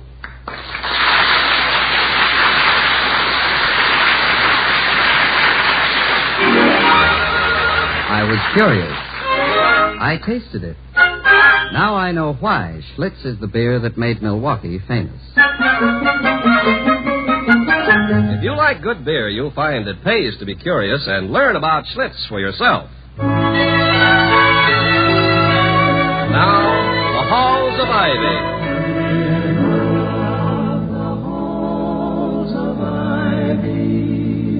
That surround us here today, and we will not forget, though we be far, far away. Welcome again to Ivy. Ivy College, that is, in the town of Ivy, USA. It's a little past noon, and so far it's been an ordinary day. At the home of Ivy's president, Dr. William Todd Hunter Hall, and his wife, the former Victoria Cromwell of the English Theater, Dr. Hall is just entering the living room where he meets Penny, their maidservant, and says, "Hello, Penny. Will you tell Mrs. Hall, please, that I'm ready to eat now?" Mrs. Hall ain't in, sir. Oh? She got a message to please come quick to a rehearsal of the Junior Follies about 2 hours ago. Oh, yes, the Junior Follies. She said I was to inform you as soon as you wasn't quite so busy with your book. Thank you, Penny. You've been busy with that book a long time, haven't you, sir? Yes, over 3 years. Cool. Fancy that. Over 3 years on one book. If I may say so, sir, I read much faster than you do. Penny, I'm not... The secret is, don't stop to form each word with your lips. Yes, Penny, You'll find it's also a great help if you run your finger along the page under the lines as you go. I'll practice, Penny, thank you. Quite welcome, sir. Any time at all. I'll answer the door, sir. Yes, Penny, do, please. Good morning, sir. Good morning. Is Mrs. Hall in? No, sir, she's not. Ask them in, Penny. Come in, sir. A gentleman to see Mrs. Hall, sir. Oh, good afternoon. I am Dr. Hall. Is there anything I can do? Oh, thanks, Doctor, but I don't think so. Oh, I hope I'm not disturbing you. I should have phoned from the air terminal, but I'm in a terrible rush. My name's Pinero. Won't you sit down, Mr. Pinero? Oh, thank you.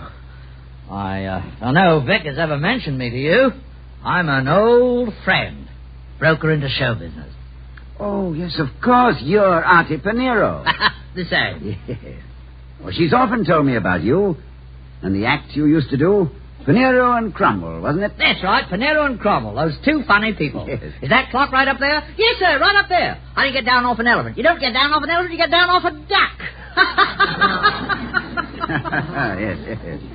Now, I've often heard of the supposed difference between English and American humor, Mr. Pinero. The understatement of one and the exaggeration of the other. But if you were quoting from Pinero and Cromwell, those two funny people... Oh, if you mean that a jam tart smack in the face is not very funny but gets laughed at by everybody, Doctor, I agree with you. Keep it simple is what I tell everybody on my way to the bank. Yeah. You're Vic's husband, I take it, eh? Happily, I am. I was never sure. I've been in Australia till recently. Are you in the business? The business of what? I mean, are you in show business, too? Oh, no. I'm the president here. Well, I have been out of touch. Whatever became of Truman? No, Mr. Pinero, you don't understand. I am the president of this college, Ivy College. Oh, yes, of course. And Mr. Truman, I believe, is quite well and still in the White House. His lease is good through most of 1952. Well, it's not for me to criticize your customs. How's Vickie? You know, it's been a dog's age since I last saw her. Prettiest kid I ever knew, and the nicest, and the most talented. How is she? Oh, I think she's better than ever, Mr. Pinero. Although I must admit to a slight prejudice in her favor. And that great sense of timing for a comedy line. Her timing is, as always, admirable. And is she still, Oh, I know I'm being inquisitive, but I've got a good reason for asking. Is she still, Has she got, does she bulge? Only where bulging is, shall we say, architecturally desirable. But there again, I am prejudiced, Mr. Pinero. May I ask the reason for this research? Well, you see, I have something most important to talk over with her. I rather imagine it might be important to me, too, Mr. Pinero. Oh, of course it would, but I don't know if you'd understand it the way Vickie would. Well, why not try me? Well, you see, Doctor, once you've been mixed up in our business, you're never quite satisfied with anything else. You're never quite as happy as when you had grease paint on your face and were complaining about your lines. Yeah, do you think that applies to everyone? Oh, yes, I do, everyone. You feel, then, that Victoria might be unhappy here at Ivy? Oh, now, wait a minute, Doctor. I didn't say she was unhappy. It's just that she can't help missing the theater. Any more than you can help missing this library full of books. I'm not at all sure that I agree with you, but I do understand your point. Every profession has a magnetism for its most competent practitioners, which is almost irresistible. But why this sudden concern for Victoria's happiness? Oh, forgive me, Doctor, but I talk better when I walk around. Well, this is why. I need her.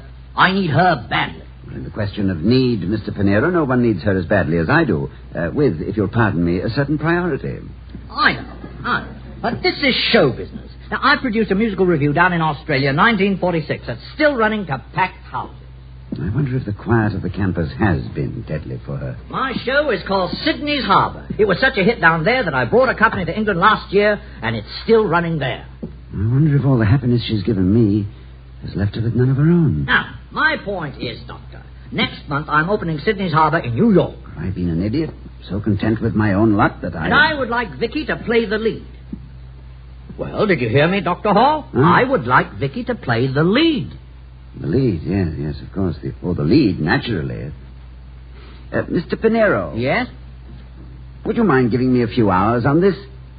I'd like to think about it quite seriously, and then may I phone you? I know that Victoria will be most anxious to see you. Why, certainly, only I don't have too long. Oh, could I drop around again about, say, 6? 6, Mr. Pinero. And thank you. Thank me? Whatever for, Dr. Hall? For reminding me of something I had forgotten.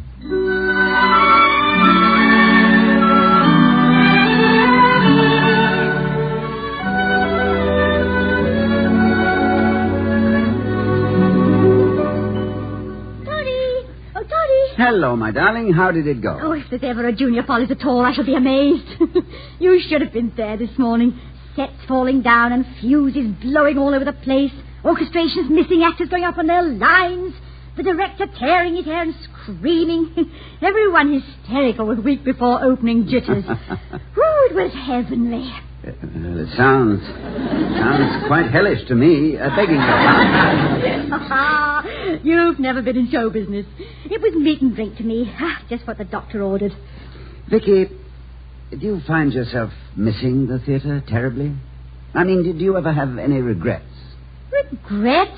Of course not, Toddy. What kind of talk's that? Well, after all, you were at the height of your career when I met you. And the life we lead here, well, it's so different from the life you've had. Toddy, this is the height of my career right now. Every moment of it. I think you've sacrificed a great deal.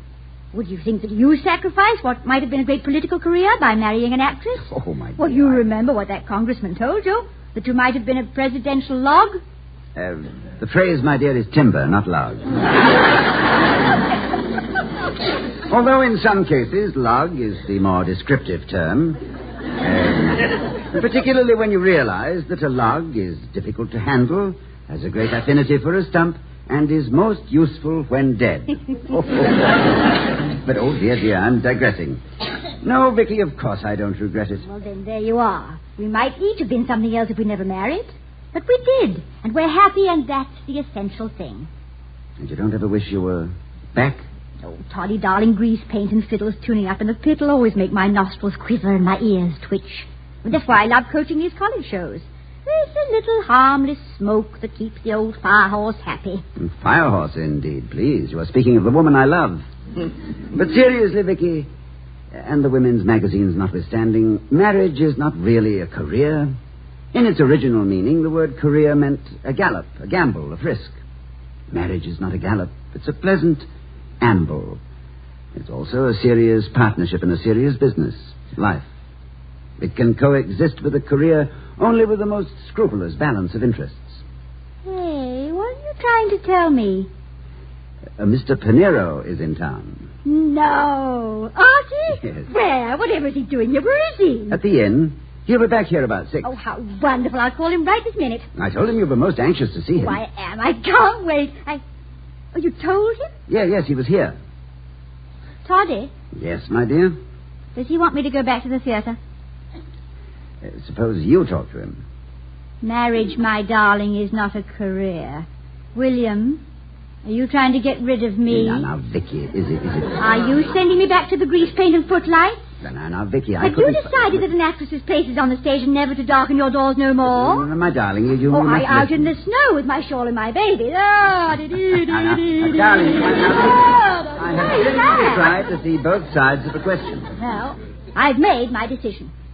You have? Yes, I'm going. You are? Certainly. With this deafening public clamor in my ears, how can I refuse the call of duty? I'm going. Going? I'm going to phone Artie. He's convinced you that I should go back to the theater. Now he's going to try and convince me. And let me tell you, what's that peculiar look in your eye? Just speculation, my darling. I think I shall meet Mr. Pinero on the front steps with a loaded pistol. I have just invented a new crime, Pinero-cide. And in court I can say that everything suddenly went black. And believe me, Vickie, I can think of nothing blacker than the prospect of losing you to a jar of makeup.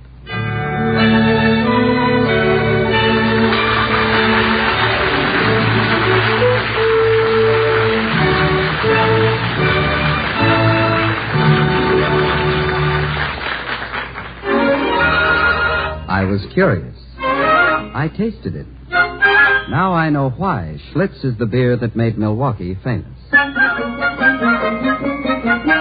An experience like that usually has a story behind it. So before we return to the halls of Ivy, let's hear the story of a new house, the couple who moved into it, and a tour of inspection by their next-door neighbor that stopped almost before it started. I'm the next-door neighbor, a fact for which I'm deeply grateful, since it led to my first taste of Schlitz beer. But to begin at the beginning, my neighbors had just finished getting their new home in order and wanted me to come over and give the place my approval. I went in through the back door and was led into the stainless steel splendor of a modern kitchen. There, with love in their eyes, my new neighbors showed me the miracle of automatic dishwashing, the efficiency of their new stove, and the amazing capacity of their new refrigerator. At that point, the tour of inspection came to an abrupt halt, for the refrigerator was well stocked with Schlitz beer. Somehow, I'd never gotten around to trying Schlitz before, though I'd heard a lot of good things about it. My curiosity must have shown, because my neighbor took out a couple of bottles of Schlitz and poured a glass for me. I drank, and I realized right then and there what I'd been missing. Neighbor, I said, although I've been no farther than your kitchen, I can tell you this. If the rest of your house is in as good taste as the beer you serve, then believe me, you've made a sound investment. No wonder they call Schlitz the beer that made Milwaukee famous.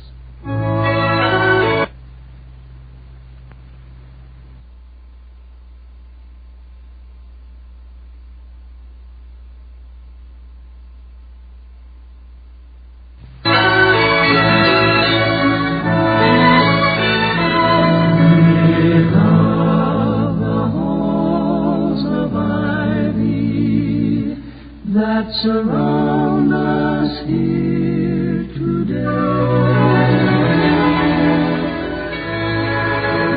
As we rejoin the halls of Ivy, we find Dr. Hall talking to his wife, who's just had a fine offer to return to the theater. Vickie. Yes, dear? You know, quite sincerely, I don't want to stand in the way if you decide to take a sabbatical of your own, if you do think you'd like to get back in harness, as it were. I know how one can become infatuated with one's own profession, even mine, prosaic as it may seem in comparison to footlights and first nights. There are times when I positively thrill to the smell of old books.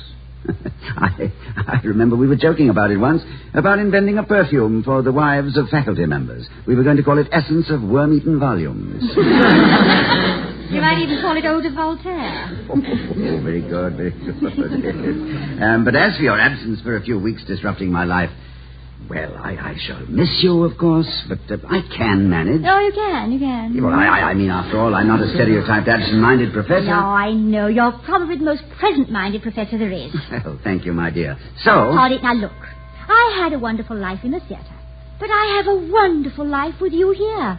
And I never want anything to change that. Well, nothing ever will, Victoria, as far as I'm concerned. I can only repeat a phrase Mark Twain placed in the mouth of Adam about Eve. Wherever she is, there is Eden. Excuse me, sir. A young lady's calling. Miss Keating. Keating? Oh, it's Sally Keating. Sure in, Penny. Yes, Mum. Sally Keating, that's a familiar name. Yes, she's the lead in the Junior Follies. Oh, I don't know yes. exactly what... Well, come on in, Sally. William, you've met Sally Keating, I'm sure. Oh, yes, indeed. Please sit down, Miss Keating. I understand you're the leading lady in the Junior Follies.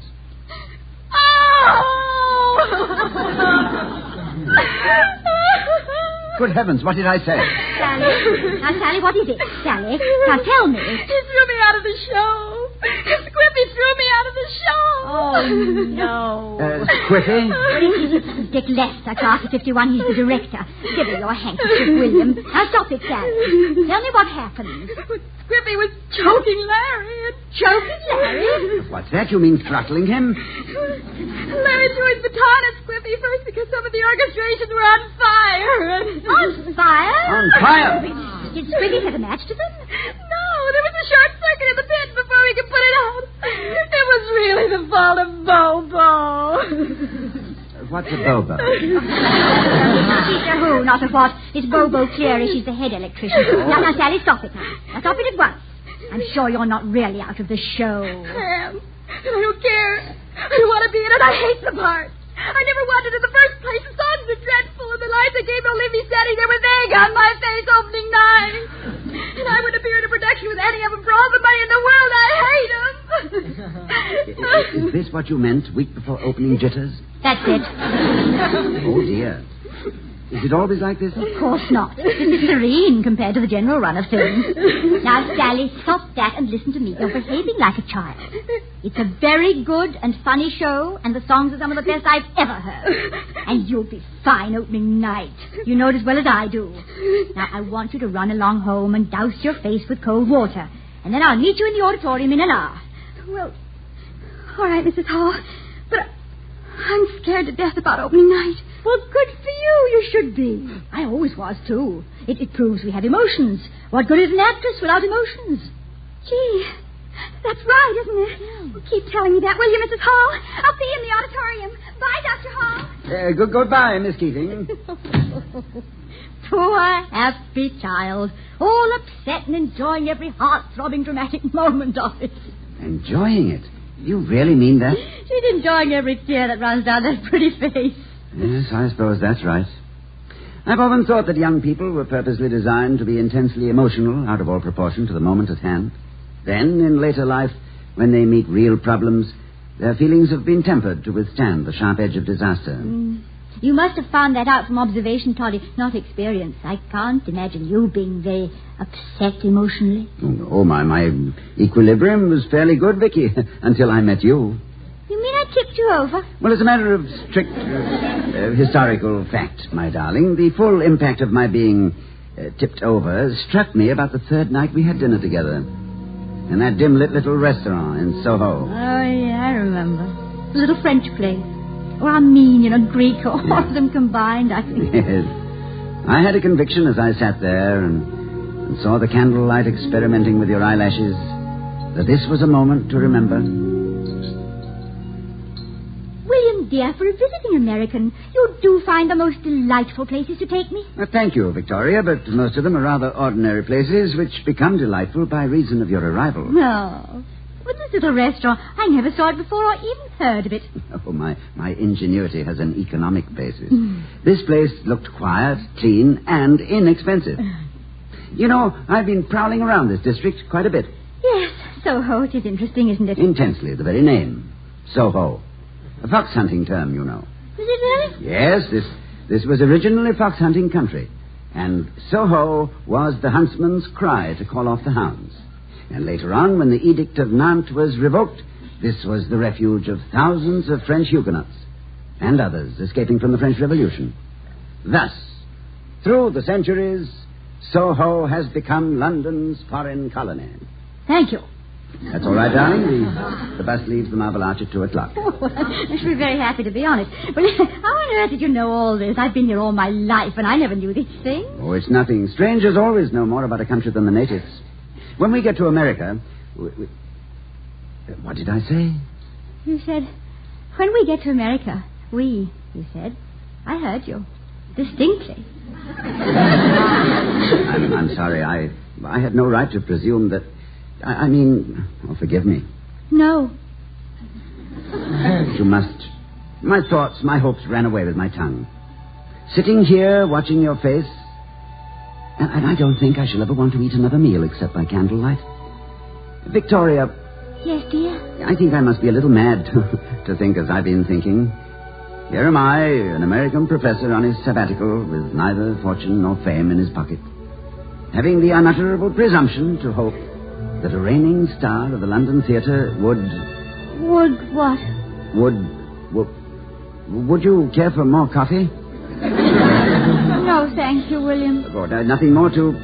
Well, Vickie, darling, you haven't eaten a thing. Look at your plate. Well, look at your own. But what? Didn't you like the dinner? Did I choose a bad restaurant? William, dear, how could either of us possibly eat? You've been holding my hand ever since we sat down. I have? Oh, good heavens. Oh, Victoria, I am sorry. No, I'm not. I'm going to do it again on every possible occasion. Do what, sir? Hold your hand like this. Well, thank you, sir. Very kind of you, sir. But don't you think that... William, it's Penny. You're holding Penny's hand. Of course I am. William and Penny, the two happiest people in the world. William and Penny. What am I... Penny, let go of my hand. Yes, sir. Gladly, sir. You're pinching and ringing to the fingers, sir. I beg your pardon. I thought I was... What was it you wanted, Penny? Mr. Pinero is here. Pinero? Oh, yes. Show him in, Penny. Yes, sir. Right away, sir. Off again on one of your little excursions, Toddy? Yes, I guess I was. Was I with you this time? Oh, you're always with me, my darling. My excursions, as you call them, always call for 2 tickets, and I always... Mr. Pinero, sir. Artie! Vickie, my duck! Won't you sit down, Mr. Pinero? Pinero and Cromwell, those two funny people. I'm so glad to see you I could cry. Try this chair over here, Mr. Pinero. Oh, thank you, Doctor. Well, you're looking great, Vickie. Oh. Well, you haven't changed their hair, so help me. Oh, what you do to them in Sydney's harbour is nobody's business. I've told her part of your plan. You're absolutely made for the part, Vic. Why, you'll be the toast of the town. Yes, Artie, my husband told me what you said about putting your show on in New York. I wasn't able to paint quite such a colourful picture as he did. Well, it's very simple. I need you, pet. Thought it all over a million times, and you're the one, the absolute one. It seems, Vickie, that you are the one wherever you go. Now, name your own terms. Why, this would be the biggest thing to ever hit Broadway. Now, what about it, Vickie? I'm afraid, Artie, it's too late. It sounds absolutely lovely, but I'm just too happy here. Dr. Hall, I appeal to you. You have the understanding of a professional. Oh, you know how I feel about this, Victoria. I'll miss you terribly. But if you feel the slightest desire to go back... William. What, my dear? Nothing on this earth could persuade me to leave you. You see, Artie... No. Don't go on, Vickie. I know the answer. The way you two look at each other tells me more than words. Well, it was worth trying. Oh, yes, Mr. Pinero, well worth it. Broadway's loss is Ivy's good fortune and mine. I'm sorry, Artie. You were sweet to remember me. Oh, forget it, Vickie. Just thought it would be nice to get together again. Pinero and Cromwell. Those two funny people. Tell me, do you know how to make a Venetian blind? Stick your finger in his eye. Goodbye, Artie. Applause and exit Artie Pinero. God bless, Vickie. And good luck to you, Doctor. Thank you, Artie. And my sincere sympathy. You see, I too know what it means to have a top actress under exclusive contract in a solid hit, with the prospect of a long, long run. Goodbye, Mr. Pinero. Goodbye. Bye. Welcome home, Vickie.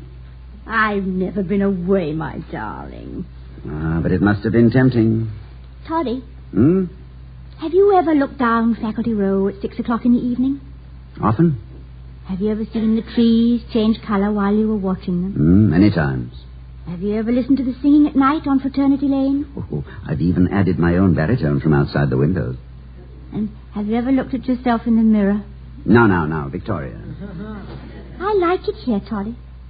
I love it.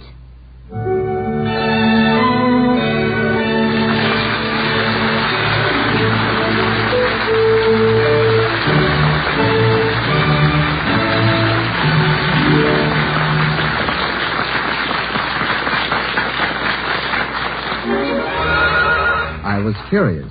I tasted it. Now I know why Schlitz is the beer that made Milwaukee famous. And now here again are Mr. and Mrs. Ronald Coleman. Ladies and gentlemen, when disaster strikes, the Red Cross is there with emergency assistance. Even more important, the Red Cross stays on the scene to help rebuild and to provide medical care. Last year, the Red Cross gave assistance to over 200,000 persons in 330 disaster operations. Your help is needed. The four arms of the Red Cross embrace the entire world. Forearmed is forewarned. Give more than before. Good night. Good night, everybody.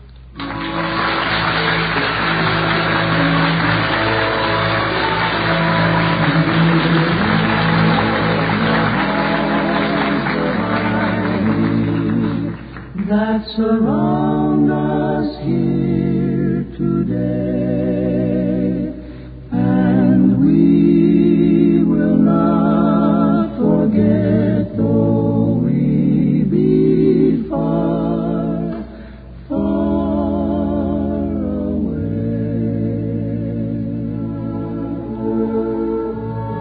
We'll be seeing you next week at this time at the Halls of Ivy, starring Mr. and Mrs. Ronald Coleman. The other players were Joseph Kearns, Janet Waldo, and Gloria Gordon. Tonight's script was written by Walter Brown Newman and Don Quinn. Our music was composed and conducted by Henry Russell. The Halls of Ivy was created by Don Quinn, directed by Nat Wolf, and presented by the Joseph Schlitz Brewing Company of Milwaukee, Wisconsin. Ken Carpenter speaking.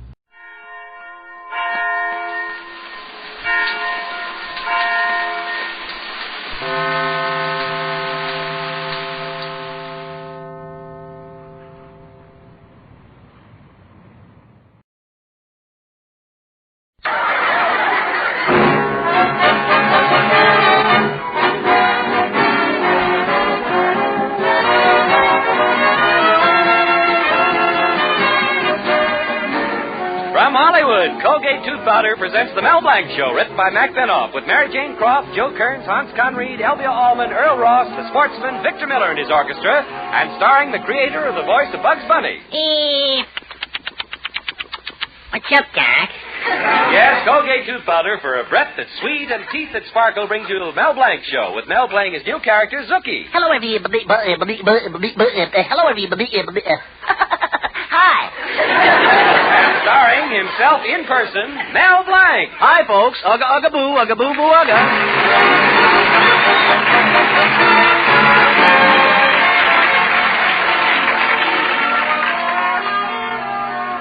Well, spring has come to Mel Blanc's little town, as it usually does this time of year. The petunias that were planted in winter have come up as radishes, and young couples are contemplating marriage. In Blum's candy shop, where they're wont to meet, we hear them talking, and Tommy Bassett says to Kay Gibbs, Kay, we got enough money in the piggy bank. Now we can get married. And Elroy Short says to Mary Davis, Mary, we got enough money in the piggy bank. Now we can get married. And in Mel Blanc's Fix-It shop, where Mel has been sitting with his girl, Betty Colby, Mel is saying, Betty, we've got enough money. Now we can buy a piggy bank. Mel, who cares about money? I'll marry you anyway. I don't care if we have to use packing boxes for furniture and orange crates for a table. Well, Betty, all that'll come later. We'll have to live cheaply at first. Gosh, I wish I had money, Betty, so we could get married in style. Well, why don't you try to do something to improve business? Oh, Betty, I did. I had a sign painter make me a sign reading, complying with President Truman's request, I am reducing prices 10%. Well, where's the sign? Well, I haven't got it. The sign painter raised his prices, and I couldn't afford to pay for it. The trouble with with you, Mel, is you're too conservative. You've got to take chances to get ahead. Maybe if you'd gamble, you'd win. Betty, that's one thing I never do. Gamble? No, win. Well, Mel, you can't get anywhere in business unless you take a chance. Look at Robert Fulton. He gambled on the steamboat. You mean they had gambling ships even then? Well, Betty, I thought I'd surprise you, but you might as well know. I am taking a chance, but this one I'm sure of. I can't fail. Oh, what did you do? I bought oil stock. I invested my life savings, $30. Mel, how did you ever save $30? Well, I went without cigarettes, no movies, saved car fare by walking to the fix-it shop, went without lunches for a whole month. And, of course, the bank loaned me $29. Betty, as soon as that oil starts gushing in... hello, Betty. Hello, Father. Hello, Mr. Colby. Mel Blanc, you confounded idiot. I asked you to fix my electric blanket, and what did you do to it? Well, I fixed it, Mr. Colby. But I was fixing an electric toaster at the same time, and I may have gotten the parts mixed up. A toaster? Huh, that explains it. Every time I begin to get warm under the blanket, it pops me out of bed. Gosh, Mr. Colby, no wonder you look scraped on one side this morning. Oh, and you want to marry Betty. How can an idiot possibly support my daughter? Well, don't worry, Mr. Colby. You've been doing very well. What? Oh, I mean you'll have to support her someday. After all, I'm not going to live forever. Have you ever thought about that? Very often. Well, you're too lazy to work for your money, but not me. Why, when I was a young man, I kept my nose to the grindstone for 15 years. Do you know what they call me today? Yeah, needle nose. Oh, Daddy, don't worry about Mel. He's going to be rich very soon. That's right, Betty. When that gusher comes in, I'll be a millionaire. And I'll buy you everything you could possibly want. Cars by Cadillac, diamonds by Tiffany, furs by I.J. Mink. That's I.J. Fox. Betty, we can afford mink. Just a second, Blank. Where do you intend to get all this money? Well, I bought some oil stock from Mrs. Grimes' brother. Mrs. Grimes? Why, she's the richest woman in town. If her brother sold it to you, that stock must be good. Where can I get hold of her brother? I don't know, Mr. Colby. He's pretty ticklish. Well, never mind. I'll find him myself. Well, Mel, my future son-in-law, I always said you'd go places. Yeah, and I remember the places you said I could go. Well, come, Betty. Goodbye, Mel. We'll see you at the horse show. Yeah, at the horse show. Makes a little money. Already it's gone to his head. Well, it's not going to happen to me. When I get rich, people will still be able to say, there goes Mel Blanc. I knew him when he was just a poor, stupid jerk. But now he's got $1 million, and it hasn't changed him a bit. Why, I'll be so rich. Hello, Melvin. Oh, hello.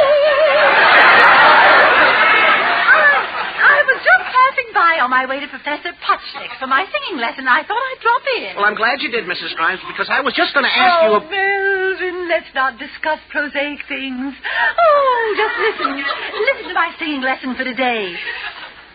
On the road to Mandalay.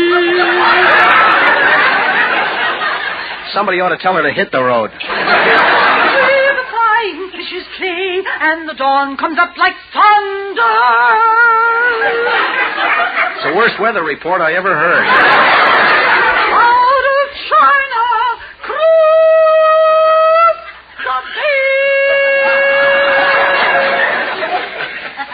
Melvin, that's the road to Mandalay. How did you like it? Sounds like you took all the detours. Say, Mrs. Grimes, where can I get a hold of your brother? I want to see him about some Sunnyvale oil stock. My brother's oil stock? Why, Melvin, it's worthless, and so is my brother.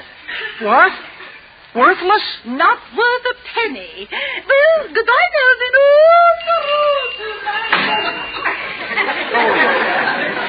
I better stop Mr. Colby before he buys that oil stock. If he gets stuck with all that oil, he'll boil me in it. Huh. My mother didn't raise me to be a potato chip.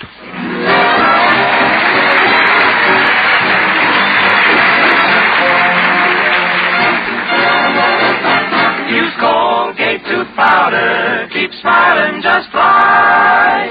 Use it each morning and use it each night. It cleans your teeth, makes breath so sweet. Use Colgate tooth powder. Want teeth that sparkle and dazzle, a breath that's fresh and sweet? Then try Colgate Tooth Powder. For the new all-purpose Colgate Tooth Powder cleans your teeth and sweetens your breath. Yes, this new all-purpose tooth powder produces an amazingly rich, active foam that's marvelously effective. Every time you brush your teeth with this new all-purpose Colgate Tooth Powder, your whole mouth feels clean, sweet, fresh. Your teeth regain their natural sparkle. It's been proved in 7 cases out of 10 that Colgate Tooth Powder instantly stops unpleasing breath that originates in the mouth. And as for cleaning, you can depend on Colgate Tooth Powder revealing the natural brilliance of your teeth. Yes, Colgate Tooth Powder, the new all-purpose tooth powder, does everything you can expect or ask of a dentifrice. Try Colgate Tooth Powder today for teeth that sparkle and a breath that's sweet. Use Colgate Tooth Powder. And now Victor Miller and the Sportsman join to serenade that popular young lady, Linda.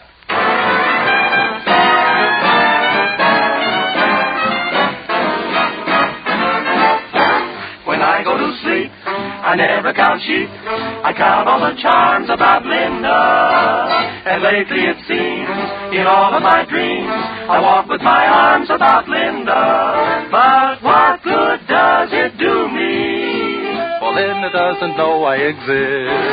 And I can't help feeling gloomy when I think of all the loving I've missed. When we pass on the street, my heart skips a beat. I say to myself, hello, Linda. If only she'd smile, I'd stop for a while. And then I get to know Linda. But miracles do happen. And when my lucky star begins to shine, with one lucky break, I'll make Linda mine.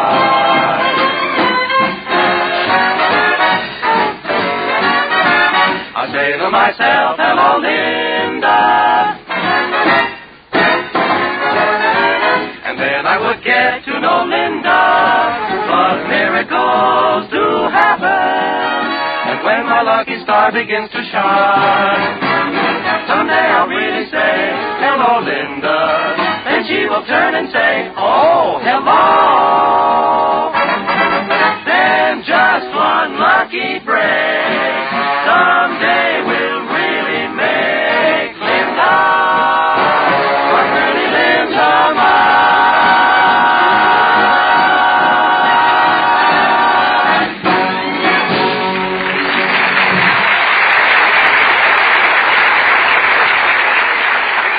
Well, back to Mel Blanc.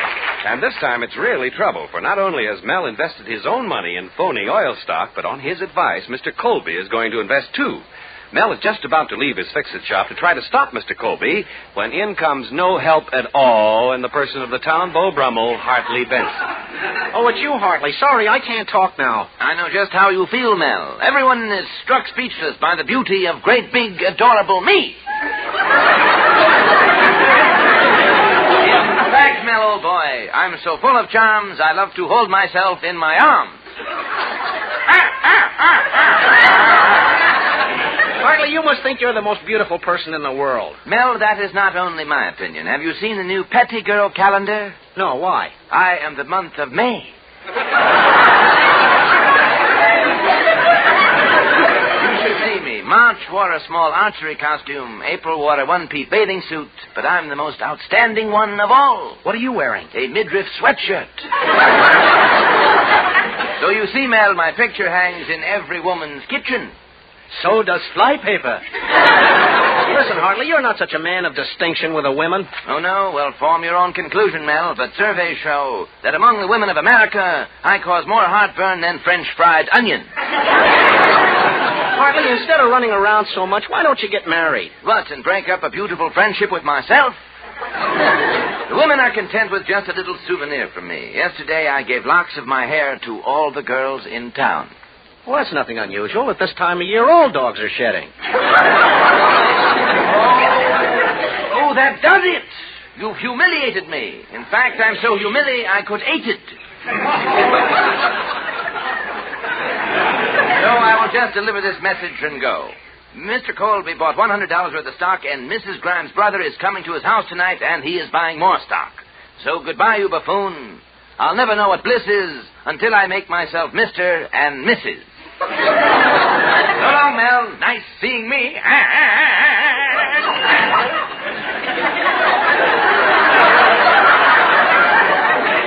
What a character.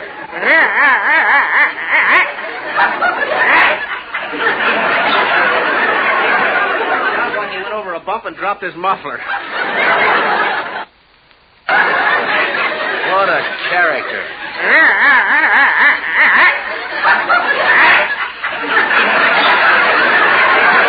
Sounds like he went over a bump and dropped his muffler. Oh, but when Mr. Colby finds out the stock is phony, he'll drop me on my muffler. I gotta stop him from buying more. Hello, Mel. Greetings, great and mighty zebra. How's your little cucumber? Mel, if you mean my wife, it's Pickle Puss. Yesterday we were driving downtown, and she said, John, if you drive over 25 miles an hour, I'll die. Well, what happened? I got a ticket for speeding. Mighty potentate, if you feel that way about your wife, why did you ever get spliced? Mel, drawn and quartered is the word. I was young, and it was love. I worshipped the ground she had her money invested in. Hey, what did she look like? Mel, have you ever heard the saying, a rag, a bone, and a hank of hair? Yeah? Stick a set of false teeth into it, and that's her.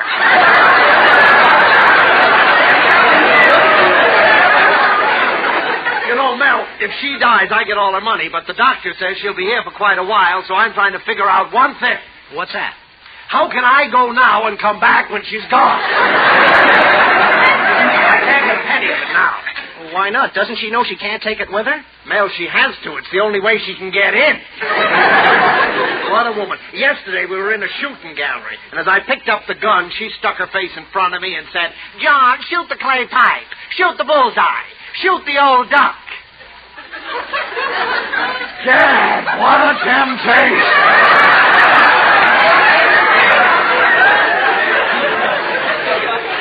Listen to my troubles, mighty potentate. On my recommendation, Mr. Colby bought some phony oil stock from Mrs. Grimes' brother, and he's going to buy even more tonight, and I don't know how to stop him. Oh, he tried to sell me some, too. Mel, I got an idea. Swindle a swindler. Pretend that oil was really discovered on that land, and I'll bet that Mrs. Grimes' brother will buy it back. Say, that's a great idea. Well, so long, Mel. I got to be going now. Where are you going? Well, Mel, I can do one of two things. I can go to the movies and see the Red House, or I can go home and look at the Quonset hut I married. So long, Mel.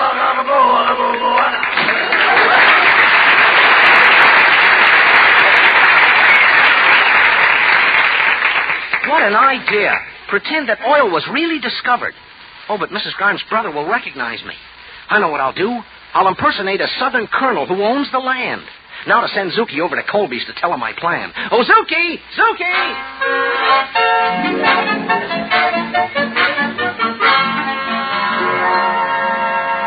Zuki, you mean Mrs. Grimes' brother is a swindler and my stock is worthless? Yeah, but don't worry, Mr. Colby. Mel will get your money back. He'll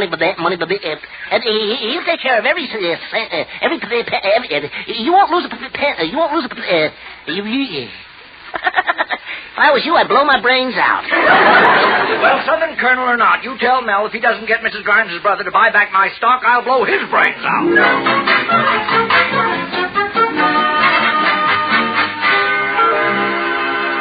Well, Mr. Ross, I don't have too much money to invest. Mr. Colby, only because you happen to be a dear, dear friend of my sister, Mrs. Grimes, do I allow you to buy more shares of this remarkable Sunnyville oil stock at rock-bottom inflated prices.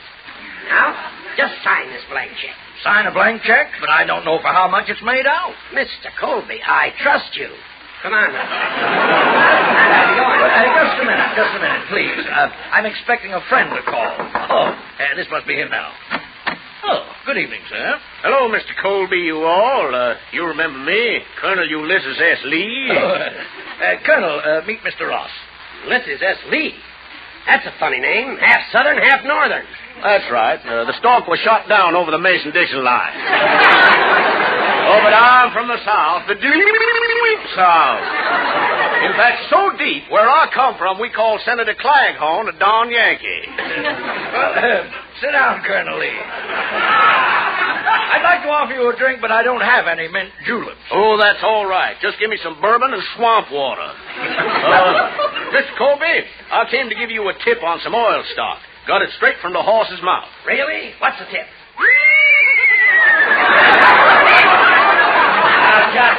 Just a second. Seems to me that I've seen you before. Are you really from the South? Man, don't question me. I come from the deep South. In fact, the other day I cut myself and bled Southern Comfort. Mr. Colby, oil was discovered on my property, and that makes Sunnyvale oil stock worth a fortune.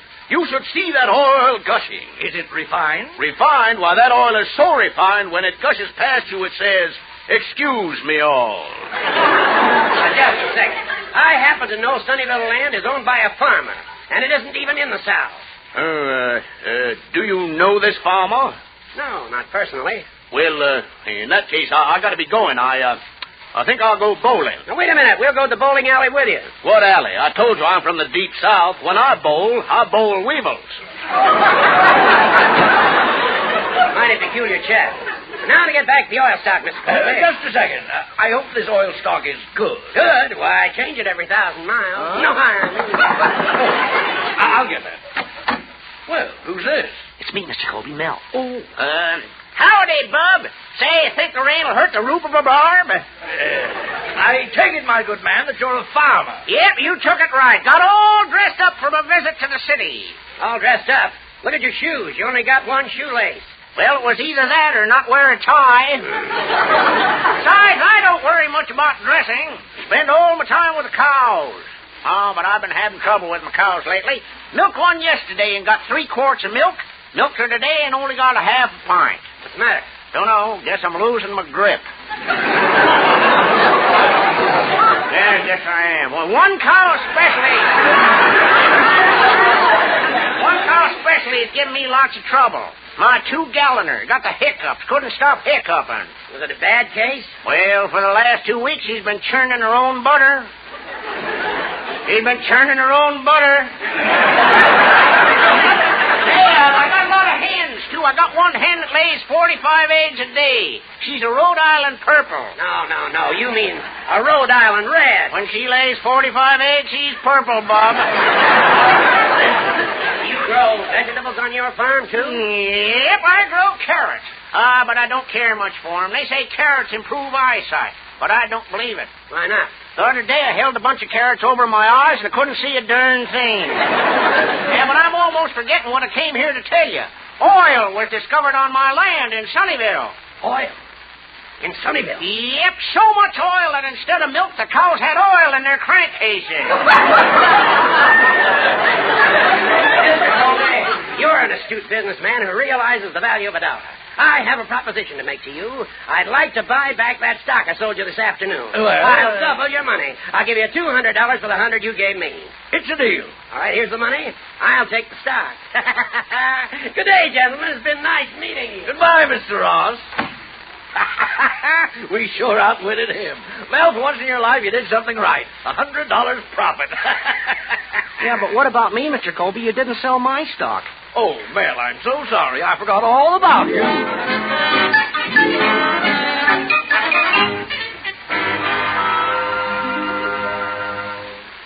Father, I think you were very unfair to Mel in not selling his stock. Betty, I've been waiting a long time to get even with that moron. Well, I think I'll turn on the radio and get some music. And for the last news item this evening, in a little town called Sunnyvale, a farmer struck oil, millions of barrels. And for you lucky people who hold Sunnyvale oil stock, there's good news tonight.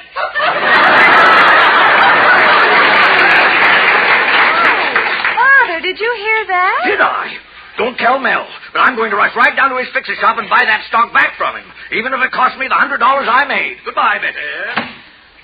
All right, Mel, you can come out from behind the radio now. Did I sound convincing? Well, Daddy's on his way to the fix-it shop to buy your stock. Great, I'll beat him down there and have it all ready for him. Oh, Mel, you're so clever. There's good news tonight.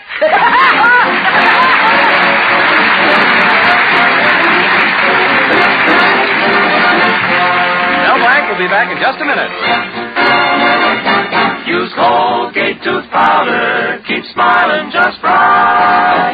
Use it each morning, it cleans powder. It cleans your teeth, makes breath so sweet. Use Colgate tooth powder. Dazzling teeth, a sweet breath. A beauty duet that comes from Colgate tooth powder, the all-purpose tooth powder. Its pleasant-tasting foam bubbles through your mouth. When you rinse it out, your whole mouth feels excitingly clean and fresh, your breath sweet and wholesome. In 7 cases out of 10, it's been proved that Colgate tooth powder instantly stops unpleasing breath that originates in the mouth. And Colgate tooth powder really does a job of brightening your teeth. Yes, Colgate tooth powder reveals the natural brilliance, the true beauty of your teeth. So for teeth that sparkle and a breath that's sweet, try Colgate tooth powder, the all-purpose tooth powder. Use Colgate tooth powder. This is Mel Blanc saying thanks for listening. Good night, and that's all, folks.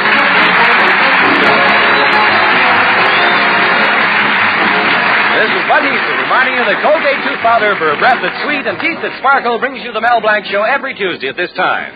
Be sure to join us again next Tuesday night for more fun with Mel and the people you'll meet in Mel Blanc's Fix-It Shop.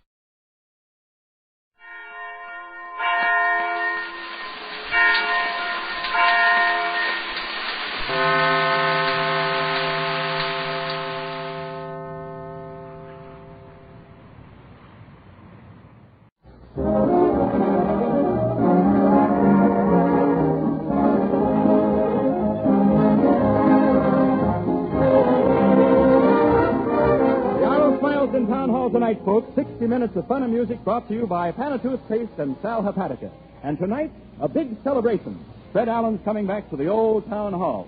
He's bringing Portland and the Mighty Allen art players in his baggage, and they're all going to give us the biggest show we've had in months. Town Hall tonight, ladies and gentlemen.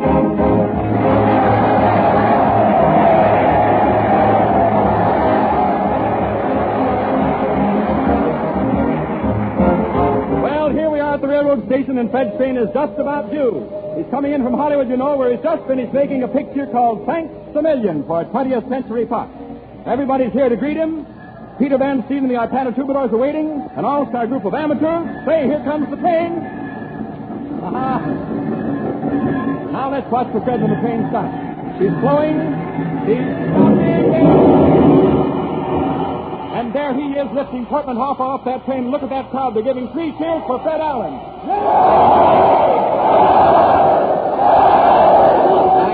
Thank you, everybody. Hi, Tiny. What? No brass band? Yes, the band's here, too, Fred. Okay, Peter.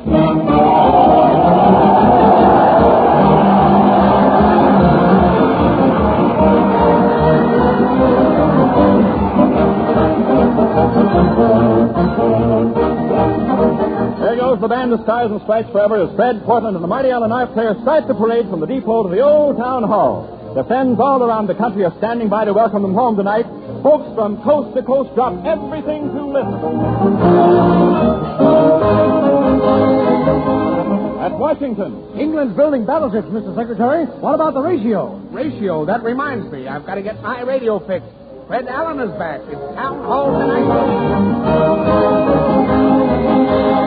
At Boulder City.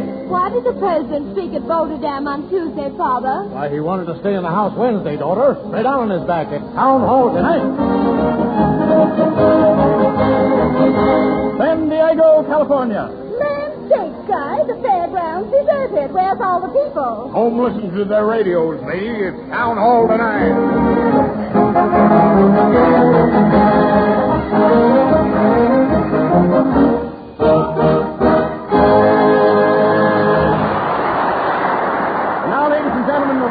I want to make a suggestion to you. In just a few moments, Fred Allen's going to start his show in Town Hall, and you have just time to call up 1 or 2 of your friends and tell them that Fred is back on the air. They'll be grateful to you. Don't you think so? And now here we are at the door of Town Hall. There's Fred greeting the crowd as it pours through the door. Let's listen to what he's saying. An apple a day keeps the doctor away, folks, but an apple at night won't keep the doctor away from the town hall. Step right in for the housewarming. Hi there, Sheriff. Evening, Allen. How are things in Hollywood? Fine, Sheriff, fine. Did you get a divorce out there? No, I went for business, not for pleasure. Step right in, folks, and welcome. Evening, Mrs. Westmore. Good evening, Mr. Allen. Heard you've been in Hollywood. That's right. Clark Gable sends his love to you. Clark Gable? Oh! Quick, water somebody. Miss Westmore's fainted. I should have brought regards from Wallace Beery. Now, don't crowd, folks, but hurry. The band's ready, Fred. Okay, Tiny. What's the first number? It's that song, I've Got a Pocket Full of Sunshine, from your new picture, Thanks a Million, Fred. It's Dick Powell's picture, Tiny, and how he sings that song. Let's go.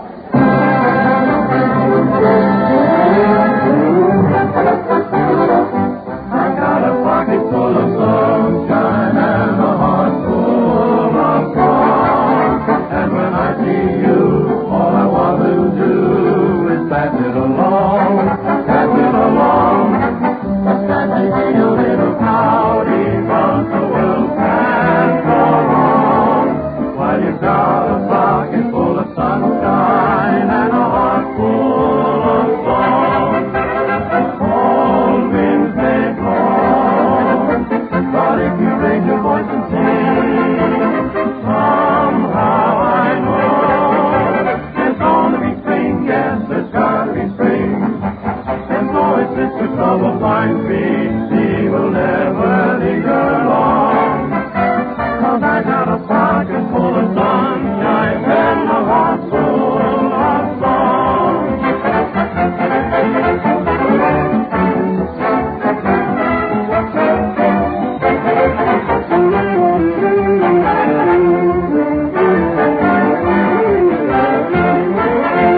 Presenting that colossal combination of comedy and capers, Fred Allen in person.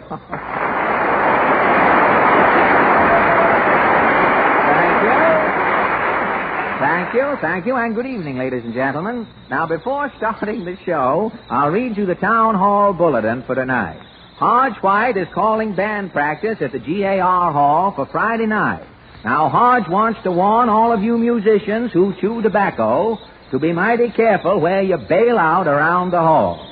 If you see a brass thing about 4 feet high that looks like a cuspidor, it's Hodge's French horn, so act accordingly. Last year, the horn gave off a fine spray during rehearsals, and along about May, the ceiling in the hall turned mahogany. So much for symphonic precautions, and now for the Town Hall news. Is the picture sheet back from the laundry, Tiny? It's starts for tonight, Fred, and down it comes. Coming down formal, hey? Right. As long as we're parked here, we won't need the lights, you think? Off to go. The projector starts, and we bring you the latest news of the week. The Town Hall News sees nothing, shows all. Radio City, New York. Prominent radio comedian returning to Town Hall Tonight program conducts door-to-door survey to check on listeners. Town Hall News camera follows Fred Allen as he questions radio public incognito. What do you want? Pardon me, mister. You won't get no coffee out of me, buddy. Oh, I'm not panhandling. I'm taking a poll. Gonna open a barber shop, eh? Well, I shave myself. No, you don't understand. You're talking to America's foremost radio comedian. No kidding. Glad to know you, Mr. Benny.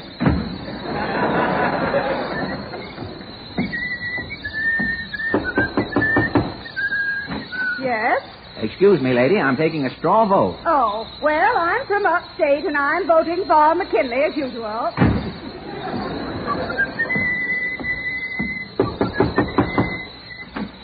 Well, what is it? Good evening, madam. Have you a radio? Yeah, and it's paid for. You got the wrong house, long puss. What is your favorite radio program, madam? Major Bose. What's it to you? Who do you like next to Major Bose? Major Bose. But this is only Wednesday. What do you do until Sunday night? I wait for Major Bose. New York City, New York. Mayor LaGuardia proclaims October a month of noiseless nights. Anti-noise violators will be prosecuted. Town Hall News shows what New Yorkers may expect. An anti-noise trial. Next case, Minnie Twerp. Disturbing the peace at the Roxy Theater. Guilty or not guilty, Minnie? I was only taking the cellophane off my almond bar, Judge. She was making noise. It wasn't the cellophane, Judge. It was the almond. The what? Almonds, nuts. That's contempt of court, 30 days. Homes will be broken up. Farewells like this one will be common. Oh, this cruel law. Forcing my poor boy to leave home. Oh, don't cry, Ma. I can practice my saxophone in Philadelphia. Goodbye. Oh, my God. Police cars will be ready for noise emergencies. We'll soon be hearing calls like this. Calling all cars. Calling all cars. Man singing in bathtub at 91 Glove Park Avenue. Calling all cars. Calling all cars. This is 9-1, Chief. Okay, through this door here. Hey, listen, Chief. He's in the bathroom. Break down that door. I say, what's the blooming wrong? Come clean, buddy. You're under arrest. But I say I'm having my tub. Well, it's against the law. Oh, you Americans. You say it's a violation to sponge? It ain't that. It's anti-noise month, and you're singing. Come on, you pinch, mister. Grab his arm, Chief. Here, stop it. Now, hold him, Clancy. He's soapy. Let me alone now. Let me go. Imagine this guy in a bathtub on Wednesday night. We'll hold him for observation. He thinks it's Saturday. Town Hall News shows results of campaign. Before noise was outlawed, Broadway sounded like this. Ah, but what a difference. Today, Broadway sounds like this. Washington, D.C. United States government plans drive on poultry racketeers. G-men to crack down on gunmen who cost consumers millions annually. Town Hall News shows poultry racketeers in action. The scene, a poultry store in the Bronx, New York City. Ye old kosher poultry shopping, Mrs. Marcus responding. No, I got no broilers. No, my place was robbed last night. Yes, poultry racketeers. I'm all that's left in the store, and I'm no kitten, so goodbye. Oh, putting on the top hat. Hi,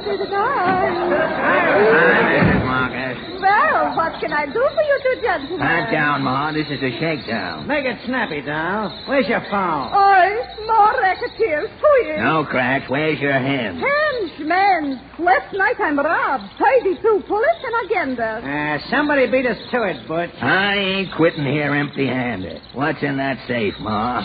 Confidentially, I'm holding out. In the safe, so frozen, I'm concealing one chicken. Open it up. It's one chicken only. Sarah, she's convalescing. Don't stall. Open the safe. Oh, okay. No quiet, Sarah. Just stick up. Any eggs under that dodo? I told you she's convalescing. Tell her to lay a couple of eggs pronto. We ain't had no breakfast. Tell her yourself. I wasn't forcing the issue. Shake her leg.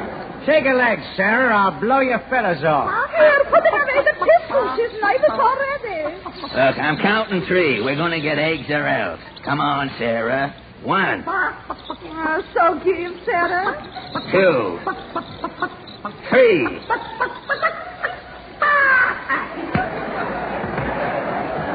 I knew she'd come true. Nice work, Sarah. Yeah, wait a minute. What kind of an egg is this? No. Sure, there ain't no shell on it. So, could you do any better in a hurry? Once again, the Town Hall News brings you the outstanding sound of the week. Detroit, Michigan. World Series opens today. Chicago blanks Detroit in first game. The Blanks.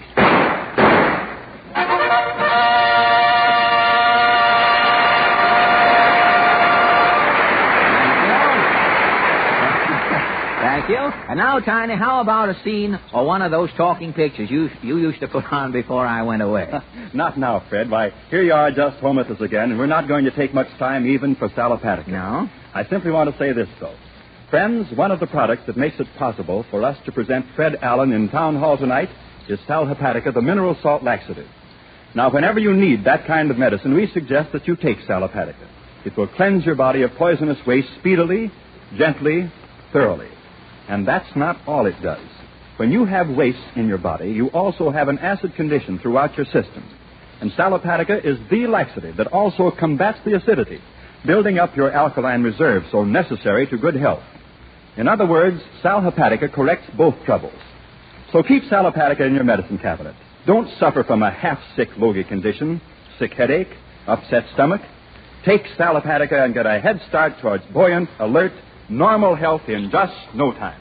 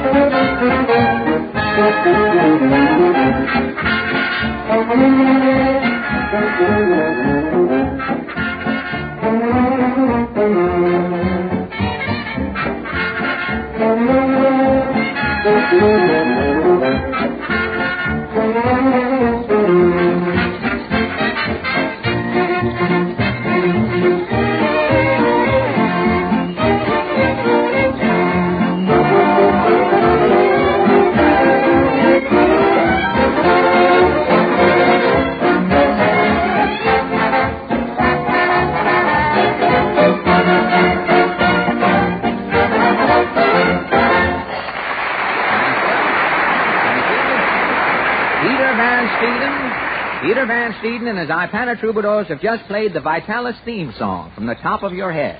When you get down to your teeth, it's Ipana, of course. I've been asked to make an impromptu announcement, ladies and gentlemen. Pop Mullen, leading vitamin monger and sole lessee of the lunch wagon, Belle of the Gutter, says that the man with the indigestion who has been picketing the wagon all week is an imposter.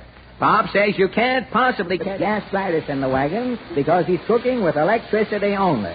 Now, on Tuesday... Oh, no. Quiet, please. Whoever's raising that hue and cry, you can stay, but the cry will have to go. Hello?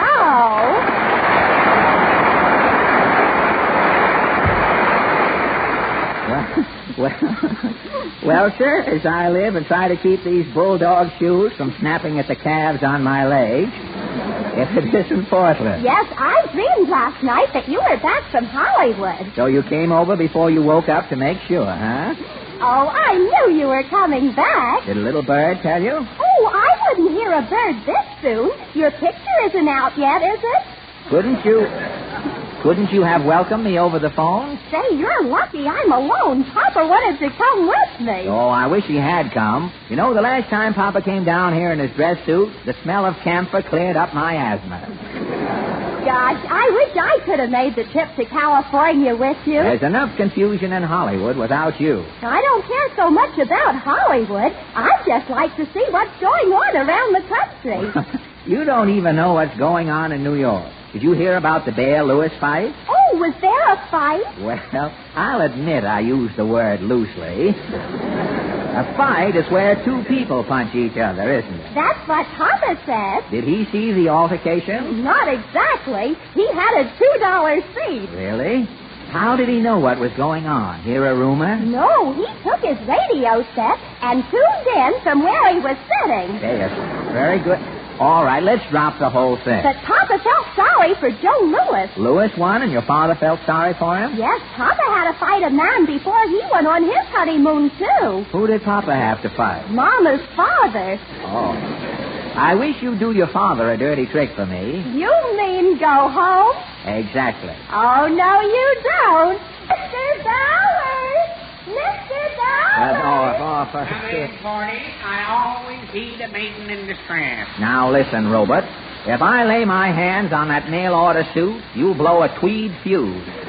Now, I'm not paging trouble, Junior, but you rest one unsanitary finger on this lapel and I'll up you. And Mr. Bowers can do it, too, Mr. Allen. If Mr. Bowers is ever kidnapped, you can ransom him with a phone slug. You could go just so far with me, Allen, and 1, 2, 3, I'm on you. And 4, 5, 6, and it's vice versa. Mr. Bowers is pretty tough, Mr. Allen. I'll pay with a rounded down. You look like 10 cents worth of fluff to me.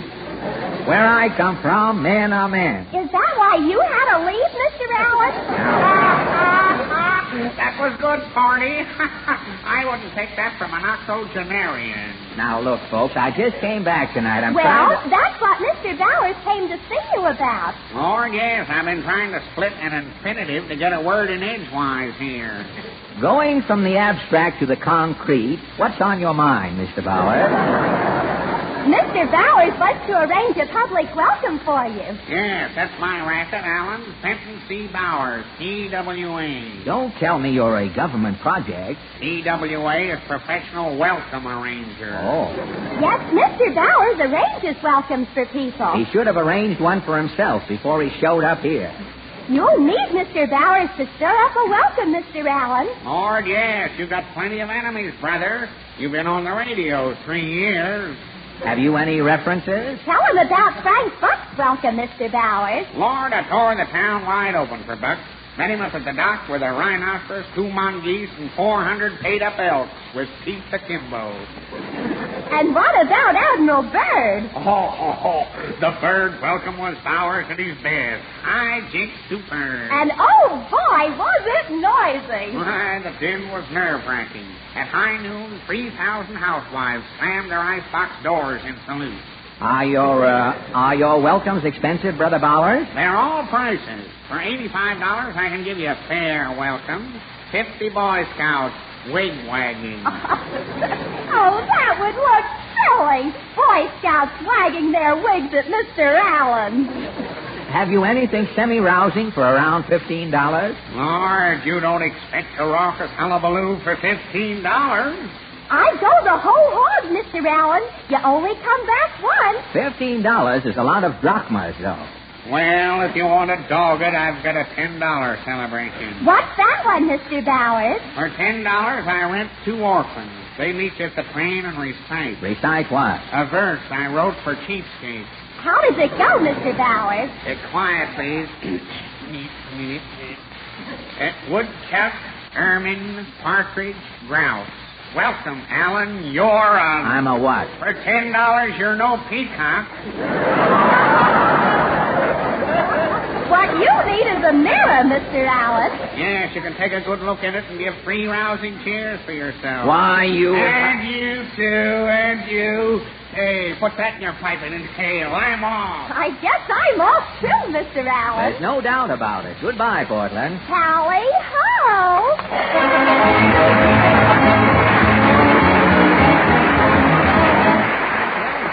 And now, without the help of Mr. Bowers, we welcome the Town Hall Quartet and their guest star, the guy from the Isle of Capri.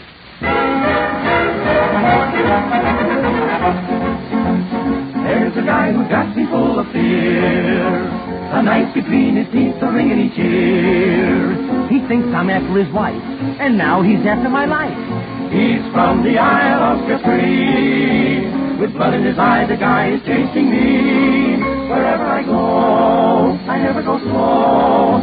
I know that he is following me, the guy from the Isle of Capri. I walk in the park, he hides in the dark. But I can tell when garlic I smell the guy from the Isle of Capri. I can't take a chance and explain the romance. That's why I worry and stress so. He won't understand, all I did was kiss her hand. He wants to tickle me with his stiletto. If I want to laugh, I've got to go fast and keep one jump ahead of the jumps the guy from the Isle of Capri. Oh, cantato dell'amore io. Upon the island of Capri, quando ho veduto questo bellissimo bambino, sento che upon the island of Capri. The night was dark, the moon was bright. I tipped my hat as she went by. You know, she said to me, much to my surprise, and rolled her eyes upon the island of Capri. And then I bent to kiss her hand. That's when I saw the wedding band. I took one look and then I flew to where I'd anchored my canoe on the island of Capri. Now he's over here from over there. He's right behind me everywhere. He's getting in my hair. I go for a drive. I do 85. But that's no good. He's under the hood. The guy from the Isle of Capri. I thought it would stop, but I beat up a cop. But there was the mug inside of the jug. The guy from the Isle of Capri. Thank you, boys.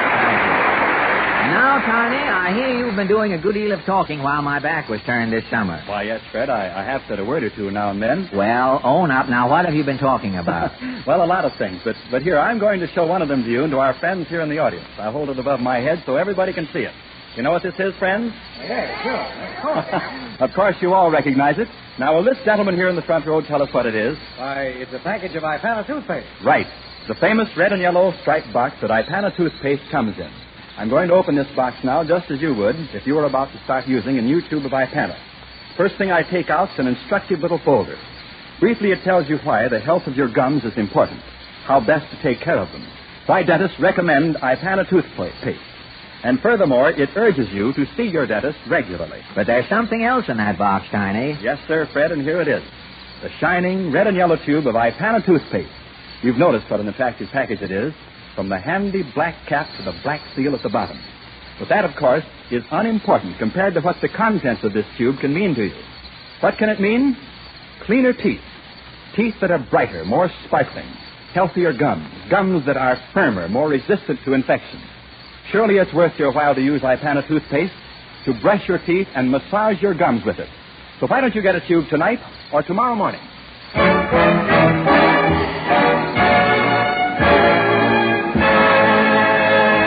And now, ladies and gentlemen, this is the season for hay fever and the mighty Allen art players.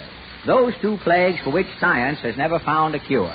These actors, so-called, who have hitched their wagons to a groundhog, are ready to resume their barnstorming careers and will lay their first official egg of the season tonight. They present a melodrama of modern hillbillies entitled Once an Amateur, Always an Amateur, But Never a Bride. Over to you, Peter.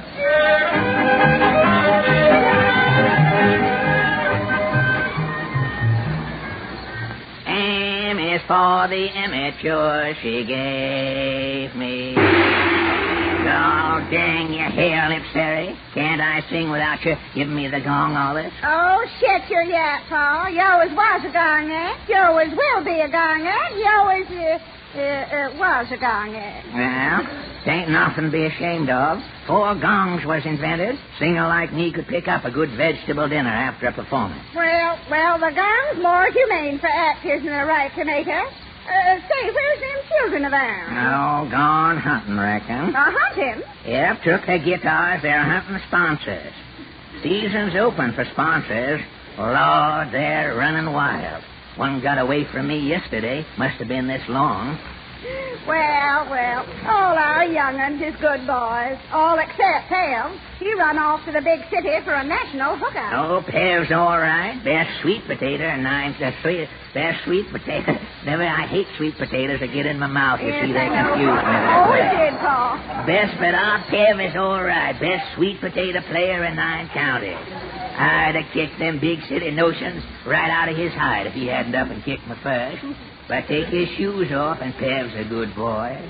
Oh, wished I was young again. Could get on one of them amateur programmers. Oh, you was a great one in your day, Sarah. Sure was, Paul. Oh, slap me perpendicular. Every time you opened your yap, you got the gong, didn't you? Sure did, Paul. Never missed a gong. You was the first G-woman, all right, right? Sure was, Paul, right now.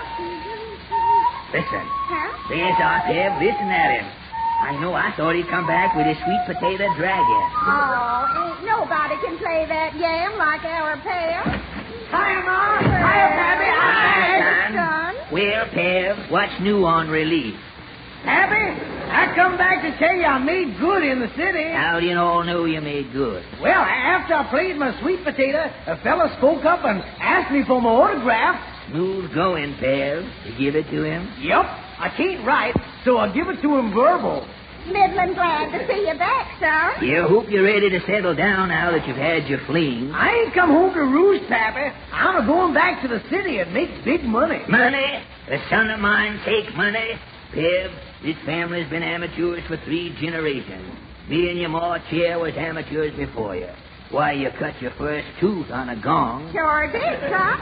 Well, I don't care. Amateur acts is all taking money nowadays. Why, that'll make you rank professional. You can't do it. I can so. You can't neither. I can too. You can't. I'm a-going out with a bunch of amateurs to make personal appearances. What personal appearances, son? In them there movie houses. The amateurs appears in the flesh. Hush, son. That ain't decent. You can't disgrace us like that. No, son, don't take money. You'll break your pappy's heart. Hand me my shotgun, Siri. I'll learn him a lesson. Well, take care, Pap. You loaned it to neighbor Vaughn for his daughter's wedding. So it did. Well, I reckon I'm off. Open up, oh, it's your brother and your sister. Maybe they can shame Pev out of his crazy notions. Come in, sir.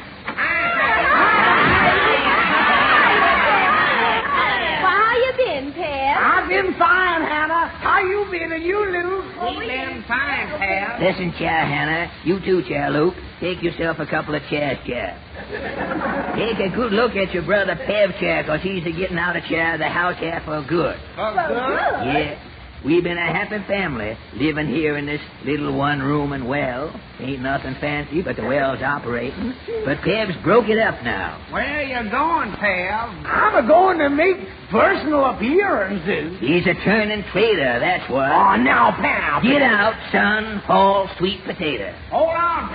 Hannah and me's going away, too. What? Yep, we got us an offer to be amateurs in movie shorts. For money? Of course, for money. Times has changed, Papa. You mean you're all a-going and leaving your pappy and ma? Let 'em go, Sarah. You and me'll just start all over again. Oh, now don't take on so peppy. Even my little Hannah chair is again me. Movies and personal appearances. I reckon there just ain't no more amateurs like you and me, Paul. No, reckon they ain't. Nowadays, amateurs is all working for money. Professionals is all working on sustaining programs. Well, I reckon we better get a-going. Yep, come on, Hannah. Go on, get on. And don't let your guitars and sweet potato darken my acoustics again.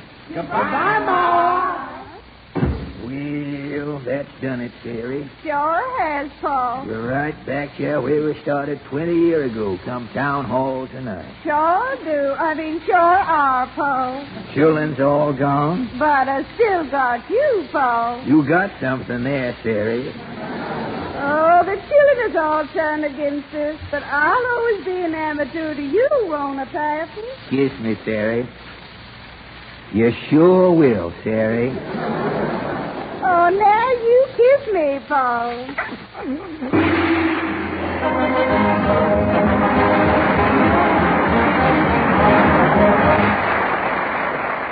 Tiny, I received a telegram a little while ago from a friend of mine in the city, and I think you'd like to read it. Well, let's see it. Oh, say, you just bet I'll read it. Say, this makes a wonderful illustration for what I was just getting ready to talk about. Now, here's the telegram. Sorry I can't welcome you back to town hall tonight. Stop. Got a terrible cold. Signed, Bob Stevens. I was sort of expecting him tonight, too, Tiny. And the point is, he might have been here to join in our welcome to you.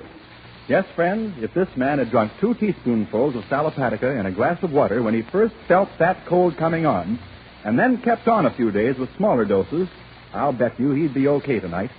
You see, it's all very simple. When you have a cold, you have poisonous waste in your body and an acid condition throughout your system. And sal hepatica is the laxative that both rids you of those wastes and also combats acidity. Start with those 2 teaspoonfuls, but don't stop there. Keep on with sal hepatica in smaller doses until your cold is entirely gone. That builds up the alkaline reserve and resistance to colds as well. Now, it's too bad Bob Stevens couldn't have been here tonight, but if he'll get a bottle of sal hepatica and use it, following this scientific way to treat a cold successfully, he'll be with us next Wednesday night, and we'll expect all the rest of you here, too.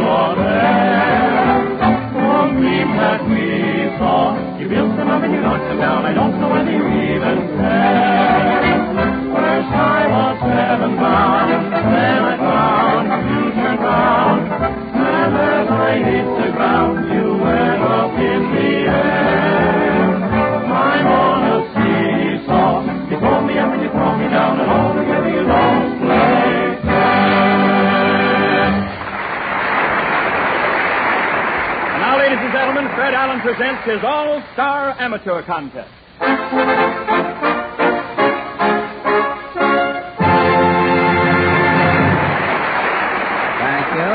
Thank you. Yes, ladies and gentlemen, tonight we present a group of winners who distinguished themselves in the Town Hall Amateur Contest, chaperoned by my good friend Frank Crummett, while I was out in Hollywood. These boys and girls will compete for a grand prize of $100 in cash and a week's engagement at the Roxy Theater in New York City. Now, we have no applause machine on the stage this evening, for the winner of this contest will not be determined by the audience here in the Town Hall. Tonight's winner will be selected by you folks who are listening to your radios at home. Now, we're asking you to choose your favorite, mail in your vote so that we receive it no later than next Tuesday morning. And if you will do your part after the contest is over tonight, we shall be happy to do ours and award the prize next Wednesday night. The winner of the $75 prize for last week's contest is Dwayne Harmon. Tiny tells me that Dwayne played the trumpet and recently won the Midwest Amateur Contest in Omaha before he came to the Town Hall. Congratulations, Dwayne. And now for our contest tonight, ladies and gentlemen. First, we welcome Mr. James Smith. Mr. Smith is here in a chef's outfit with a table. You're from Haverhill, Massachusetts, yes, Mr. Yes, sir. You come up with your accoutrements, did you? Yes, I did. Excuse me, Mr. Smith. It's not catching, I can assure you. You have nothing to worry about. Mr. Smith calls himself the musical chef and has a large table here filled with a motley collection of bowls, egg cups, custard bowls, oatmeal bowls. And you play music on these, do you, yes, sir. Mr. Smith? You play, what are those you use for hammers there? Those are lady shoe trees. Lady shoe trees, and you spank the bowls to get music with the... You use the shoe trees to get the footnotes, I imagine. How do you... that surprised me more than it did you, really, Mr. Smith. How do you get these dishes tuned up? You buy them in tune? Well, these are just ordinary dishes that I went around different corking stores testing the bowls so I could find the scale, the chromatic scale. Oh, that's fine. You go into a 5 and 10, say, and give me an E-flat egg cup, and then... Well, that saves a lot of trouble. And what are you going to play for us tonight, Mr. Smith? I'm going to play a little medley of Marching Through Georgia and Over There. Marching Through Georgia and Over There. I'm afraid Ethiopia is going to have trouble with China here tonight. I'm not sure. But you go right ahead with your musical sauces there. Thank you.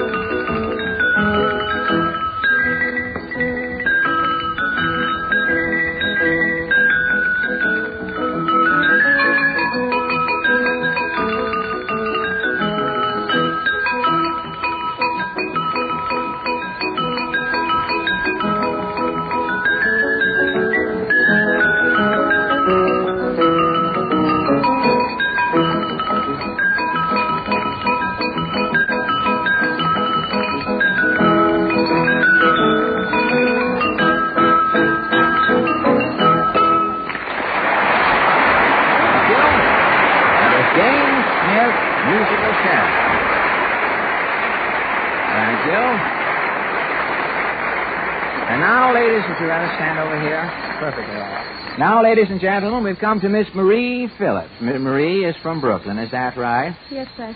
And you have ambitions to be an operatic singer, have you, Marie? Yes, sir. You have? Well, I hope you'll have success in your career. You know, things are looking up. The opera singers had their breathing spell long before President Roosevelt gave business its breathing spell. And the Metropolitan expects a great season this year. You know they have their insurance company on the side, a little business they run, which helps out. And what are you going to sing for us tonight? Oh, I'm going to sing the aria Grace Moore sings in her picture, Love Me Forever, from La Boheme. The aria? The aria is called Si mi chiamano Mimi. You took the words out of my mouth, but go right ahead.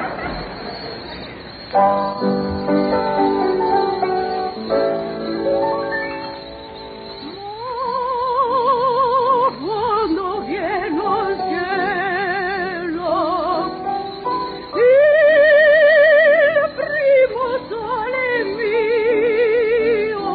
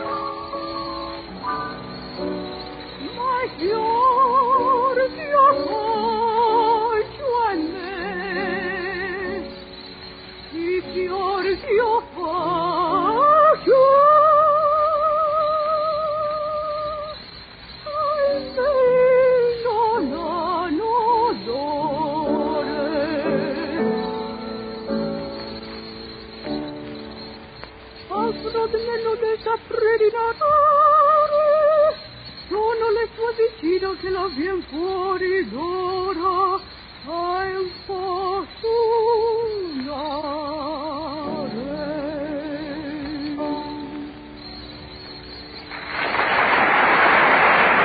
Thank you. That was Marie Phillips of Brooklyn, New York. You know, ladies and gentlemen, thank you. Ladies and gentlemen, we're proud of many of the boys and girls who have been up here on some of our earlier amateur evenings. We have as you probably know, a town hall unit now. Some of our earlier winners have banded together and have been touring around the country. This week they're in Baltimore. And I just wanted to mention this tonight because the boys and girls have pooled some of their spare resources and sent me a telegram, and I'm very happy to receive it, and I just wanted to let them know if they're listening in. It says, we who have kept the fire burning while you were enjoying your Hollywood vacation welcome you back to the air. Stop. We are enjoying our tour and trust you had a wonderful vacation. Welcome home. That's from Al Mitchell, the Master of Ceremonies, and Marilyn McKay, Joe Williams, Victor Mizzy, Irving Taylor, and the other boys and girls who are with our Town Hall Tonight amateur show. Incidentally, Friday and Saturday of this week, the Town Hall amateurs at the Capitol Theater, Lancaster, PA, Sunday at the Stanley Theater, Camden, New Jersey, and Monday, Tuesday, and Wednesday at the Strand Theater in York, Pennsylvania. And I certainly wish all of the boys and girls the best of luck on their tour. And now, ladies and gentlemen, we've come to Arthur Young, singer and guitar player from Bison, New York. Is that right, Arthur? Buffalo. Buffalo? Oh, Buffalo. It's Bison and Buffalo. Practically the same thing. Arthur is here. Is that I never knew. Arthur is wearing one of those Stetson hats, about a 4-gallon, I'd say, isn't it? 20. 20-gallon hat, is it? And a leather jacket, and he's carrying a guitar. I never knew Buffalo was so far west until I saw your right around the Buffaloes. Huh? Right around the Buffaloes. Around the Buffaloes, eh? You're a guitar player and singer, Arthur? Right. You are, incidentally. I hope so. You think so, and I hope so. Incidentally, you're a left-handed guitar player, aren't you? Right. Southpaw. Southpaw, you have to restring the guitar the other way to play left-handed, do you? That's what I do. You have to mix it up, huh? Right. You'd have an awful time with a harp, wouldn't you, getting all of those things? Except for me.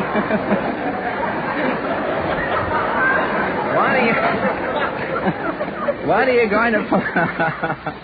are you going to play for us tonight, Arthur? I'm going to sing Why Did I Get Married? Why did you get married and play at the same time? Yeah, that's well, if you ever get married, you'll have no time to play, so you make the most of it now. Go right ahead. Come and gather all around me, you boys who want a wife. Listen to my warning, you'll thank me all your life. For I was once a bachelor, and I wish I was again. I'd never give up that single bliss to wear a ball and chain. Oh, why did I get married? Why did I don this neck yoke? If I talk back, she'll give me a crack, and I'm liable to get my neck broke. When I popped the question, here's the answer that I got. You'll have to build a house on it before I'll share your lot.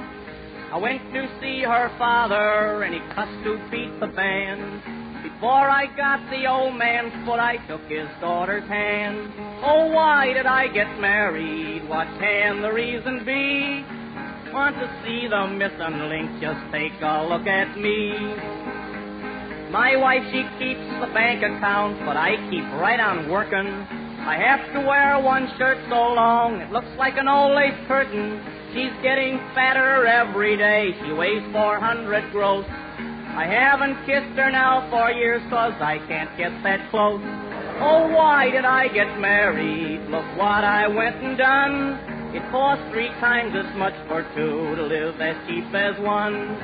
Ole, ole, ole, ole.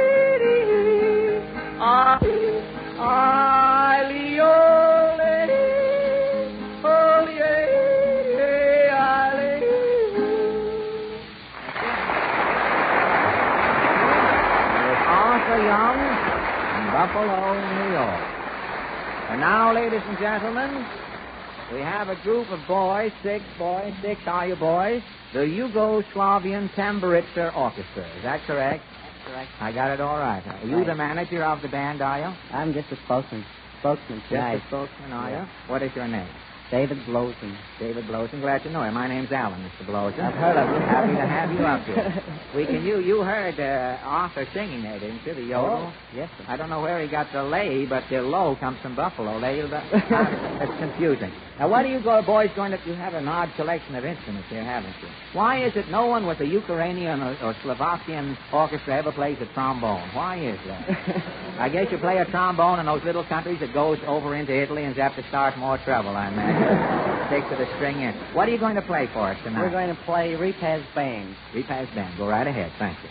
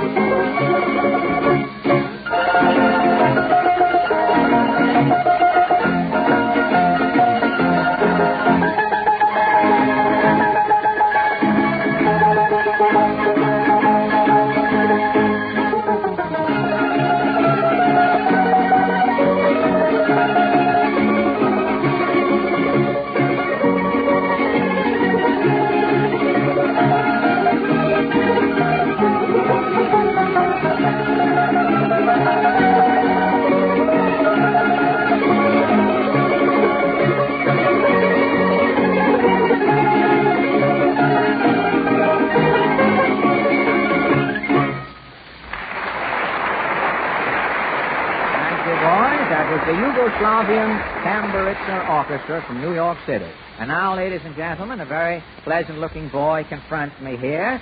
One Kenneth Yarrow from Jersey City. Is that right, Kenneth? That's right, Mr. Allen. And you are a singer, Kenneth? I'm making an attempt at it. You're making an attempt. Something tells me you're going to be very good. I have intuition, if you know what that is. All right. You wouldn't know it to look at. I'm so deceitful. I mean, you wouldn't know it. I'm just telling you confidentially. And you are, according to my little slip here, you are a bass baritone? That's right. Haven't you decided, or is your voice changing? But you see, it's right that way. It's in between. Oh, we're fortunate. We're just sort of catching you in a hyphenated stage of your vocal career. Do you work for the Standard Oil Company, do you? That's right. Well.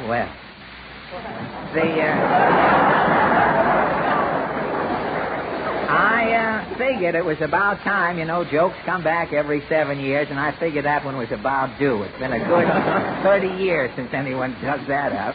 But you, as an employee, an employee of the Standard Oil Company, how do you like our little place here? Oh, is it little? Yeah? You're probably standing in the biggest filling station in the world today, Kenneth. America gets more gas out of this building than all of those buildings.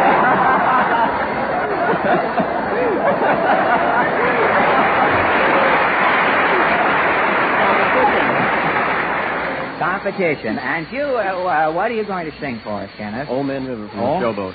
Old Man River? Right. You work for the Standard Oil Company? Oil and water don't mix, you know.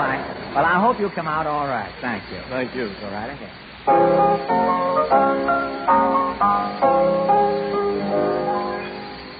Old Man River, that old man River, he must know something, but don't say nothing. He just keeps rolling, he keeps on rolling along.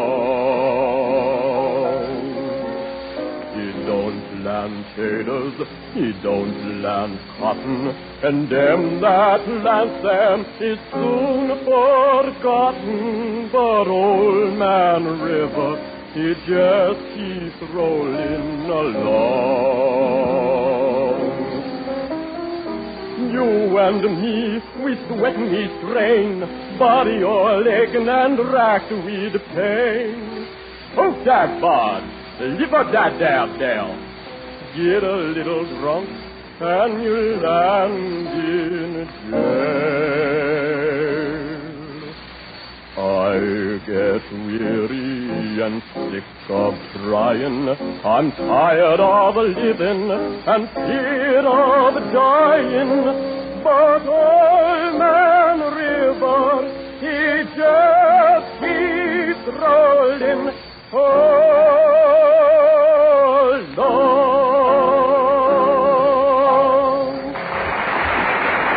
Thank you, Kenneth.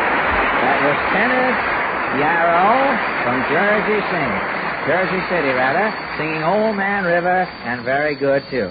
And now, ladies and gentlemen, the two of you boys want to stand on one side and two on the other? Would you rather? Is it all right? It's your... You're entitled to the use of the building, of course. If I'm in the way, just put me away and forget about me. Ladies and gentlemen, we've come to four affable-looking gentlemen here. The Friendly Four, they call themselves, so I don't anticipate any trouble, boys. The Friendly Four from Pine Grove, Pennsylvania. Is that right? Correct. Well, where is Pine Grove, if I'm not too... 40 miles west of Harrisburg. East of Harrisburg. 40 miles east of Harrisburg, yes. Pine Grove. What is the principal industry at Pine Grove? I'm interested. The name sounds familiar, but I can't place the metropolis. I believe tanning is the most important industry. Tanning leather, yes. Tanning leather is, huh? I suppose most of the people... it's unusual for the population of a town to hide during the day, generally. Well, I'm stuck. What? If you can think of better jokes, fellas, you're perfectly all right. It's all right with me. But the name intrigues me, the Friendly Four. Is it a trade name? Is it just the name of a club or something? Just a male quartet. Just a male quartet, the Friendly Four. Yes. I don't know, names are deceiving. I saw a good humor man with a long face last Sunday. You can't tell. What are you going to sing for us, boys? Street Urchins Medley. Street Urchins Medley. Thank you very much. Go right ahead. On the store we'll sing a song of cities, cities great and small, thriving little ditties, tell about them all. New York has her lobsters, Boston has her beans, Baltimore's a place for oysters, but for lasses, New Orleans. Rolling bones, roll them on the square, roll them on the sidewalk, the streets, or anywhere. We roll them in the morning, we roll them in the night, we roll them bones the whole day long. While the cops are out of sight, we roll them bones. Shy, dum dum, shy, dum dum, who wants to shy? dum dum. My name is Teddy, and I'm always ready. My brush is all new, and my blacking is fine. Hi there, mister, don't you want to shine? Rolling bones, roll them on the square, roll them on the sidewalk, the streets, or anywhere. We roll them in the morning, we roll them in the night, we roll them bones the whole day long. While the cops are out of sight, we roll them bones. Thank you, boys. We've heard the Friendly Four, Pine Grove, Pennsylvania, ladies and gentlemen. And now we've come to Charlie Sinnott. Is that right, Charlie? That's right, Mr. Allen. An accordionist? You are an accordionist. You're not just carrying that thing on your stomach there as a pose, as an idle gesture. What are you going to play for us, Charlie? I'd like to play the 12th Street Rag. Well, you'd like to. There's nothing to stop you. All right. Go right ahead. The 12th Street. It must be pleasant to play an accordion in the summer, air conditioning your stomach in that fashion. The 12th Street Rag. Go right ahead.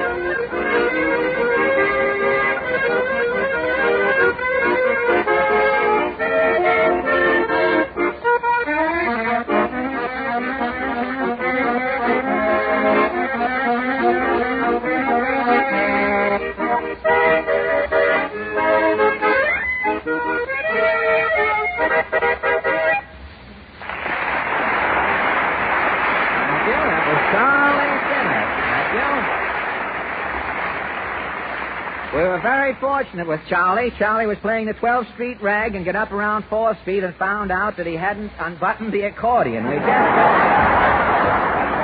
almost didn't hear the last 8 blocks there.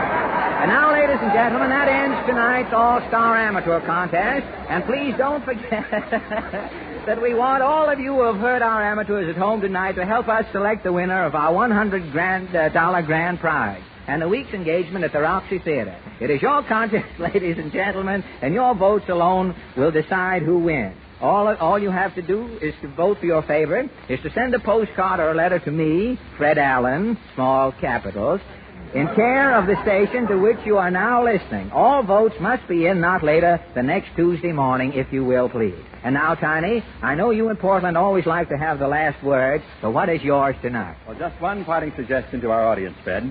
Friends, I'm going to ask you again, as I did earlier this evening, if you won't start to use Ipana toothpaste yourself. Ipana, you know, when used with massage, will help you to prevent or correct pink toothbrush, that sign of tender, flabby gums which, if neglected, may lead to serious mouth disorders. Ipana toothpaste and Sal Hepatica are the two products of the Bristol-Myers Company which bring you this hour of smiles in Town Hall tonight. And I hope that when you think of Fred Allen in Town Hall, you remember Ipana toothpaste for the smile of beauty, Sal Hepatica for the smile of health. Ipana, Sal Hepatica.